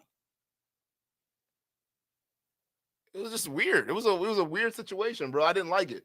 It was an odd situation. I didn't know what. So like, I'm Also about to has be time because misunderstood she's right here. bothering you to give No, her no, no, attention. no, and no, then no. I'm she's saying home when she also. has time for me. You missed that when she has time for me when they're over. Because usually when I'm doing my stuff, I usually don't have people around me. So it's when I'm using an example of if a woman is here in my presence observing me work less, or I would say the type of work, like if she has to go out and do retail or something like that, and she comes home and sees me just typing away on my computer, right? You see what I'm saying? I'm making Ayindei's talking about like passive income. He's talking about I'm talking about hours. You're talking about hours. He's talking about people he's with talking like about, like, passive grinding. income. Yeah, he's talking about Right. like passive income, like a landlord who doesn't do an hour of work. He has a bunch of properties and some property managers, and he never works, and he makes like tons of money. Even if he's making tons of money, I think Ayindei is saying, correct me if I'm wrong. But she's not going to be content with that because And this dude jumps in saying, "Well, listen, and we're talking about passive income. Listen, passive income, you're still spending time generating your passive income. Like what, 20 minutes of work? You're not going to spend 20 more works figuring out what kind of stuff products you're going to sell on e-commerce. What either way, even if it's passive, you're still going to spend some time on maintenance, right? And this guy comes in talking about, well, listen, I mean, even if you're a landlord, right, you can just not have to do anything and just collect property. Are you kidding me? Do you know what a property owner? Do you know what kind of work you have to do as a property owner? Are you kidding me, bro? You're up the neck, especially if you don't have a management company. You're up the neck with work. You're up the neck with complaints. You're up the neck with stress. Unless you start owning multiple properties, then you have the easy road. But we're not talking about that, are we? No, we're not. We're not just sitting around lollygagging now. You're gonna sit there and say that? Well, I would say some of them are, but some are. Yeah, but that's not all. That's not the average landlord. The average landlord is grinding, bro. They're grinding. They're working more hours than I am. Like, I'm not talking about the one that are bringing in, like, because listen, I don't know if you've rented or have probably done property management, but like when you talk about expenses and stuff like that, your margins aren't all that crazy, depending on how big of a thing. Until you got like 40 properties. Yeah, until you get a ton Listen. of properties, but then when you women get a don't shit want to ton of see it, bro. properties, you're working. Women don't want to see it. Period. If you go to the grocery store and you buy 20 grocery bags worth of shit, and you come home and the woman is carrying 15 bags and the guy is carrying 8, she doesn't like it. And the saying I will give you is, no man wants to go out and fight the world all day and come home and have. Just listen to what I'm saying. No, this is what I'm saying. No guy wants to go out and have to fight the world all day and then come home and fight his woman. And no woman wants to go out and fight the world. Okay, so then you're making my Dude, let me point finish for me, the saying. Let me listen, finish the saying. But listen, you cut me off. I gotta go because you're making my point for me. Then I gotta go back to the original question. Let me finish the What saying. Let me demographic finish the of women are we talking about here? Because I'm not dealing with women that see me working or see the difference between our style of work, and then all of a sudden get pissed at us. So you must be dealing with some envious ass, jealous. No, I'm not talking about bitches women I'm dealing with. If I'm they're talking gonna be about sitting there fucking pissed off because you're. This isn't a personal shit. That makes no nothing fucking I've said sense, is personal. bro. Nothing I've said yet is a personal. I'm not trying to make it personal, bro. I'm just trying to be relatable, but you cutting niggas off. All I'm trying to say is, bro, listen, the type of women that care about what you're doing versus what they need to do are the narcissistic ass bitches that are worried about everything else but themselves. If you got you a true rider for you, she's not gonna worry about that shit, bro. She's all that. Oh, you carrying 8, I'm carrying 15. Okay, baby, at least we got something together, and they're running with it. That's the assumption I'm thinking that he's bringing on. But then you're saying, no, that's not what we're talking. What are we talking about? Like, because then at that point, then you're proving my initial point for me. What demographic of women are we talking about? Are we talking about Miami girls? Are we talking about normal girls? What demographic of women are we talking about? Because if we can specify the type of demographic, I can specify why you're having a certain type of problem you're having, or you're talking about a certain type of situations you're talking about. But I never get that opportunity because I always get cut off in this dumb stream, bro. It was crazy. Experience. What I'm saying is, let me finish the saying and you'll get it. No guy wants to go out and fight in the world all day and then come home to fight. No, I did not have a fallout with Ayindei. No, we're not falling. No, I'm reacting to this debate because this debate was weird. I didn't know what the fuck was happening in this debate, period. I don't even know how we got on this subject, to be honest with you. We were just talking about Ayindei being red pill, and I just came back to this debate because I think this was the debate in question that we were talking about. But realistically, this is actually good to react to because I never actually got my chance to expound on my points, even on this, because these two were going at it. And you notice how I just got like, I didn't even get a chance to expound on my point. I just got mischaracterized and everybody's about to move on right now. I didn't even listen. If you even go in the comment section of this debate right now, people are sitting there acting like I was trying to I was like, what? They're, oh yeah, you're just trying to argue, or you're just trying to do this and that. It's like, what are you talking about, bro? Like, I never got a chance to finish my point. And the thing is, once I finally did get a chance to finish my point, what did we find out? We found out that everybody else agreed. Everybody agreed on the same thing. So then you got to figure out what the fuck were we arguing about? That's why I was so fucking confused on this entire debate, because I don't know who was playing games. You see what I'm saying? But no, I didn't have a falling out. This was just an odd fucking debate, bro. It was just weird. And I felt like Ayindei was going back and forth on so many things that didn't make any sense. Like 1 minute he criticized her. I called him out on it. And he said, no, he wasn't doing that. I'm like, what are you talking about? She just said the same thing you said, but then you're coming at her. What's going on? And mind you, that was before I knew that they debated before I came up here. I didn't know they had history. I had zero idea. I just saw the mischaracterization. I'm just like, all right, that's interesting. I listen, bro. It's not anything crazy. I'm gonna play a little bit more, and we'll call it a day. Fight with his woman. No woman wants to go out and fight with the world all day and come home to a man that hasn't been doing any fighting. That's across the board. Women are going to be irritated if they feel that they're out there working harder than their man. Why would That's they just a feel natural that way if they biological don't thing. understand the scope of what you're doing? So then it's not. Then I see that as the. I don't know. So I feel like you're man arguing just for the doesn't- sake of listen, arguing. If you explain, you already that you're arguing for the sake of arguing. Okay, it was a simple question, bro. You're saying that women are gonna feel resentment because they don't feel like they're put. You're jealous of the amount of work that you're putting in compared to theirs, right? So then my question is, why? Like, why? If she's with you for you, why would she be feeling that way? No, that's a genuine question.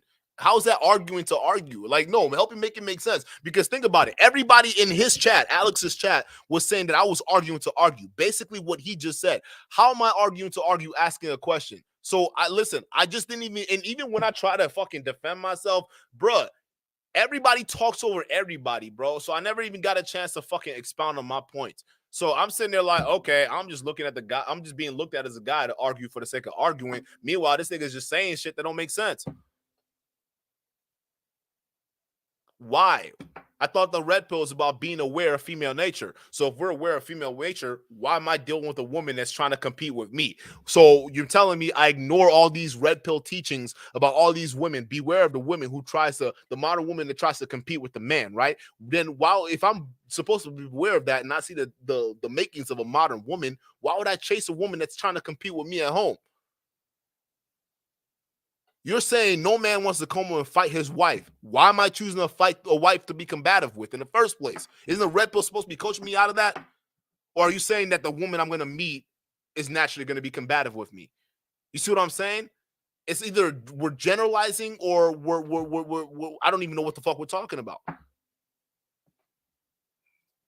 Listen, bro. Listen. I've seen power couples, bro. Like, I've seen that situation. If you explain what you're doing, the woman understands the business, right? It's not a situation where she's gonna be pissed at you for making more, working less. That's who does that? Oh, really? What woman does that? I'm pissed at you for making $100,000 plus a year, but you're working less, even though I'm benefiting from it as a woman. I hate you. Who does that, bro? Except for if they're fucking crazy.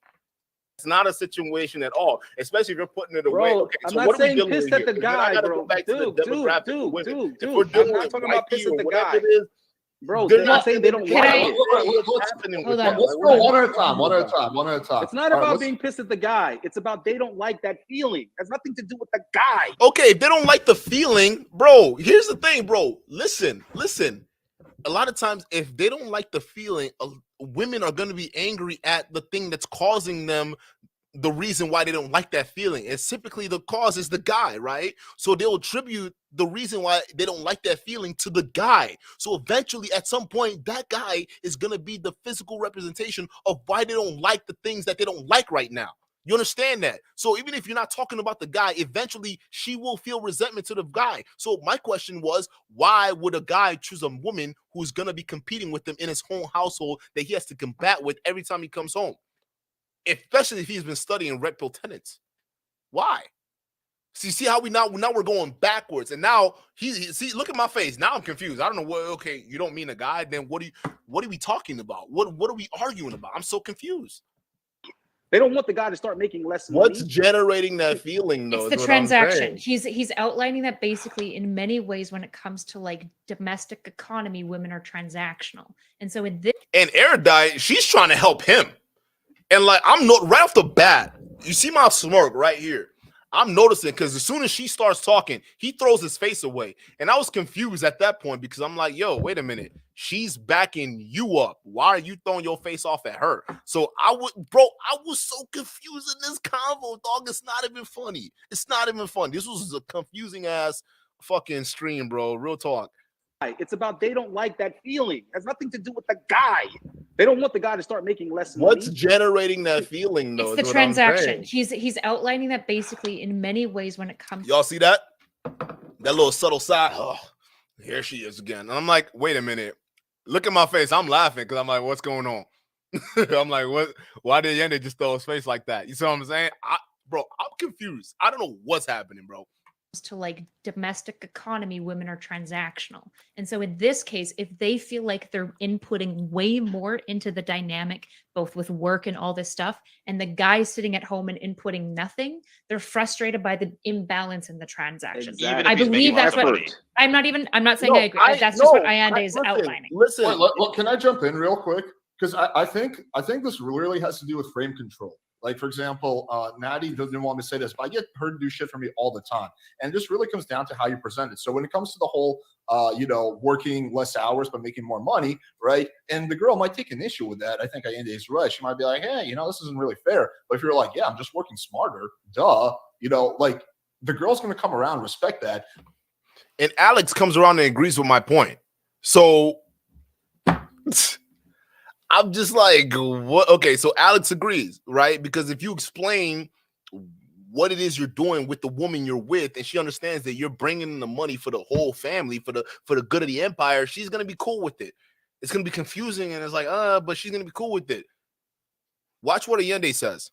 But if you kind of backpedal and you're like, oh, well, I'll go to that's work. what I'm talking about. No, what I'm saying, you guys are both missing it. You guys are both missing it. It's not about I'm trying to understand where he's going with it. So he then turns around and says, we're both missing a plot.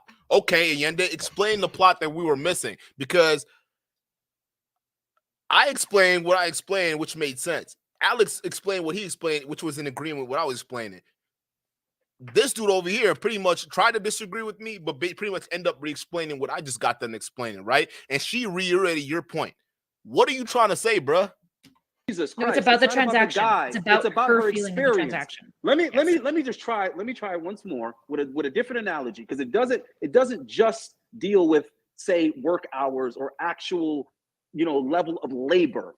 Let's say that a woman is trying to plan a birthday party for her kid. She's trying to plan a birthday party. She wants this. She wants to pick out that. She's putting in all this effort to plan this party for her kid. And the father is like, yo, here's some money. Just go do whatever you got to do. She wants him to be just as involved as her. And his attitude is, yo, I give you the money. Call the caterer. Order this. Just buy whatever you got to buy. And she's like, no, I want you to actively care too. I want you to pick out colors too. I want you to pick out the right Spider-Man too. Before I even say my obvious answer that I'm going to say, right? Ayindei, like, what are you talking about? The answer is plain and simple. She wants you to be involved in the experience with her, and all you're throwing at her is the money. Of course, she's gonna feel like, wait a minute. I'm putting all this time and effort and energy into the now, and this guy just wants to throw his money at it. I would require him to basically share in this experience with me, so it feels like we're both planning for this birthday party, rather than you just sitting on your ass and throwing money at me. Come shop for your son. Come figure out what plan with me, right? And women are looking for that. And my response was going to be basically, bruh, that's what she wants. She doesn't care about your money at the end of the day, bro. It's not about the money at the end of the day. It's about the experience. You talking about money this, money that, money this, money that. Who gives a fuck, bro? At the end of the day, she's pissed off because you're not sharing the same experience with her. You're just throwing money at her. That's cheap. At the end of the day, what is the money worth versus a lifetime of experience you can keep with you? That's what she's asking. wants to share the exact experience with and the him. father's I like, was exactly what I'm she's paying for talking this about. You would listen to that. Listen, that bro, I used to do that shit all the time. I still do that shit. I just give money for birthday. Like, listen, it's one of those things right. where The there's one woman thing wants about to building feel you're putting in the experience. I've been same married effort, before is what I'm and saying. divorced, so I know exactly what that No, is. I hear And, what like, I hear. I've been that guy where it's just like, here, go pay. Now it seems like I'm not listening or whatnot, but if you notice, I've not gotten a chance to really even expound on my points. Okay. I've not gotten a chance to expound on any of my points, bro. I've been cut off by all these niggas over here. All right. So I'm letting you know the woman doesn't care about the money at the end of the day. She just wants you to feel like you're involved in the experience with her. And he agrees with me and then disagrees with me in the same sentence. That's why I was so confused in this whole debate. It didn't make any sense. For her birthday, go buy this, go buy this. But I never considered sharing in that experience. So if we're doing it in the context of relationship, if we're clear here to your example, then yeah, bro, like she wants you to be in that experience. If you're not, yeah, she's gonna feel some type of way because she feels as though she's putting in more effort and you're trying to toss your money around. It's not about the money at the end of the day, it's about the experience. That's the way I see it. But I hear that's the point that I was making. But how? Chat, you just listen to this whole thing with me. How was that the point he was making? How was that the point he was making? Jesus fucking Christ. And y'all was watching this live, and some of y'all were coming at me like I was crazy. I'm like, what are you talking about? This man literally just said something and then just turned around and said something else and then acting like I'm crazy or everybody else is arguing something else. Like, clearly we're not arguing the same thing. Look at dude over here cheesing because he knows. Like, niggas ain't stupid. We know what we heard. I know that was the point you were making, but I was trying to like explain it to you. You were saying I didn't know you didn't know I was like it was some. I guess it was some miscommunication, but like Can I maybe pose a question? Yeah, because I think you guys are agreeing. One quick point. We were agreeing this whole time. I knew where I was at. I didn't know where everyone else was at. It seemed like everyone else came to the same conclusion I came to. So I got to ask Ayindei where he was coming from because that's where I got confused. I'm like, what are you talking about? We're agreeing on this, but then you're turning around and disagreeing with me. So are you, because you're saying the same thing I'm saying, and then you're saying something different. You see what I'm saying? So y'all asked me, where did I fuck up in that? But some of y'all in the chat talking about I was sitting here just arguing to argue. He said I was arguing to argue. How am I arguing to argue when at the end of the day we're just saying the same thing, but you said something different? And when I called you on that point, now we're saying the same thing. Bro, I need my ones, bro. Fuck that. I need my ones. Rematch this shit. I want my ones back, bro. And then it's all your call. I just want to say, like, with that birthday party thing, like, I can totally foresee that situation happening. But I think as a guy, you can also control your way right out of that and be like, oh, baby, you're just so much better at this shit than I am. I don't know how to organize here. You do the organizing, you do all this shit. You're so much better than I am. I'm gonna go and focus on the work part, right? And like you can like that one is like a 30-second frame control battle. You can get you like totally flip that on. You get the girl on board. Anything, but get the girl totally on board to do all the work, right? So that's you having the skill set to do that, though.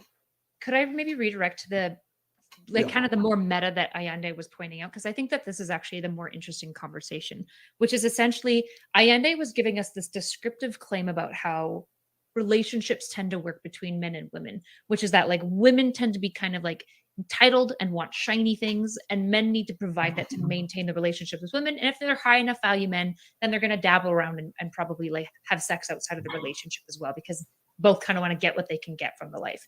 And so what I think is interesting such a about cute this puppy. is kind of what Nick pointed out and I wanted to actually hear Ayindei's response more directly, which is I don't know if I agree with the descriptive reality. I think that that's a very, very kind of niche subculture of dating. I think actually most normal person dating doesn't look like this. It is growing though.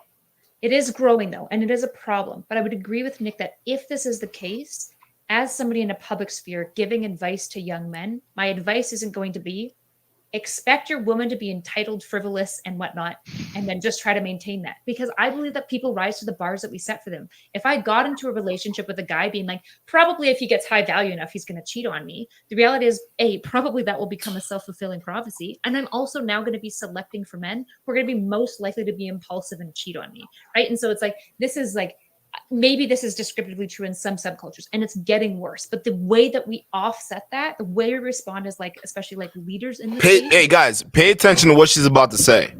Not that we're all like big leaders, but to the people that are listening to our voices, is to say, be better than that. Expect more from that.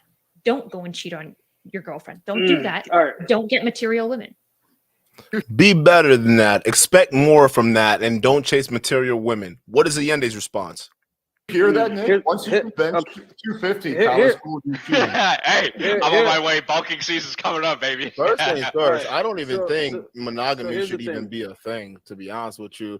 But You know, varieties of which I equally give attention to, different days, different. I'm talking about polygyny here. Okay, this is what I was talking about when I was referring to polygyny times. But like the idea of just like monogamy itself today, I think that's what young men should be preparing themselves for. That monogamy idea is probably not gonna be just the end all be all, because even if when you get married, you get into relationships, at some point, especially if your relationship is long enough, there's gonna be your eyes are gonna wander, male or female. It is what it is. So I like, and maybe there's few minority of people that can maybe stick it together like the old days, like mom and pops, but I guarantee you dig through them files, pops was doing something and moms was probably doing something you didn't know. So I'm just saying, bro, like the idea, I think we just need to evolve. Monogamy was a condition, social conditioning of an era that I think we're now starting to just evolve out of and into something different. I think just a different kind of poly style relationship would probably be a good way to go. I don't know. Maybe I couldn't get the word off because I can sense somebody wanted to go, but like Duke, let me jump in here real quick. Yeah, I'm not doing nothing with no poly woman. That's absurd. But you had sister wives, so you bragged about that. That's a polygyny situation, bro. You practice that. So what do you mean you have nothing to do with polygyny women or polygyny? Like, what are you talking about, bro? You did that. You practiced that. You married 2 women. You lived with them. You said that. You had sister wives. That's exact what your lifestyle is or was is what I'm describing. You hope you know that, right? So why are we disagreeing? Like, why would you just disagree with me on that? That was such a weird thing to disagree with me on. It was just like, I don't want nothing to do no poly women. But bro, you married 2 women, or not married. I don't know if he married both of them. He said sister wives. I don't know. That's just a term for him having 2 women at one time. But either way, you had 2 women at one. You were practicing that at one point. So I just didn't understand that point. It was just weird. It was like, wait a minute, what do you mean you don't want anything to do? Like, are you disagreeing with me? Because that seems to be a lifestyle you endorsed at some point. Maybe I misread the situation. I didn't know. But let me respond to the lady now, because here's the thing. I appreciate the altruism and the positivity and the optimism and all that. It's all great. I get it. But I think what you and Nick are doing here, that you're assuming I'm doing, which I'm not. He's talking about erudite here. Speaking from personal experience. And then Duke mentioned I'm in Miami and all this. I hate when people do that. Stop. It has nothing to do with where I'm at. I'm not from Miami. I've lived in many different cities. I've traveled a lot. Okay, so your worldview on dating right now is definitely not skewed by the place you're currently residing at, which is Miami. You're telling me Miami and dating in Miami has zero effect on how you're going to see women in the rest of the world? Because I'm going to tell you right now, my dating experience is going to be different from your dating experience. I don't date in Miami. I know the difference between Wisconsin women and Miami women. Okay. And they're not that. All right. They're not what you're describing. So it's not saying that I wasn't coming at you, Ayindei, when I said, you were from Miami. I don't know if you took that to offense or anything like that. It was basically saying that, bruh, you live in Miami, dog. The type of women that are hypergamous, they go down there. That's just what it is, a devil's playground. That's what they do. So you're in a situation where your hypergamy and your view of the red pill is going to be a lot more extreme than guys in different regions. That's all I was referring to. Now, you guys are talking from personal experience. You guys have a good relationship. You found people that have the same energy, values. That is wonderful. But again, minority. Okay, minority. All right, and if that was the case, then everybody in the mainstream, like the majority of public, would be in happy relationships, and they're not. I meant polygyny. I meant polygyny, not polyamory. Sorry about that. All right. So the chat so what I'm no saying is, polygyny, guys. If you're not where agreeing did, with that, I don't know what else to tell you. if you're trying to hit a moving target, you don't shoot where the target is. You shoot where the target's going to be. So the reason why I'm giving these views is not even because I'm set in stone with it. Again, I'm not talking about my experience, dude. I live in Miami. I just got out of a 3-year relationship. It was good for the most part. Okay, you just got out of a 3-year relationship. I don't know if that has to do with why you have your type of views on how you have relationships.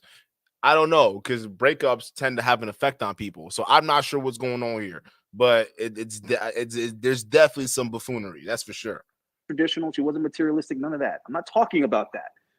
I know how to pick the type of women I want for the situation I want. It's not an issue. All right. I know where the girls are who aren't materialistic and whatever the case may be. I know how to screen them, blah, blah, blah. What I'm doing is I'm speaking to the men that need to hear it the most, which are the young men. And I'm sorry, but they cannot thrive on that optimism. They can't thrive on that how it should be. And I don't think that, no, I have to prepare them. I'm not telling them to expect every woman to be this, that, and the third. I'm telling them that that is becoming the dominant society. That's who has the microphone right now. The girls that are getting flown out, that's who has the microphone. The girls that are materialistic, that's who has the microphone. The girls that are saying that a guy has to make 6 figures or more, that's who has the microphone. So yeah, I get it. There's still good girls out there, but we're not hearing from them. And guys are having a hard time. That's another thing I think that Caleb doesn't, I feel like you don't, I think you underestimate how difficult it is for guys to meet women and to get into the type of relationships that they want with women. The average guy is not as lucky as Nick. The average guy is not as lucky as Alex.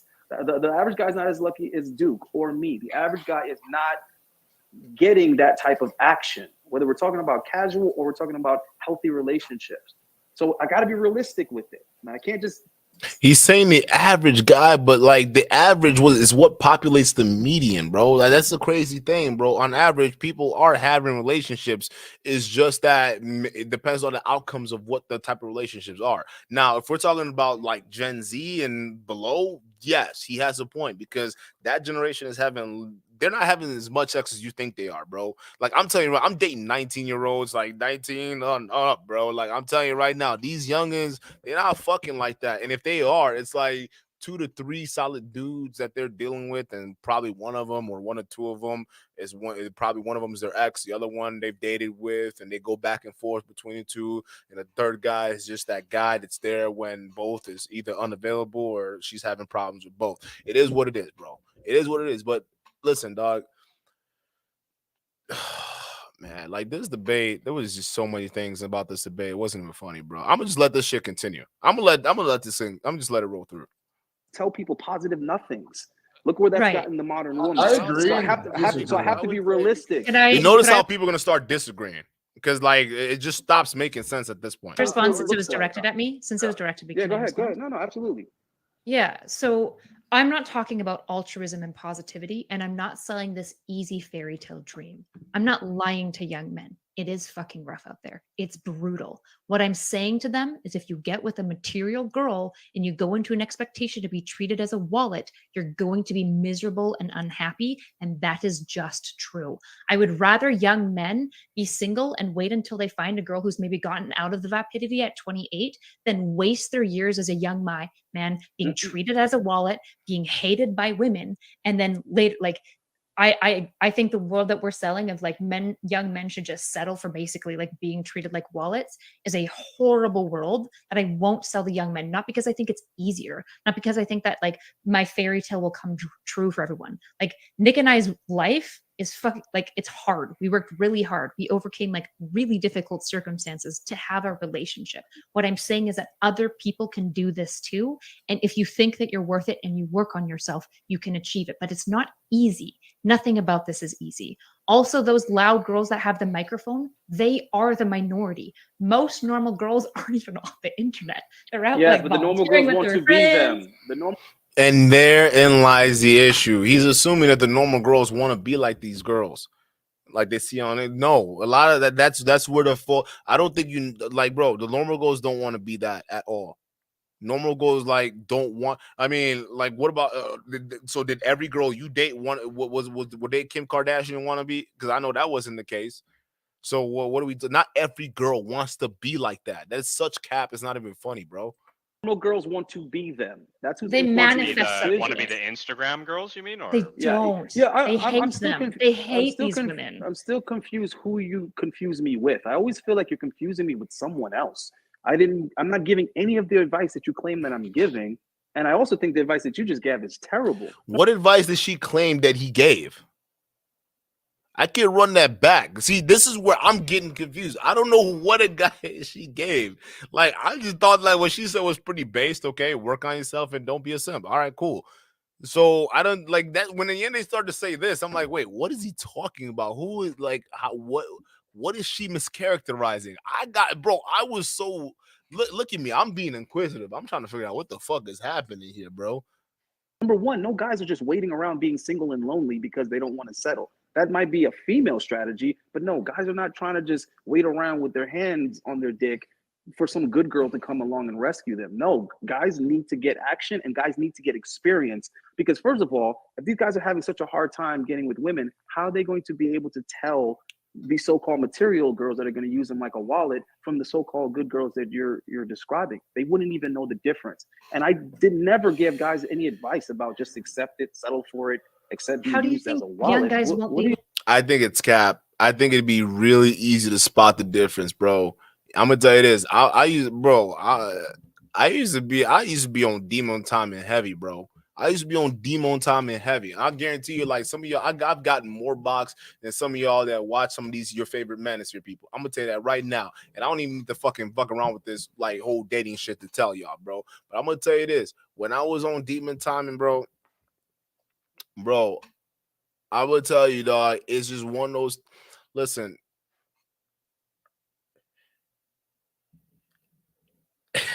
I don't know if I want to tell on myself here, bro. But I'm just telling you, bro. Like, men, especially guys who are on that, bro. Yeah, like a lot of the Manosphere. Listen. When he talks about getting the experience, right? I don't want to get myself in trouble here, bro. Let's keep playing, bro. Let's keep playing. Accept it, settle for it, accept How do being you used as think a wallet. young guys won't What be are you able to tell talking the about? difference? Of course, like young men aren't just like drooling morons. Like, of Okay, course they can vet these things. first of all, guys are getting duped by women left and right because they don't have enough experience with them. That's why all of these hustles can exist. That's why girls can put their Cash App and their Venmo in every social media bio. That's why they can pull up GoFundMe's and all this other kind of stuff. That's why guys end up in the friend zone. Guys have a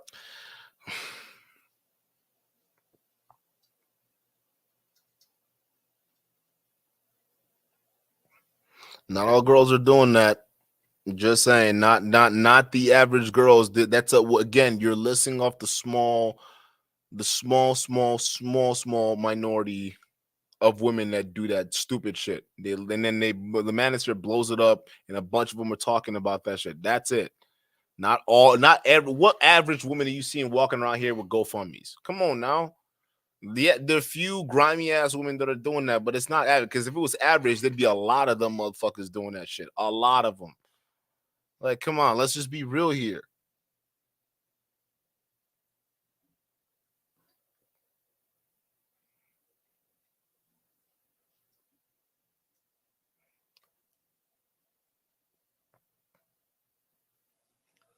Like we gotta be. I don't know, bro. I don't know what to say to that. Like, listen, it's not just sitting there. Listen, listen, the Manosphere has stories of guys, of like ladies who are doing this stuff. You see these busted up chicks who got like freaking GoFundMe accounts, or some of these, like, remember the Atlanta situation, the All-Star event, where a lot of these girls were doing OnlyFans, or not OnlyFans, they were doing GoFundMe because, what do you call it? They didn't get, they didn't get that dream baller that they wanted. You see what I'm saying? That little shot caller. So they got left out. So they had OnlyFans, or not OnlyFans, GoFundMe to fund their trips back. Okay. Yeah. But are you saying that, listen, there's over 300 million people in this country alone. Okay, if we're gonna say half of them are women, that's a lot of women. You're gonna say out of 320 or 350 million people we have here, half of that being women. You telling me all of them are going to flying out the All-Star, right? The average of those women, right, which is going to be something, a huge ass number, flying out, doing all that stuff? No. Chances are it's just a small percentage of those average ass women that will go there. I'm not saying that average women aren't doing that now, because we're in the age of social media. I mean, look at TikTok. Average woman could get that 15 minutes of fame like that, right? And guess what? All that proves is that there's an army of simps just willing to do a bidding of an average broad. What does that tell you? That says less about the woman and more about the guy that's funding her lifestyle. Get real. I have a very hard time understanding women, a very hard time communicating with them and understanding what they need to do or what adjustments they need to make. And granted, your advice makes it sound like just being a good guy that's only willing to accept a good girl is somehow gonna get him. And then you say how hard you and Nick had to work. Well, my message has always been that guys have to work hard and put themselves in a position where they have options so that they can make the better choice. You can't make the better choice if you don't have options to begin with. Mind you, Ayindei just said that before. Like, work hard, improve yourself. All that stuff's not easy. And then Ayindei coming in saying that, no, that's not what he supports. Watch what I'm about to say. You can't make the better choice if you're only option. That's what I was like. Nobody heard me. I'm like, that's basically what she just said. Like, I don't even know who she is. I don't care. And I think she said some stuff that I don't agree with. But even I know when she's agreeing with you or trying to understand where he's coming from. So that's when I realized at this point that, like, he is going after her for something, and there's something here. Options are bad. No, that's so just can I respond to what Ayindei said earlier? Because I sure, but just to be clear, I'm taking notes verbatim on what you're saying, so I'm doing my best not to, like, in any way misrepresent your ideas. I am struggling because it does seem like you're actively misrepresenting my ideas as like fairy tale Lala dream girl, which is not at all what I do or what I say or what I'm communicating here. Right, but that's how it's going to sound to guys, though, because it's not. Yeah, but that's not what she said. She said exactly what you said. She actually quoted you. And then you turn around and said she said something different. And then you're trying to imply to her what she may have meant or what guys are hearing. I didn't hear that, and I'm a guy. I'm a logical guy. I mean, I'm logically processing. Every word she said, I paid attention to it. And it sounded similar to what you were preaching. So I don't know what you heard or what guys are hearing. But if guys are hearing something different than what I heard, then guys are in trouble. Because that means guys are not listening. Because what I heard was basically what Ayindei said, but a woman said it. That's what I heard. It's very wishful, though. It's very wishful. But well, maybe I can bridge the gap. Hold on, time out, Alex. Can I just say one thing? Because wait, time out. Part of what she said was guys to need to improve themselves, and you said that same thing as you, Ayindei, as you were going on too. So, what part about that do you disagree with? Because I think first of all, I didn't disagree with that point. That's no, but how you were saying that she is misunderstanding you for somebody else and saying that you don't advocate for the exact same thing she just quoted you for basically quoting. So I'm trying to, y'all in chat, y'all understand, I'm trying to get to the bottom of this. Okay, she just said guys improving themselves, and she basically talked about that. There wasn't anything pie in the sky in what she said. Ayindei, you seem like you're disagreeing. What do you disagree with? He just said he doesn't. Then what are we disagreeing about? Then what the fuck are we talking about? I don't know what I'm talking about. Like, what are we doing? Like, but that's where she's coming from. When you're saying you misrepresent her, she feels misrepresented because she just said the exact same thing. And I feel misrepresented too because I didn't give any of the advice that she's. How? But she never said you gave those advice. She was just trying to basically paraphrase what you said because we were all initially confused from the last beating that you gave us. We didn't know what the fuck was going on with the last topic. Now we're talking about this one, and we don't know what the fuck's going on still. So how do you feel misrepresented too, bro? Like, it doesn't make any sense to me because now I'm like, I'm confused. So what did Ayindei say that misrepresented you? Saying that I'm giving to guys. All right. So, for example, did you say? Okay. Did you say? I said that the world that you described verbatim, which is that women want shiny things and that men want to have frivolous sex, is just the descriptive reality. And I want to pair men. That's what you described. said I That's want to not prepare what I men for said. that. That's what you said. I wrote it down. That's what I said. I said the women that are in the position to get these things are going to indulge in themselves, just like the men that are in a position to are also going to indulge in themselves. That's the same thing. Men want sex. Men are going to indulge in sex. Women want what they want, and they leverage sex. So you just rephrase exactly what she just said, and then said that. I guess I'm stupid, dude. I guess I'm fucking stupid. Yeah, fuck it. Whatever. I'm dumb. I'm a dumb idiot because clearly I didn't just hear what I just heard. So that's what I said. I didn't say that that's the way the world is, just accept whatever it is that you're talking about. I described a different world. I'm describing what guys would have to use a discernment to differentiate. That's what I'm describing. So well, here's the issue. Hold on, Nick. I'm the same guy that said there's plenty of good girls out there. You would just have to know how to find them, and you would also have to qualify for them if you found them. You can't be used as a wallet if you don't have the fucking wallet. And you can't make good decisions with your money if you don't have the fucking money to make the good decisions on. You can't spend or not spend the money on the good. Okay, I get it. But then what about the guys who get girls and get the respect without having the money? It comes back to the same conversations. I don't believe you need money because I was broke and I still pulled girls. There are Mexicans with families coming over the border right now, whole ass families, right? And their women still respect their men. They don't treat them no different. Men work, they don't make as much as other men out there, but they still stay home and respect them. So it's less about the money and more about the culture. Can we talk about that, please? Otherwise, if you're making it more about the money, it's just weird, bro. You don't even have it to begin with. So obviously guys would have to level up to even be in a position to provide or to spoil a woman. And then so are we talking about providing a spoiling, or are we talking about guys having sex? Because if we're just trying to have sex, I don't need to be rich to have sex with a woman. I can do that anytime I want if I wanted to. I was gonna say it right now, but it's like almost 2 a.m. where I'm at, so I'm definitely not getting played right now. But I'm telling you, listen, I don't need to be a filthy rich person or have my life in order to go get sex. So are we talking about sex? Because if we're talking about sex, you're wrong. If we're talking about relationships, then I can see where you're coming from. Because then you're going to need a long-term relationship. If you're going to have that, then you need the money and the finances to support that, right? Because eventually kids can come out of that, right? So I understand that. But then we're mixing two things up in one, and I'm so confused. I'm going to play a little bit, and then we'll cut out. But I was just I just had to because I felt very underrepresented in this interview. It wasn't even funny, bro. My views, I didn't even get a chance because listen,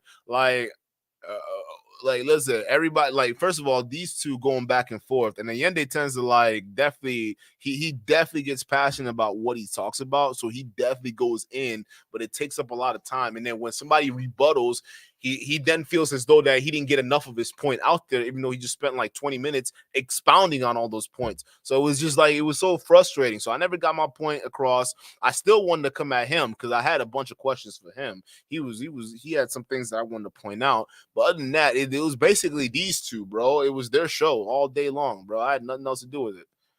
Wait. Do you think? Do you think that the good women? Not the amount of guys that's complaining. Hold on. Because the amount of guys that are complaining are not the guys that are willing to put in the work, and that's what the red pill's not honest about. We gotta be straight. We gotta be straightforward with it. Because at the end of what you just said, you just put yourself in the trap. Because at the end of the day, those guys will have to improve themselves. But if we look, I didn't put myself in any trap, bro.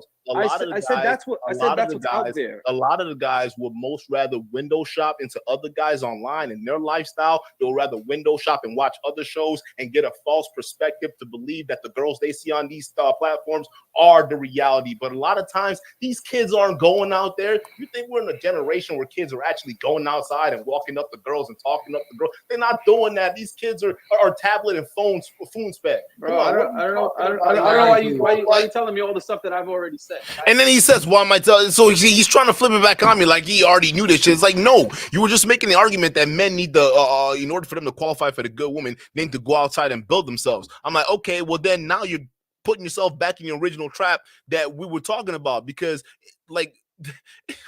fucking A, bro. If they have to go back and build themselves, the guys that are right now in the red pill, they're not on that timing right now. They're not going out there and building themselves up. They're not doing any of that. Matter of fact, if they were, we wouldn't have as unhealthy males in this society as we do today, but we do.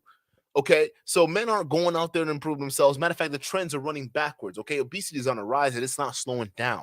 Kids aren't going active. There's no PE, and even institutions aren't supporting that stuff anymore. Remember, we used to have PE in school? That's gone, or mandatory, right? You know, presidential fitness tests and whatnot. That's gone. People are not even showing up to gyms. Those are getting shut off. Coronavirus cut that shit off. All right, think about it. Kids aren't being incentivized to go out right now. They're not incentivized to go out and even talk to girls. And on top of that, they're being taught these confusing messages in school on even how to deal with them. So there's a lot of problems right now when it comes to situations like that. So even if we go with your scenario, these boys still have to go out into the world and make something out of themselves in order to qualify for them good girls, right? Okay, great. But the guys we're talking about aren't those men at all, because the men in the red pill, they aren't going out there to better themselves. They're mostly at home window shopping online. And that's the point I'm trying to make. And he's acting like he already had that point. But then why were you arguing with me in the first place? Like, why were you arguing with everybody? We were all agreeing. But then everybody in the chat was saying that I was arguing to argue. How am I arguing to argue when, like, I'm being... He's saying that we're misconstruing him, but he's misconstruing everybody on the panel. Like, that's how I feel about that. I want my ones back, bro. Hey, run my shit back. I want another debate. I want another debate because we got to get to the bottom of this, bro. I don't agree with that. No, but that's not what you. I'm just trying to figure out where the because now I'm confused on what the dynamic is, bro. That's not how it was phrased. I'm just saying, what you're saying is correct. You're correct on that, and I'm agreeing with them. I'm like, yo, you're correct, dog. Like, you're rephrasing. You keep rephrasing this shit. Like, how do you keep doing that? You confusing everybody. What's the quantity that I'm saying? Level of guys. You're making it sound like all guys out there. No. I didn't make any. Nah, bro. It's not. First of all, I just said every guy. I said most guys don't even. Most guys aren't even in that position. So everybody, we're gonna go around. Everybody, tell me what it is that I said that's false. Dude, the vast majority of focus on this. Hold on. Everybody, tell me what I said that's false. Every one of these freaking dating platforms, all these, they're in the chat. These men, all right. You go Fresh and Fit, they'll even tell you stories of guys who do the exact same thing. Listen, bro. Do you understand the simp economy we're going to?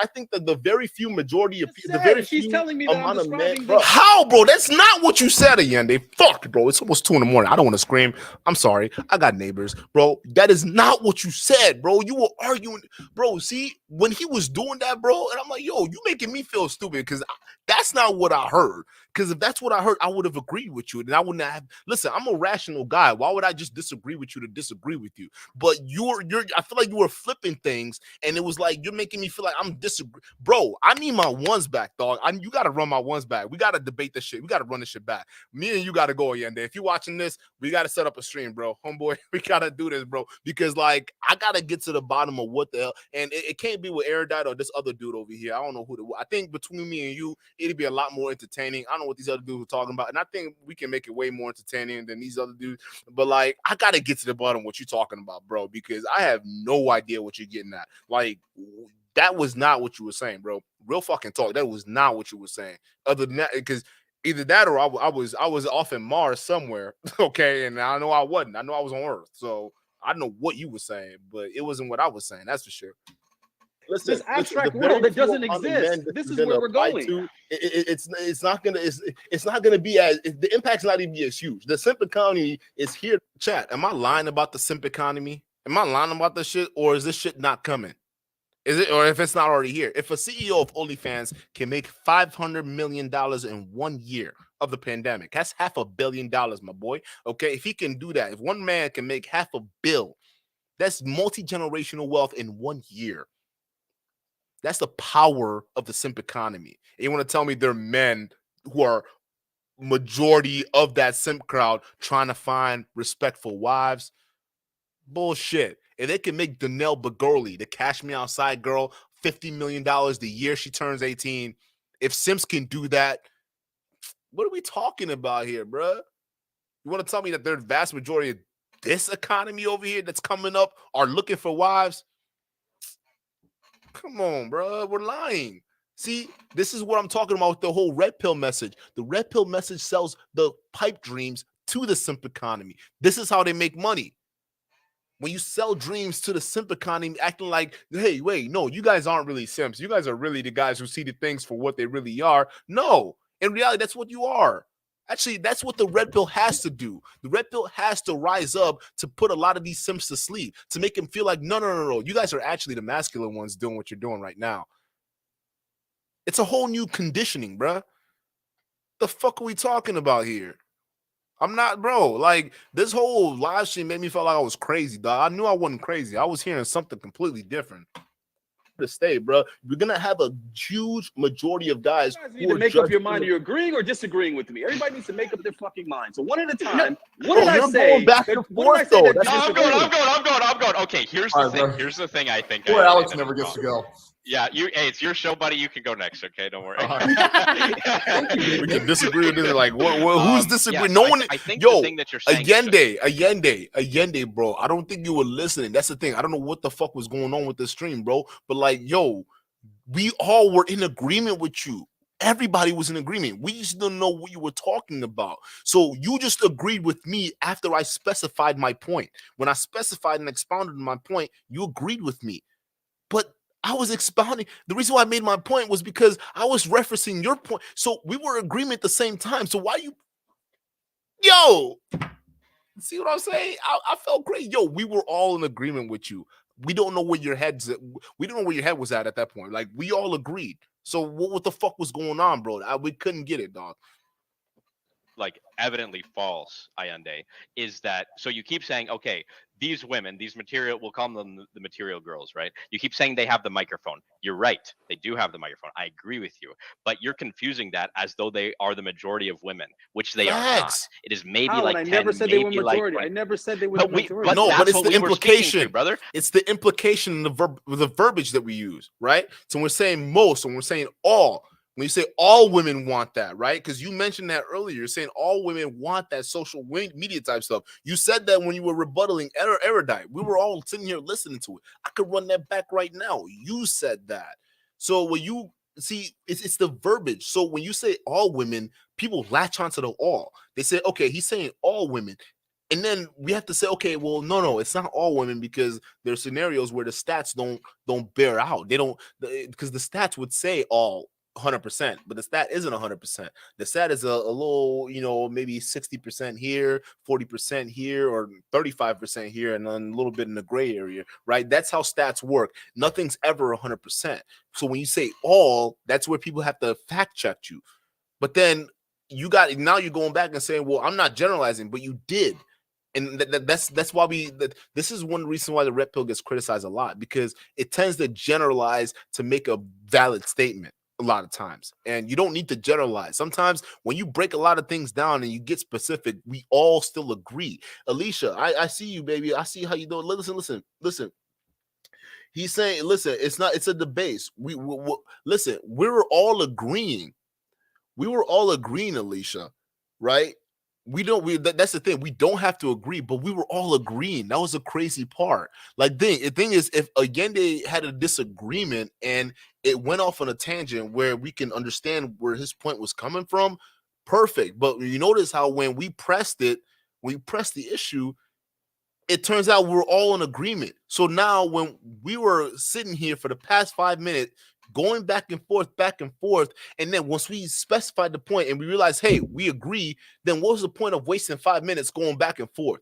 This could have been a much more productive conversation, is what I was saying, right? We could have been debating about so many different topics, but we kept going around the same thing because these two, I don't know what the fuck was going on between the both of them. But this could have been easily a better debate. Easily. So that's what I'm saying. Me and Ayindei have to go next time and get these guys out of here. I don't want any distractions because I want to get to where he's trying to get at. And I think it's going to be good content. Real talk. I want my ones back too, because I didn't like the way that shit ran out, because I felt like he was trying to go at her, but then I was trying to listen. Here's the way I saw it. He was trying to go at her to check her, and I, being the new guy into this situation, was basically seeing the contradiction between the statements of both of them and trying to figure out what the fuck we're doing here. Are we arguing about what these two are going at? Or are we arguing about the topic? So we have the topic, and then we have these two and their undercover side quest rivalry going on. You see what I'm saying? That's the thing. But real talk, bro, Alicia, you're right. We don't have to agree. But the point is, we were all agreeing. We just spent 5 minutes disagreeing about something we agreed about. And I was pissed off because I just wasted time that didn't make sense. Like, why did I just waste 5 minutes arguing about something that we agreed on? Like, what the fuck was... It's a debate, okay? We debate on things that we don't agree on. It is what it is. But if we end up agreeing, then what the fuck was we? Why did we just waste 5 minutes debating on something we agreed on? Alicia, that's what I'm trying to get at, baby. It just didn't make any sense to me. You know, I'm not saying. Listen, we don't have to agree. I'm just like, why are we? I just wasted time, bro. That just killed me. Like, why? I just argued for 5 minutes about something we at the end of the day agree with, and now you're trying to change it to something else. So what do you mean? Like we were okay, so then that's a misconception. They're Okay. Not, no, because y'all not gonna sit there and act like I was sitting here misrepresenting myself. Because bro. Okay, see, I kind of was wilding here, bro, because I was pissed. Because after we just realized we all agree, bro. Because listen, by this time, if you guys were watching the chat in this live stream, like live, because I was looking at the chat, everyone was like, "Oh, Duke is just arguing." I'm like, "What are you talking?" I'm trying to see where everyone is coming from. So I was misrepresented by the chat. In his chat, I was misrepresented. They were calling me out, trying to say I'm like, "What are you talking about?" I'm just trying to understand, and we just agreed. But then everyone's trying to move on. I'm like, nah, y'all can't move on because y'all trying to make me look stupid, I feel like. Because how you gonna make me feel stupid when at the end of the day, I was right and we're all just agreeing on the same thing. Y'all see where I'm coming from, right, chat? Or am I wrong? Because, I was feeling that the whole stream. I'm like, yo, wait a minute, bro. Like, hold on. You can't just sit there. Ayindei is going to talk for like 20 minutes, right? I don't get a chance to expound on my points. And the chat say, oh, I'm just trying to argue with him to argue. And Ayindei did say on the stream that I was arguing with him to argue, which was not true. I was just trying to see where he was coming from. So I was misrepresented. I want my ones. So we not just going to fucking all just agree and move on, bro, while y'all just have me for the last 45 minutes sitting here looking crazy after I'm like, yo, I just made the exact same point all y'all are making, but y'all were disagreeing. The fuck sense does that make? I want my ones. Y'all not going to see me and make me look crazy on the stream. Hey, there's Duke over here. We don't play. Come on, bro. We're all on the same page. It was just a little because we're all talking about all women. That was the premise of this whole conversation. You guys are getting confused over semantics. I'm just trying to get us back. I'm just trying to get us back on page, man. Okay, you know what, Alex? Go ahead. Let me finish. Actually, I wrote down notes. I'm all scientific about it. I actually wrote down what I agree and disagree with what Ayindei said. So I agree with the statement that you made that most guys are not like me or you or Duke or Nick. I agree with that statement. But when it comes to me, that's because I spent a decade learning game fanatically. But I think the reason most guys are having a hard time isn't to do with women. It's to do with them. They're not learning social skills. They're jerking off all day. They have no friends. They have no desire. They're not going out and actually interacting with girls. That's what I said. The issue isn't the girls. To a small extent it is. But the issue is largely the guys, right? That's why they're so unsuccessful. Bro, chat, this is what we talk about in the space. That's why we call a lot of these hypocritical rep people out, because a lot of times when you look deep into it, a lot of guys need to just get on their shit. We're responsible for the simp economy. Guys make up majority of simps out there. That's a stat that you can't disprove. All right. So if we want to improve the relationships of dating and men and women nowadays, well, we need to improve or reduce the amount of simps that are out there. Meaning a lot of guys have to level up out of that shit. A lot of guys have to. So we were all in agreement. What we were disagreeing about?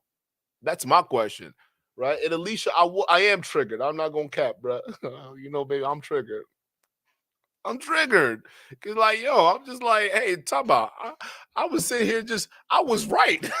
Wait, talk about. Wait, how y'all just gonna make me look stupid? But I was right this whole time. Y'all just ended up agreeing with me. So yeah, I'm kind of triggered. You know what I'm saying? But like, bruh, I almost didn't even get a chance, like, to even like expand because they were hogging the goddamn mic, bro. It was crazy. I'm just like, what the fuck?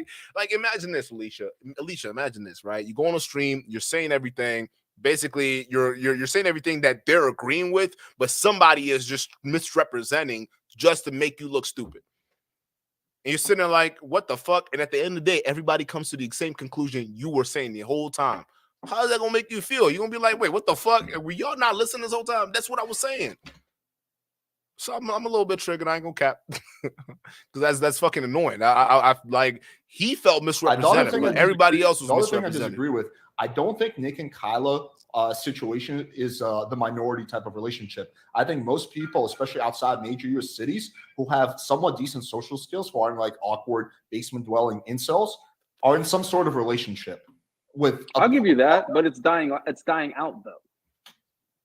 It's not that bad though. You make it sound so dire. Like it's still even in the cities, most girls aren't these material girls that you're talking about, except for maybe in Miami. And I'm not speaking to because you live in Miami, just because I've been there and I was like culture shock for me. But I live in a relatively big that's city. Miami. Yeah. So then why are you mad when I say that your dating experience, because you're from, I'm not saying you're from Miami, but you living in Miami, right? Why were you getting mad saying that like you hate when people say that? Like, but that's true though. Miami is a different playground. So if you live in Miami, that's your primary mode of resident. You can't speak to like dating outside of that space. Your worldview is your worldview. It's a culture shock for other people. Not everybody has Miami worldview. So how was I wrong on that? Most of the it's girls not about in the size city, of the city. It's about the reputation, the tone of the culture. It's just Okay, no, it's about the size of the city, bro. The denser the population, the more people venture into these type of situations. Listen, bro, if you go from a rural area where it's more communal, where everybody knows each other, because people tend to have to lean on each other and families to survive in those environments, versus a city where everyone's stacked on top of each other and you have strangers all over the place. Yeah, you have more incentive for activities like promiscuity and all these different things to take place in cities. The bigger the city, the crazier shit gets. That's why Miami, it's even crazier. New York, it's crazy. LA, it's crazy. The bigger the city, the wilder shit gets. I mean, what are you talking about? It's not the culture. The culture is the Western culture. That's all over the place. The size of the city depends on how worse shit gets. Cities. Most Dallas girls are like city versus just suburban and rural type. Okay, of okay, doesn't matter. Doesn't matter. Yeah. The point being, most girls are to some extent on a sliding scale these nice girls that we're talking about. It's just that guys that are especially feel like they can't find any girls are looking in all the wrong places. They're not looking.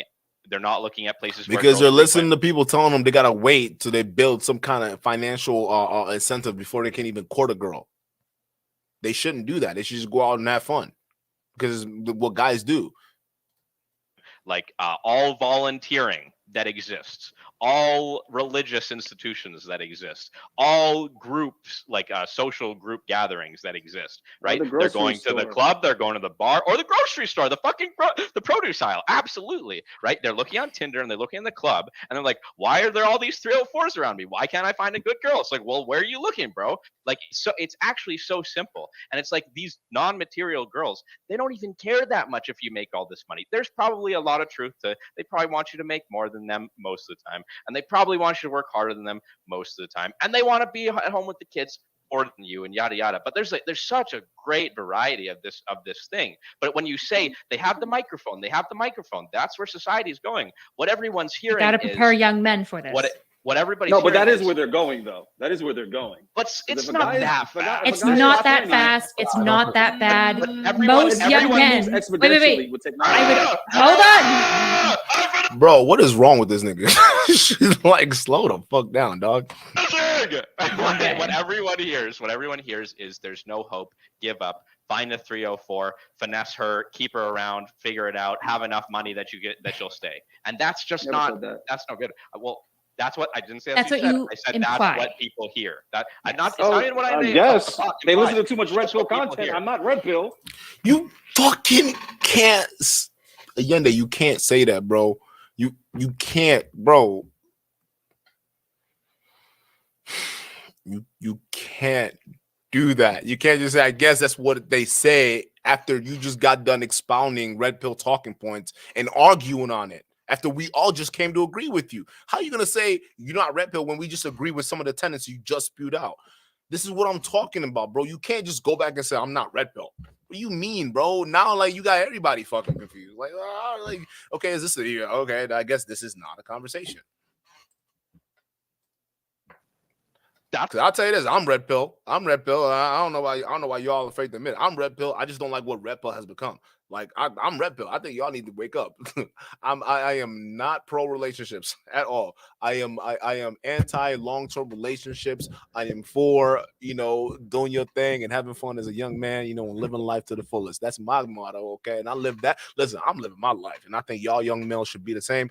My only thing is, I don't think y'all should be following rigid rules by some of these people online that you could tell have something funny going on. It's fair. I'm just telling you. The thing is if you're saying, I'm not red pill. If you're saying I'm preparing young men, if you're preparing young men for the fact that they're going to be treated like wallets, you are preparing young men to go find 304s when most women aren't doing that. The majority of women, as we agreed, they're not online. They're in charity work. They're in help fields. They're going to school. They're just living their normal lives and doing normal shit. Those are where men should be going to find good partners. A majority of women outside of certain U.S. cities, correct? Yes. Yeah. Even in U.S. cities, Alex just is go right. to volunteer services. Yo, I agree with Alex. Alex and I are on the same point, which is surprising because I thought I'd be a little bit more to the right of Alex, and I thought, if anything,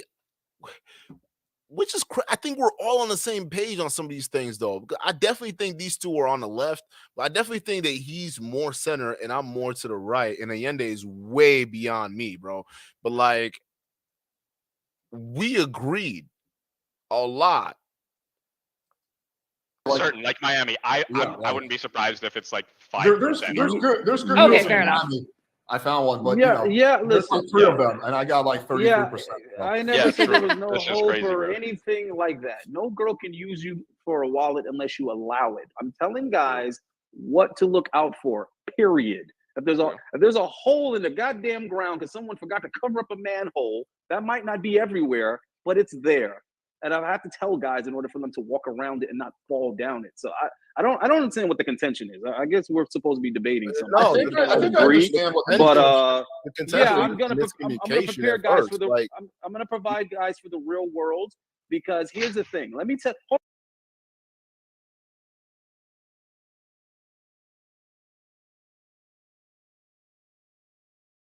on. Let me tell you what's the real world. Wait, what's the real world? Hold on. Let me tell you what the so-called material girls, right, have in common with the girls that are going to get guys' attention. They put a lot into their appearance. So unfortunately, the girls that the guys are going to be most attracted to tend to be the girls that are probably going to be potentially monetizing themselves. So yes, guys have to be careful. And guys aren't always going out there looking for relationships. Let's keep that in mind too, right? You guys are speaking from a different perspective. You guys are speaking from a different perspective.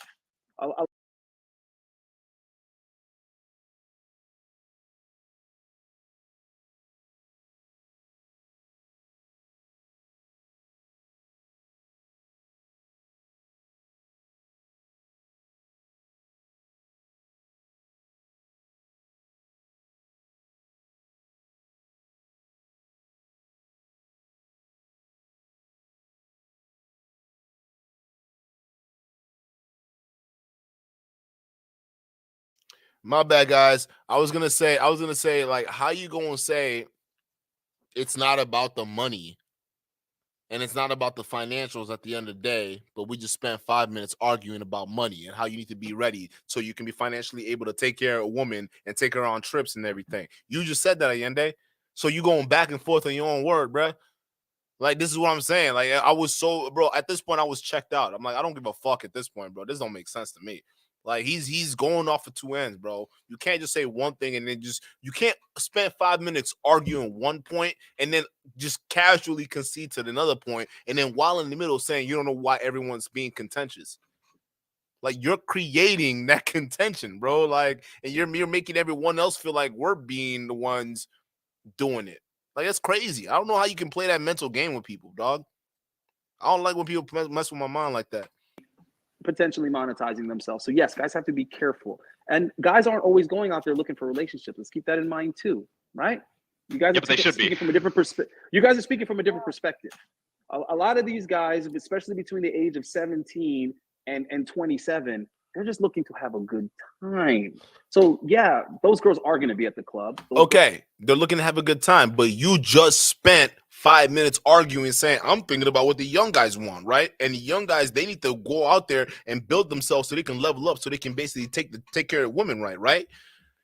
And now you're saying the young guys just want to have fun. So which one is it? what are we doing? Are young guys wanting relationships or young guys wanting fun? Because my argument to begin with was like, I think young guys should just have fun. I don't think young guys should be worried about relationships until they get older. But then you're mixing them up. Ayindei, I don't think this was a good interview for anybody, bro. I think we gotta run this back. We gotta do this again, bro. We have to. Those are going to be on Snapchat and Instagram and Tinder and so on and so forth. So we're just telling guys to be aware. And at no point in time did I say that they weren't good girls. I'm the guy that was doing authentic good girl search videos. Like, I'm the guy that's constantly telling guys, stop talking like that. They are good girls out there, but you have to first build you. But you can't say that when you said all good girls want to be like the Instagram thoughts. Like, what the Chad, am I crazy, or did he not just spend 5 minutes arguing that way before? So what the fuck? My fucking god, dog. You can't do that to people, bro. Like, real talk, dog. Again, you can't do that to people. You can't argue one point, and then when people are like are trying to say, okay, expound on that. What do you mean? And then make them look crazy, and then 5 minutes later make the exact same point. You can't just argue the point that's saying, hey, all good girls want to be really secretly want to be like these girls on Instagram or the girls with the loud microphones. You said that. We can run this play back, right? Now you over here saying that there are good girls out there.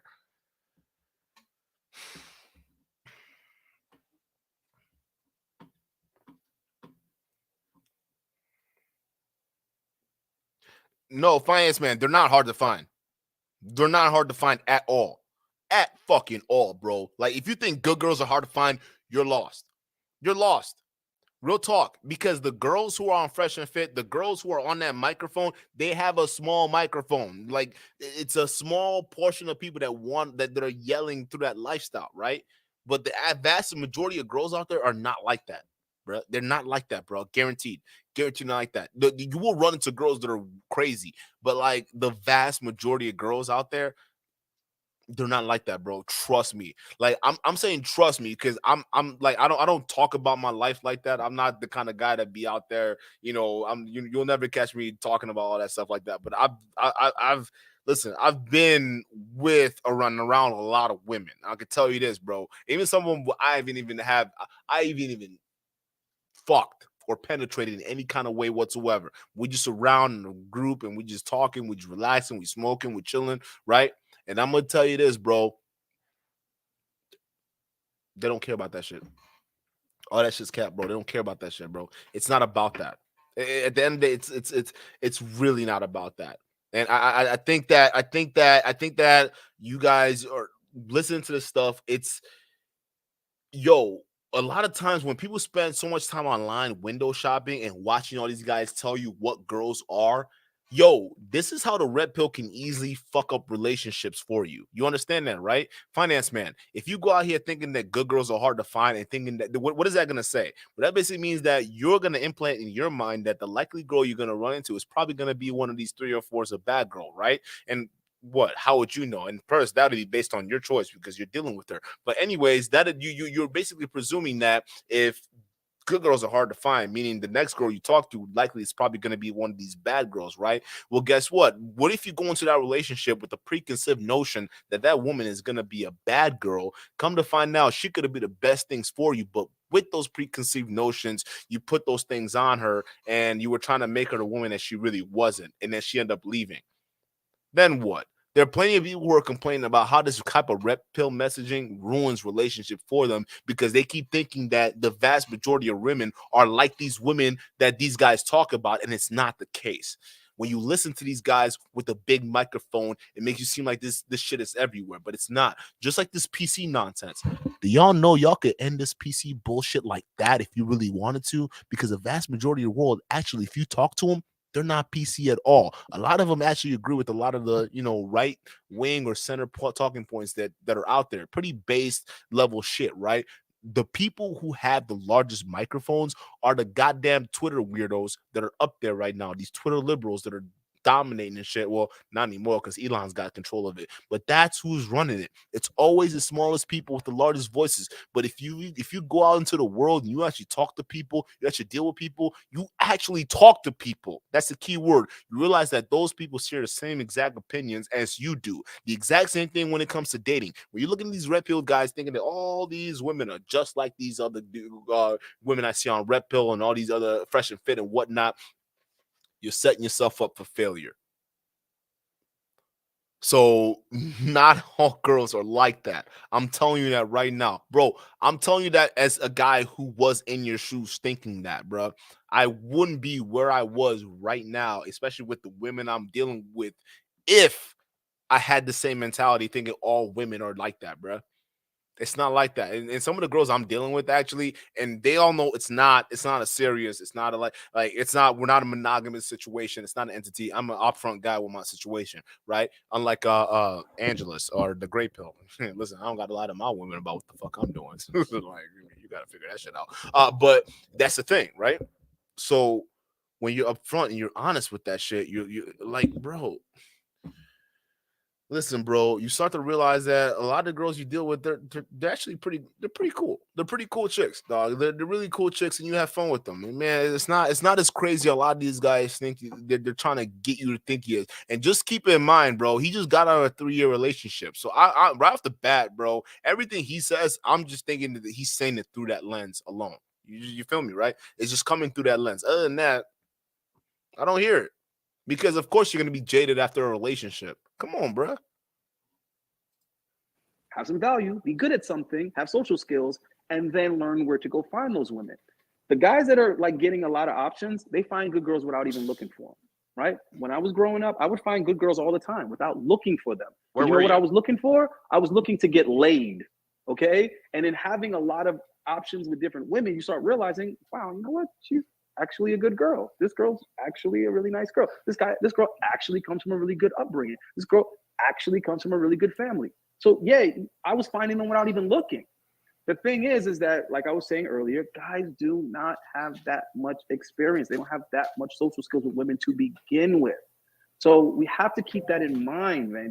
I feel like you guys are always making it sound easier than it is for guys to actually even meet women. Nah, man, where are we let seeing alone that?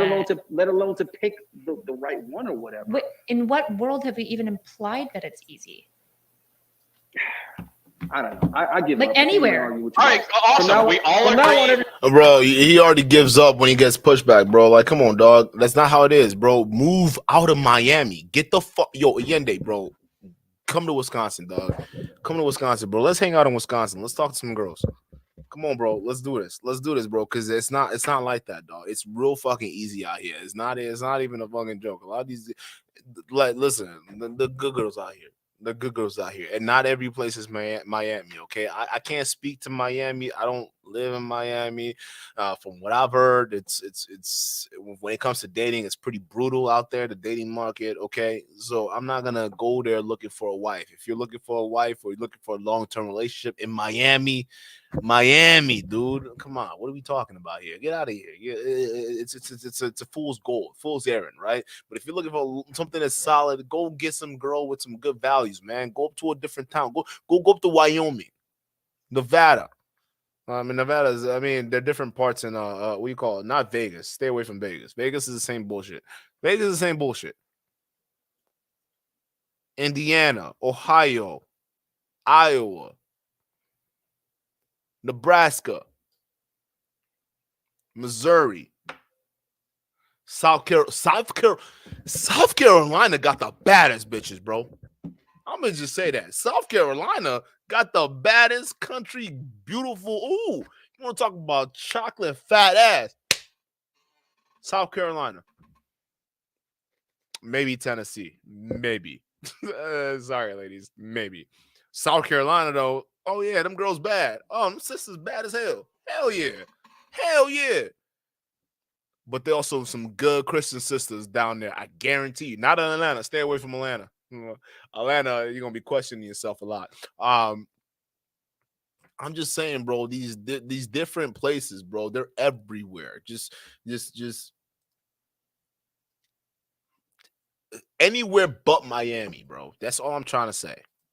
Everybody's right. Right. Yeah, we we're all all right. agree. We're all Everybody's right. I right. give There's up. lots of good girls out there. You know, men just got to work on those skills. There we go. We're all on the But same I think page. out That's of all the amazing. things you said, by far the most important one is social skills. This is where I think the red pill community goes wrong.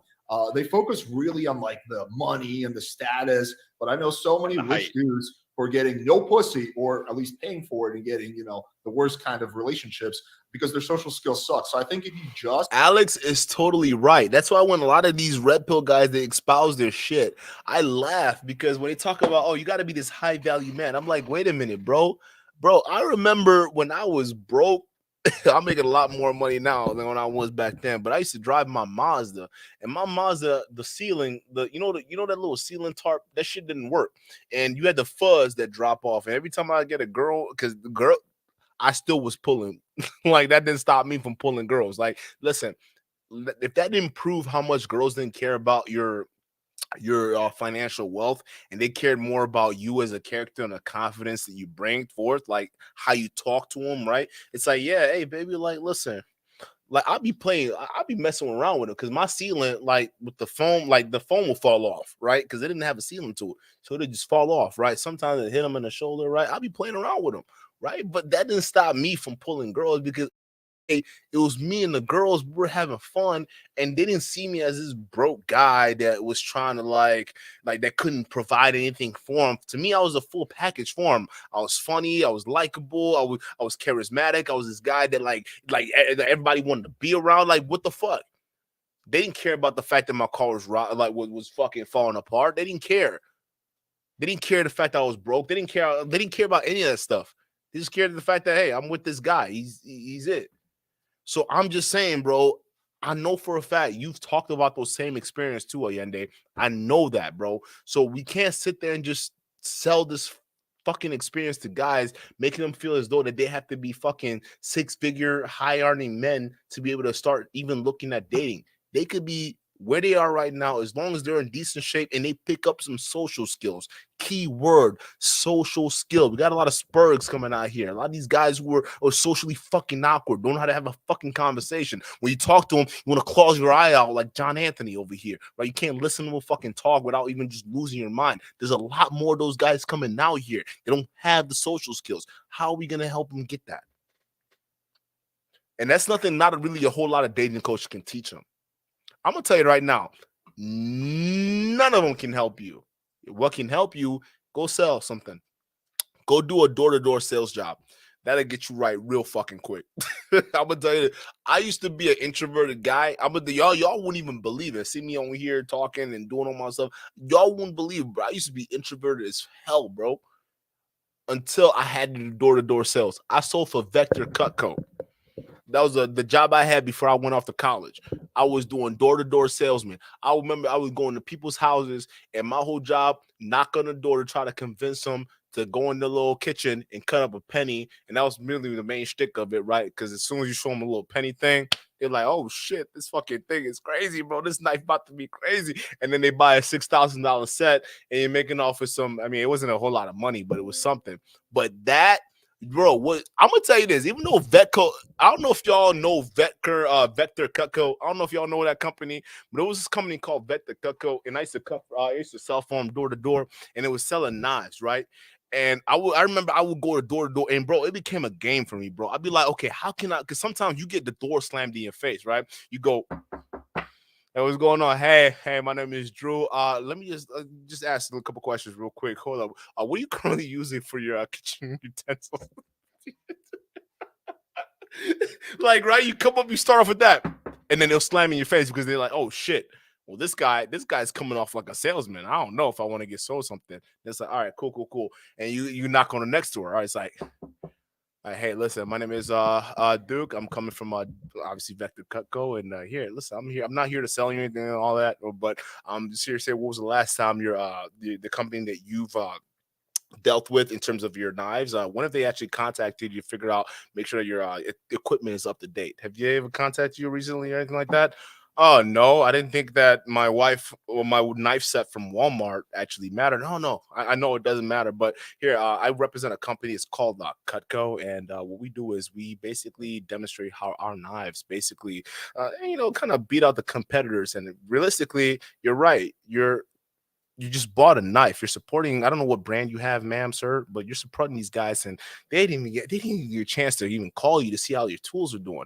That's not how we operate here at Vector Cutco. So you're dealing with me. My name is Duke. I'm your sales guy here. But before we even go into what I can do for you on the service hand, let's go ahead and show you what my services and what my tools can do for you. Right? Have you ever seen a scissors cut a penny before?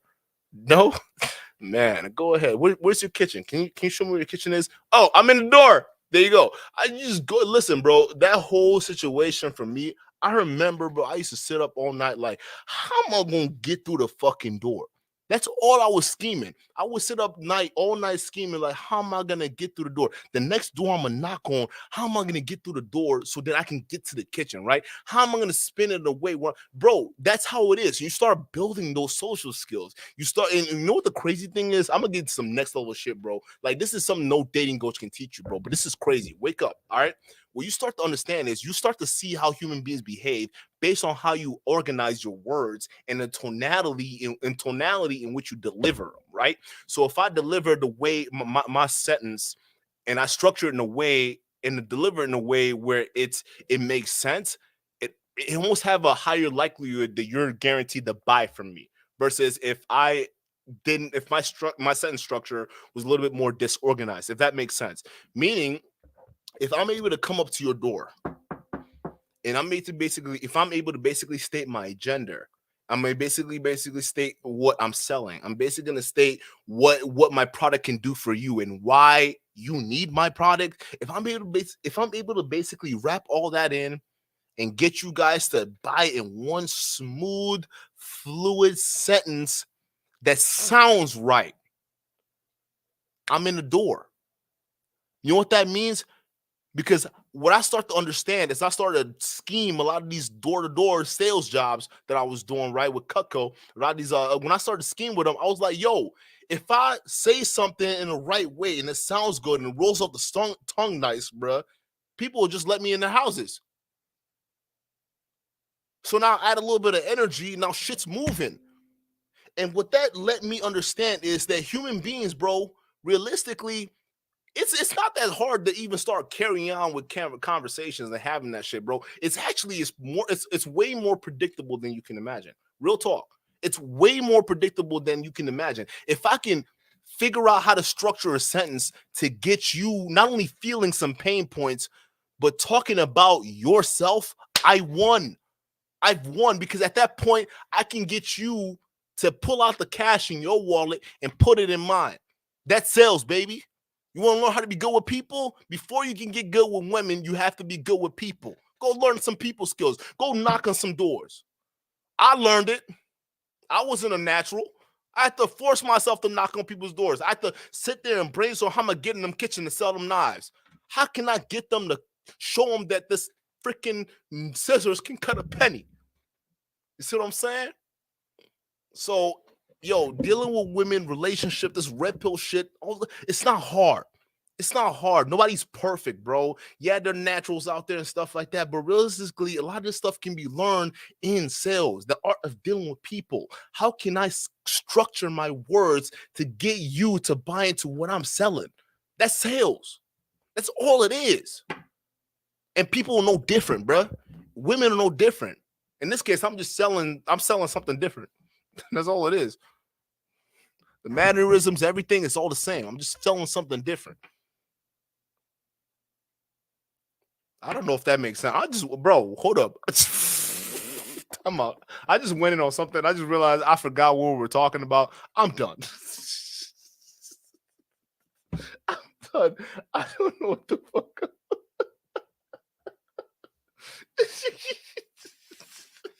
I just went in for a minute on Vector Cutco, bro. I don't even know if they're still a company anymore, bro. Last time I checked, they was in a lawsuit. But yeah, that got me started a lot of stuff, understanding women and understanding like situations and stuff, right? But like this red pill shit, bro, it'll get y'all running crazy. Real fucking talk. It'll get y'all running crazy. But I'm not saying all y'all gotta go do door-to-door sales like I did. That's not what I'm saying. Okay. I did the equivalent of shock therapy, okay? Because I knew, bro, I'm going off to like I need to learn. Listen, I need to learn this. Here's the thing, at that age, bro, I learned that in order to get through this world, I need to understand how to move people around me, okay? And I could do that by either trying to scrap with everybody, or I can do that with my words. You see what I'm saying? So the better I got with my words, the better I was able to move people around me just with the power of my words. Words are powerful. I don't think y'all realize that. Men, focus on your words, focus on how you structure it, focus on how you communicate, and you can get any panties to drop. Guaranteed. You think I'm lying? I'm not lying, bro. I can give you one, just if I can give you one skill that no other dating coach can give you, focus on how to structure your words, and you can make any panties drop. Guaranteed. Guaranteed. It's not even bro. I don't even know why y'all don't even know this, bro. It's an open secret. If you figure out how to move you structure your words just right in the right way, you get any panties to drop, almost any. She's got to kind of like you first, okay? That's another key. But like that, listen, bro, it's not as crazy as you think, and you got to be confident in it. You got to be confident in it, meaning you gotta practice, meaning you have to have some successes, right? When you're successful, then that adds to your confidence, that builds on itself. So that I don't know, bro. I don't want to go too far into this shit, bro, because this is something y'all should have learned in high school. Like, y'all should have learned this shit in high school. Like, the fact that these people are even making courses on this stuff is ridiculous to me. Like, I'm not a dating coach. I'm not any of this shit, bro. Like, I don't even. The thing is, I think that's part of the problem, bro. Y'all see women as women. And that's why I see telling y'all, stop glorifying these women. Not glorifying them in the sense of like, oh, almighty pussy. No, I'm talking about glorifying them and talking about them the way you're talking about them. Realistically, if you see them as customers or like a friend or like somebody you normally deal with, it's not as hard to see them as just an average thing. You see what I'm saying? You see what I'm saying? Because that's the thing that scares a lot of guys, right? This hot chick, like, holy fuck, she's hot, right? Oh my God, am I gonna be like, what is she gonna think of me? Like, oh, I'm gonna be no, it doesn't fucking matter. Matter of fact, she's more nervous of you than you are of her. Matter of fact, that's the one thing you learn in sales. More people are afraid of you than you are of them. Because realistically, until you open your mouth, they don't know what you're capable of. That's how life works. Until you open your goddamn mouth, no one knows what you're capable of. So they're afraid of you. You make them a little bit nervous. So it's how you structure your words when you open your mouth determines what character they kind of try to fit you as. You see what I'm saying? Society is fucking weird, bro. Like, y'all don't understand this shit. This shit is so fucking clear to hear. And like, it sucks that a lot of young men are being indoctrinated into this red pill shit, and they're listening to these bozos talk, and these guys have no idea what the fuck they're talking about. A lot of this shit is just regurgitated, and it's like, yo, the answer is in front of you the whole time. Why do you need to buy a course to learn this shit, bro? Hey, listen, you want to get good at women fast? Hey, listen, go do door to door. Hey, go join. Listen, door to door is not dead; it's alive and well. Go join a cable company, right? Their cable companies laying cable all over the country, all over the country. All right, you go knock on their doors and sell cable. Do it for like a month or two. I don't know. Approaching somebody's door and ringing the bell and wondering what to say and how you're gonna structure what comes after the word "hi." My name is, right? It's the exact same thing when you're dealing with a woman. You approach her like, hey, what's up, girl? My name is Duke. How you doing? What do I say next? Holy shit, what do I say? That's what scares a lot of guys because they don't know what to do. If guys had a step-by-step playbook, guaranteed you have a lot of confident dudes out there. But the thing is, they don't. And in the moment they don't have a guide, guess what? They're nervous. Because in those moments, they don't need a guide. They don't have a guide. They don't know what to do. They're freeze up. Well, what next? What do I say next? How do I move on? How do I carry the conversation? How do I sexualize it? How do I move on to the next topic? How do I do this? How do I do that? And you overthink yourself out the box. See, the problem is we're standing in your own. You're standing your own way. As men, you're standing your own way. Look in the mirror. The person that's preventing you from getting the pussy right now is a person staring back at you in that mirror. That's who's preventing you from getting the box you really want. The person looking back at you in the mirror. Go look in the mirror. You want to see the guy who's preventing you from getting your rotation going, right? The guy who's preventing you from getting a relationship. The guy who's preventing you from fulfilling this. You go look in the goddamn mirror. You'll see the problem right there. It's nobody else but the person in the mirror. Go check them out. I guarantee you find a problem. Guaranteed. And now, once you find that person in the mirror, you got to figure out what to do with it. What are you going to do with it? Some of y'all running hot.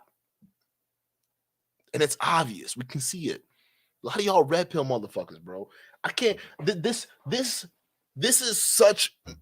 Like what pisses me off the most, and it's like pissing me off in a funny way, but it's like y'all, like, this is something that intrinsically we know, right? That's why a lot of the messages vibe with us, right? Why do the messages vibe with us? Because you're listening to somebody. Pay attention to this. You're listening to somebody that is spewing out their thoughts that were similar to what you already thought, what you already knew, what you already felt. But they were able to put in a word that you were able to understand and say, hey, yeah, that's what I've been thinking this whole time. But somebody was able to say it for me. Thank goodness. But the thing is, it wasn't that person. It was you this whole time. The problem with the manosphere is we misconstrue that with that person that said the thing that we've thought about this whole time, and then we start following them, acting like we can't think for ourselves. But that's the false perception. You can and you will think for yourself because you've always had that thought to begin with. That's the only reason why they were able to resonate with you to begin with, because you were already thinking that. You just didn't understand how to bring your words to reality. Now that somebody else is able to convey that, some of y'all just fall victim to following them because they think that they have your mind right, but it's false. They don't. You got the answers. Sometimes all it takes is just taking some time to relax, be by yourself, maybe meditate, right? And you got the answers. They're right here. We're all born with it. All this shit that's around us, it's not knowledge that's just like, oh my God, this guru over here has to teach us. We know. And some of the answers that we need, they're out there. We just have to look for it. Seek and you shall find. That's all you got to do. Seek. And most men, the reason why we're fucking fucked out of our purpose right now, because we are no longer seeking. We stopped seeking knowledge. We fell for temptations and debauchery. We stopped. It's over. If we want our men back, the red pill, listen, our message got to go a full 180. We got to go a full 180. Because the route we're going right now, we're just building more simps. Ayindei is sitting here talking about you got to get your money right. Nigga, I'm me. Money, hey, listen. Money is nothing but a medium of exchange of value, my brother.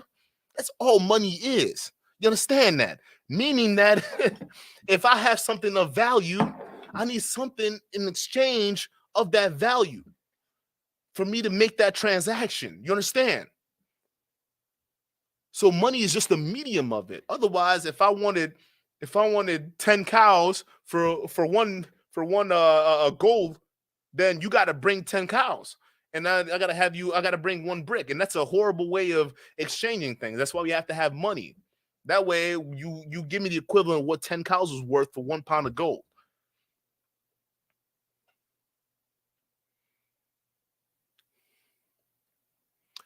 Money is meaningless. Who the fuck are you? You don't need money to get women. That's where the red pills got it wrong.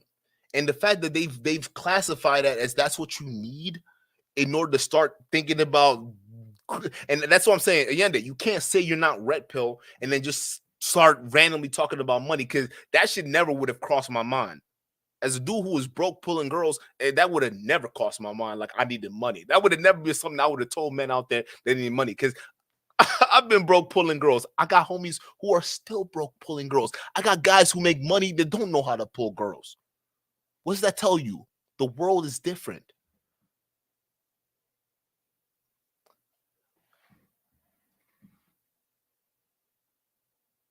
the big losers are the ones with the microphones. Don't get that twisted, people.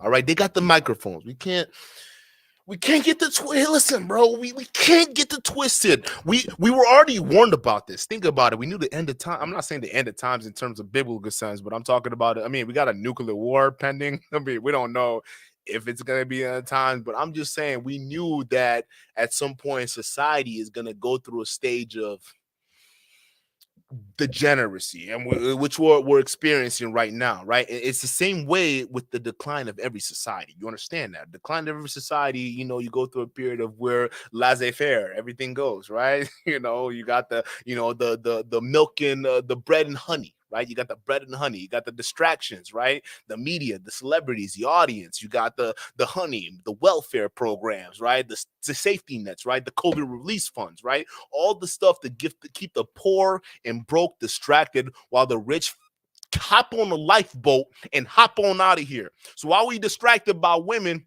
hey, the people who are hopping on the lifeboat and getting out of here because the economy is about to crash in the worst way possible, they gone. They just say, hey, focus on this, pimping. Yeah, oh yeah, they're focusing on these losers. That's what's happening right now, right? That's a society. That's what men should be focused on. You want to tell me this red pill shit where a lot of these young men are just worried about the next fix? You want to tell me guys like Andrew Tate aren't planted here? Oh, but Duke, Andrew Tate got banned. So did Trump. And yet Trump fulfilled an agenda. You don't believe he did, but he did. Oh, he did. He did. Listen, if he didn't make the move against Russia the way he did, we would have thought he would have probably been the one he was saying he was, but he capitulated at the last minute. And you have to ask yourself why, because there would have been a couple of decisions he would have made where a lot of those things wouldn't have been the way it is right now. And he could have likely been the continuing president today instead of Biden. But why do we have Biden right now instead of Trump? Y'all gotta, there's a lot of things, man. You gotta start thinking. You gotta start thinking about all this stuff, man. You gotta start going deep. And I'm not saying Trump was like, I'm not even going political with this, like Trump was a great guy or anything like that. I'm just saying that you look at the whole scenario, how that played out. I'm just saying with the way the government structured and who owns what media, you don't know what's true and what's fake. That's what I'm trying to get at. You don't know what's real and what's fake. Some guy can come out here and say, oh, this is fake news. That's fake news. She's fake news. He's fake news. But at the end of the day, you don't know what's fake or real because some of these media conglomerates are owned by the same people. Like literally, they're only like, what, 3 people or 4 or 5 people that own like all the media? It's crazy, bro.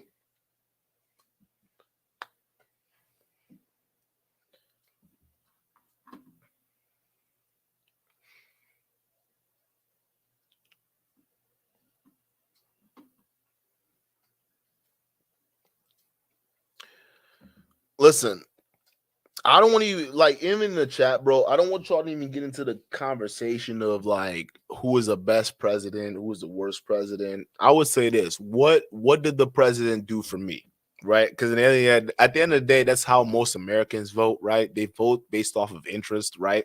And my interest, based off of voting, would be for Black folks who had more of the interest of Black people in mind over their presidency versus the other party. And doing the comparison based on who had the presidency the year before and the presidency when Trump took office, it's not that hard to see. Now, overall, Trump, there were some issues there. There were some huge red flags, huge issues there, right? But then again,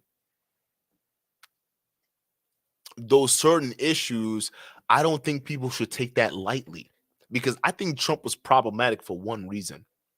And the reason is that our society is going through a change, right? Because think about it. For us to elect somebody as crazy as that, like as an outsider, what does that tell you about the populist feeling amongst the people, right?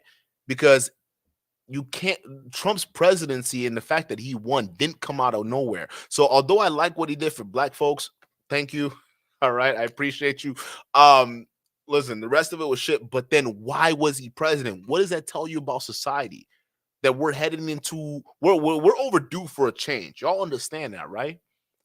We're overdue for a change. The next president that's gonna come through these marks, the next president is gonna come in is probably the president is gonna set the tone for the next 30 to 40 years. Y'all heard me right. The next president that's coming in after Trump or after this whole Trump Biden mess, right? 2028 or beyond 2028 is gonna set the tone for the next 20 years or 20 to 30 years. The same way Reagan did, the same way JFK did, the same way FDR did, right? The same way George Washington did, right? What's the other one? Was it Andrew Johnson, right? Even though Andrew Johnson, yeah, we get it. The slaves. Okay, I get it. But each of these different presidents were pivotal throughout their presidency, right? You got to look at what was going on. There were certain crises during those times, economic crises during those times that was going on, right? With Andrew, who was the president after? Okay, it was when the Federal Reserve. It was it Andrew Johnson or Andrew Jackson? Who was the president after?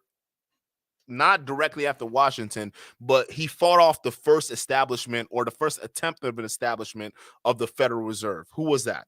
Who was the president? I think it was Andrew Jackson. He was a old racist. Please tell me who it is in the chat. He oversaw that situation, and he basically said, "Hey, no federal, hey, we don't need a centralized banking here. Get the fuck out," right? FDR. Reason why he was pivotal was the Great Depression, right? He was able to set things up and put economical policies in place that a lot of presidents followed after him, and they repeated the same economic policies, right? Until the shit fell apart years later, and then Reagan took office. I mean, to be fair, I'm skipping ahead, but Reagan took office. He set the same political trends that a lot of politicians, including Obama, right? Obama implemented a lot of Reagan era policies. So, I mean, if a lot of y'all saying he's a Democrat, he really was a Republican at the end of the day. But he repeated a lot of Reagan shit. And now we have Trump, we have Biden mess. Bro, we're overdue for a fucking change, right? And the next economy we're going to go into is going to be fucking different than what we're seeing right now. That's what I'm saying. But enough about politics. I don't want to get into it on this channel because that's not what this is about. Go follow my other channel. It's linked in the description. We talk all about that. But I'm just saying, bro, like there's way more to this like red pill stuff that a lot of young men should be focusing on than just women. I'm just saying. So I don't, and that was just going in the chat. I don't want to have this conversation be about Trump this, Trump that, because realistically, I don't care about Trump. I actually don't give. I don't care about any of these politicians. To me, Trump was a Democrat. I see he's got pictures with Clintons, and to me, the Clintons are the worst people out there. I don't give a fuck what you say. The Clintons are the worst people. You fraternize with them, you're op to me. Hillary Clinton called black folks super predators. Hope you know that. Bill Clinton, them people, they were not good to black people at all. Trump was friends with them before he ran as a Republican. So I'm not a fan of Trump at all. Don't get it fucking twisted. I know his backstory. He's not a real Republican. He actually thinks Republicans are stupid. So there you go. There's that analysis right there. Mendo says Andrew Jackson. I thought it was yes, you're right. Andrew Jackson.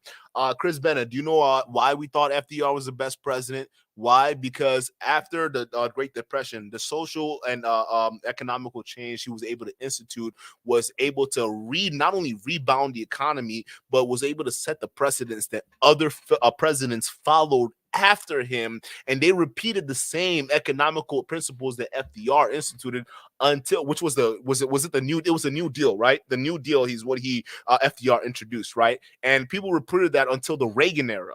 Right. And then the Reagan era changed where it valued more top down capitalism, where it was like, what do you call it? They call it something. It was trickle down economics. Right. Because Reagan was saying, hey, FDR and the New Deal, this is kind of hurting. This is hurting capitalism. This is hurting industry. This is hurting, growth. OK, real growth comes from the top down. All right. So we're going to do what's called Reaganomics. OK, meaning that the top eats and then the bottom, they pick up the scraps. But that's good for the economy. That's Reaganomics, right? And every single president after Reagan has instituted the same policy. Think about it. When FDR's policy stopped working and Reaganomics picked up and economic boom was taken off in the United States, everybody, including you will even find Republicans today that are saying, "Oh yes, Reagan is the best president ever." Yes, yes, Reagan. Like they will guzzle on that Reagan dick, bro. Pause. Okay.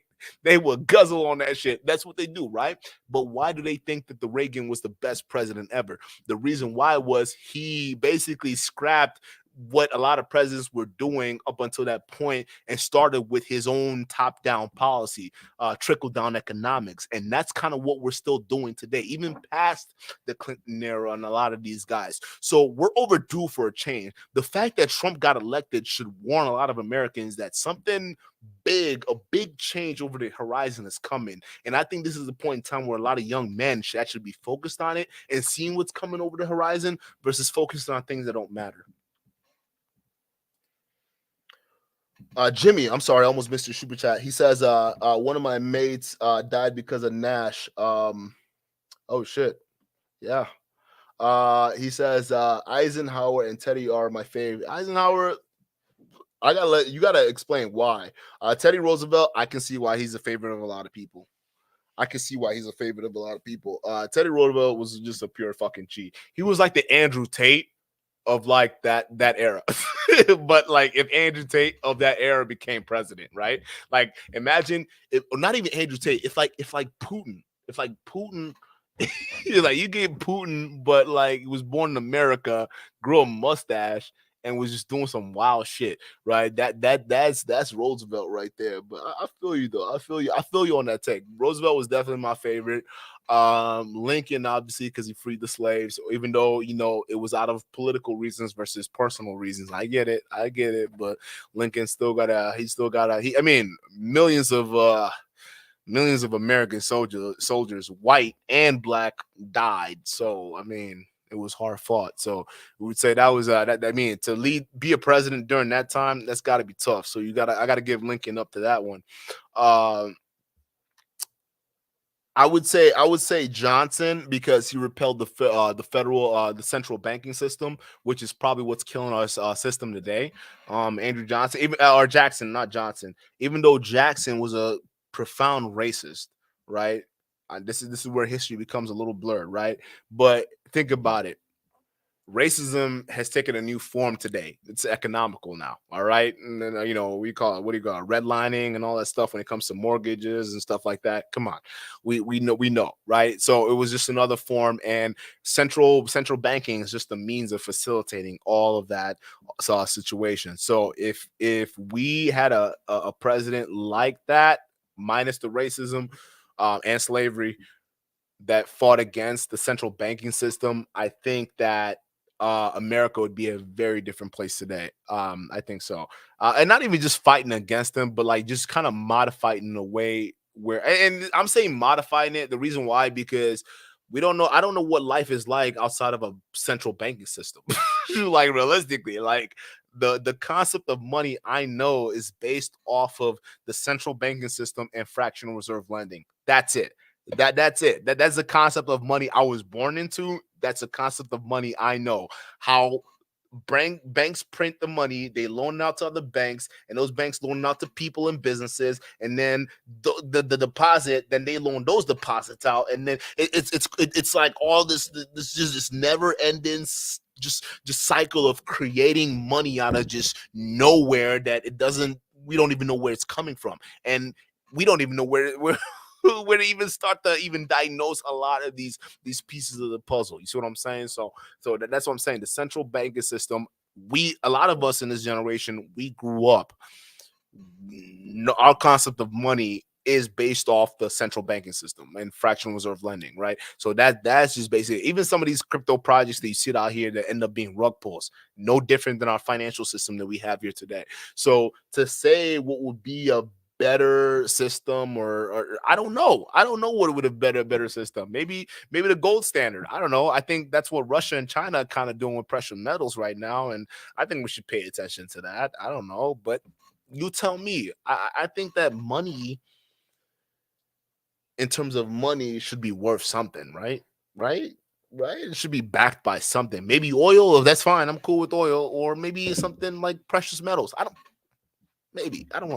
I don't know. I'm just a crazy guy talking on YouTube. Mendo, shout out to you for the euro. Is it super chat? Thank you. $2 super chat. Jimmy has another euro. Okay, I already went through this. All right, never mind. Yes, bro. But like, come on. We all saw this coming. A lot of cryptos are gonna be going out of stock, bro. It's sorry, it's hard to say, but a lot of cryptocurrency are gonna be going out of commission right now. Hey, Lord Marquardt, enough tea, bro. Okay, enough tea, Lord Marquardt.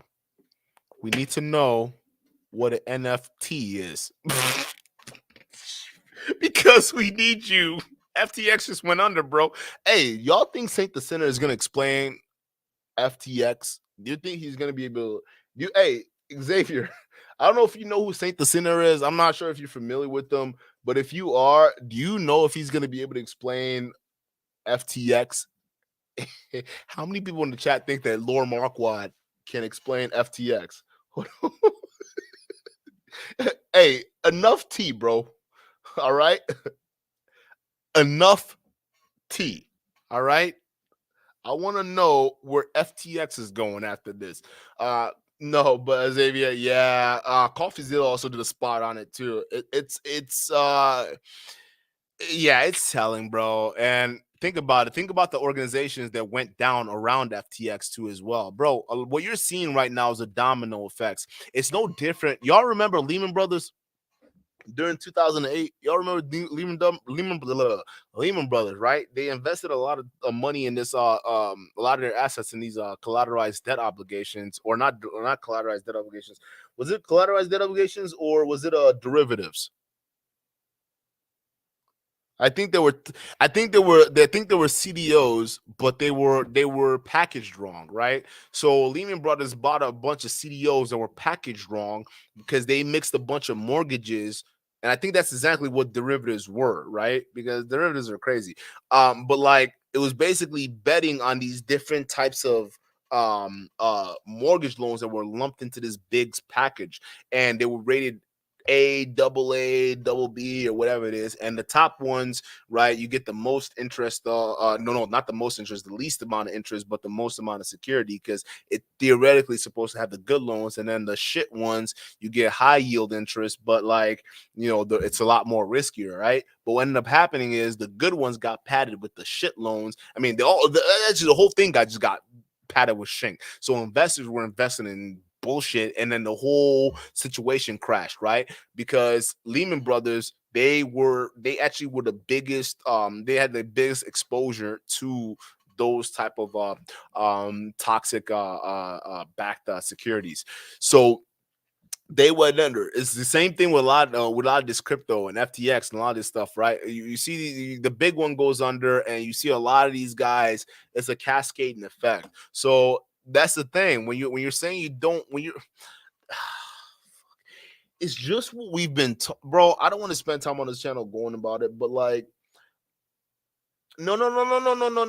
I don't think crypto's gone. I don't think Mecca. I don't think crypto is gone, bro. I think crypto is still here to stay. But yes, I think what the setup is to invite regulation, right? It's almost see why fight the people and force regulations on something when we can just get the people to beg us to come in and regulate it for them, right? Conditions are gonna be so bad in the crypto market, even though there are good projects out there and there's a lot of potential out there, right? Why not? Because when regulations come into play, you lose all out. I think this is what this is. I think this is a regulation game.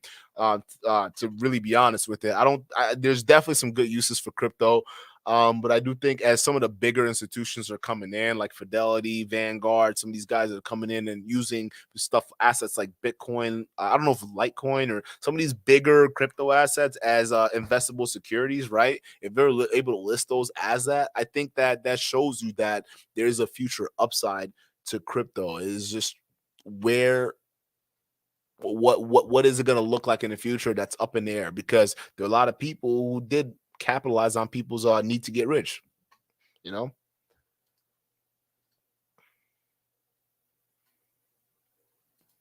Xavier knows exactly what I'm talking about. It's a regulation game, bro.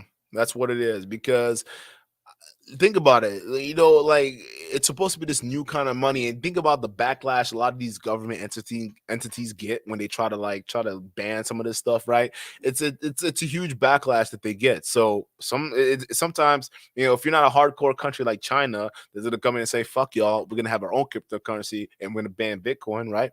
Even when China talked about banning Bitcoin, I mean, that was a huge uproar in the deal for a second, right?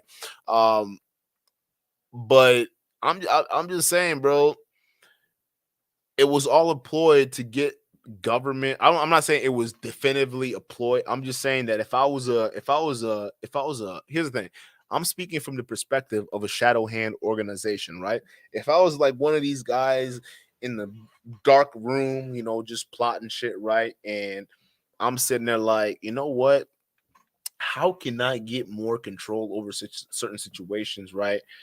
Like especially this new thing that could be a threat to the financial system, the very financial system we fight wars over, right? I mean, for Pete's sakes, why do you think we made the whole deal with the Saudis, right? There was the fight. What do you think we care about protecting this fucking Muslim nation in the Middle East that's always trying to bomb other countries? No, they have fucking oil, and with that oil comes a lot of influence. So we'll pay them, and we'll give them an army, whatever the fuck. But the moment you start acting out of line, MBS, all right, you know, we don't want any problems. But listen, listen.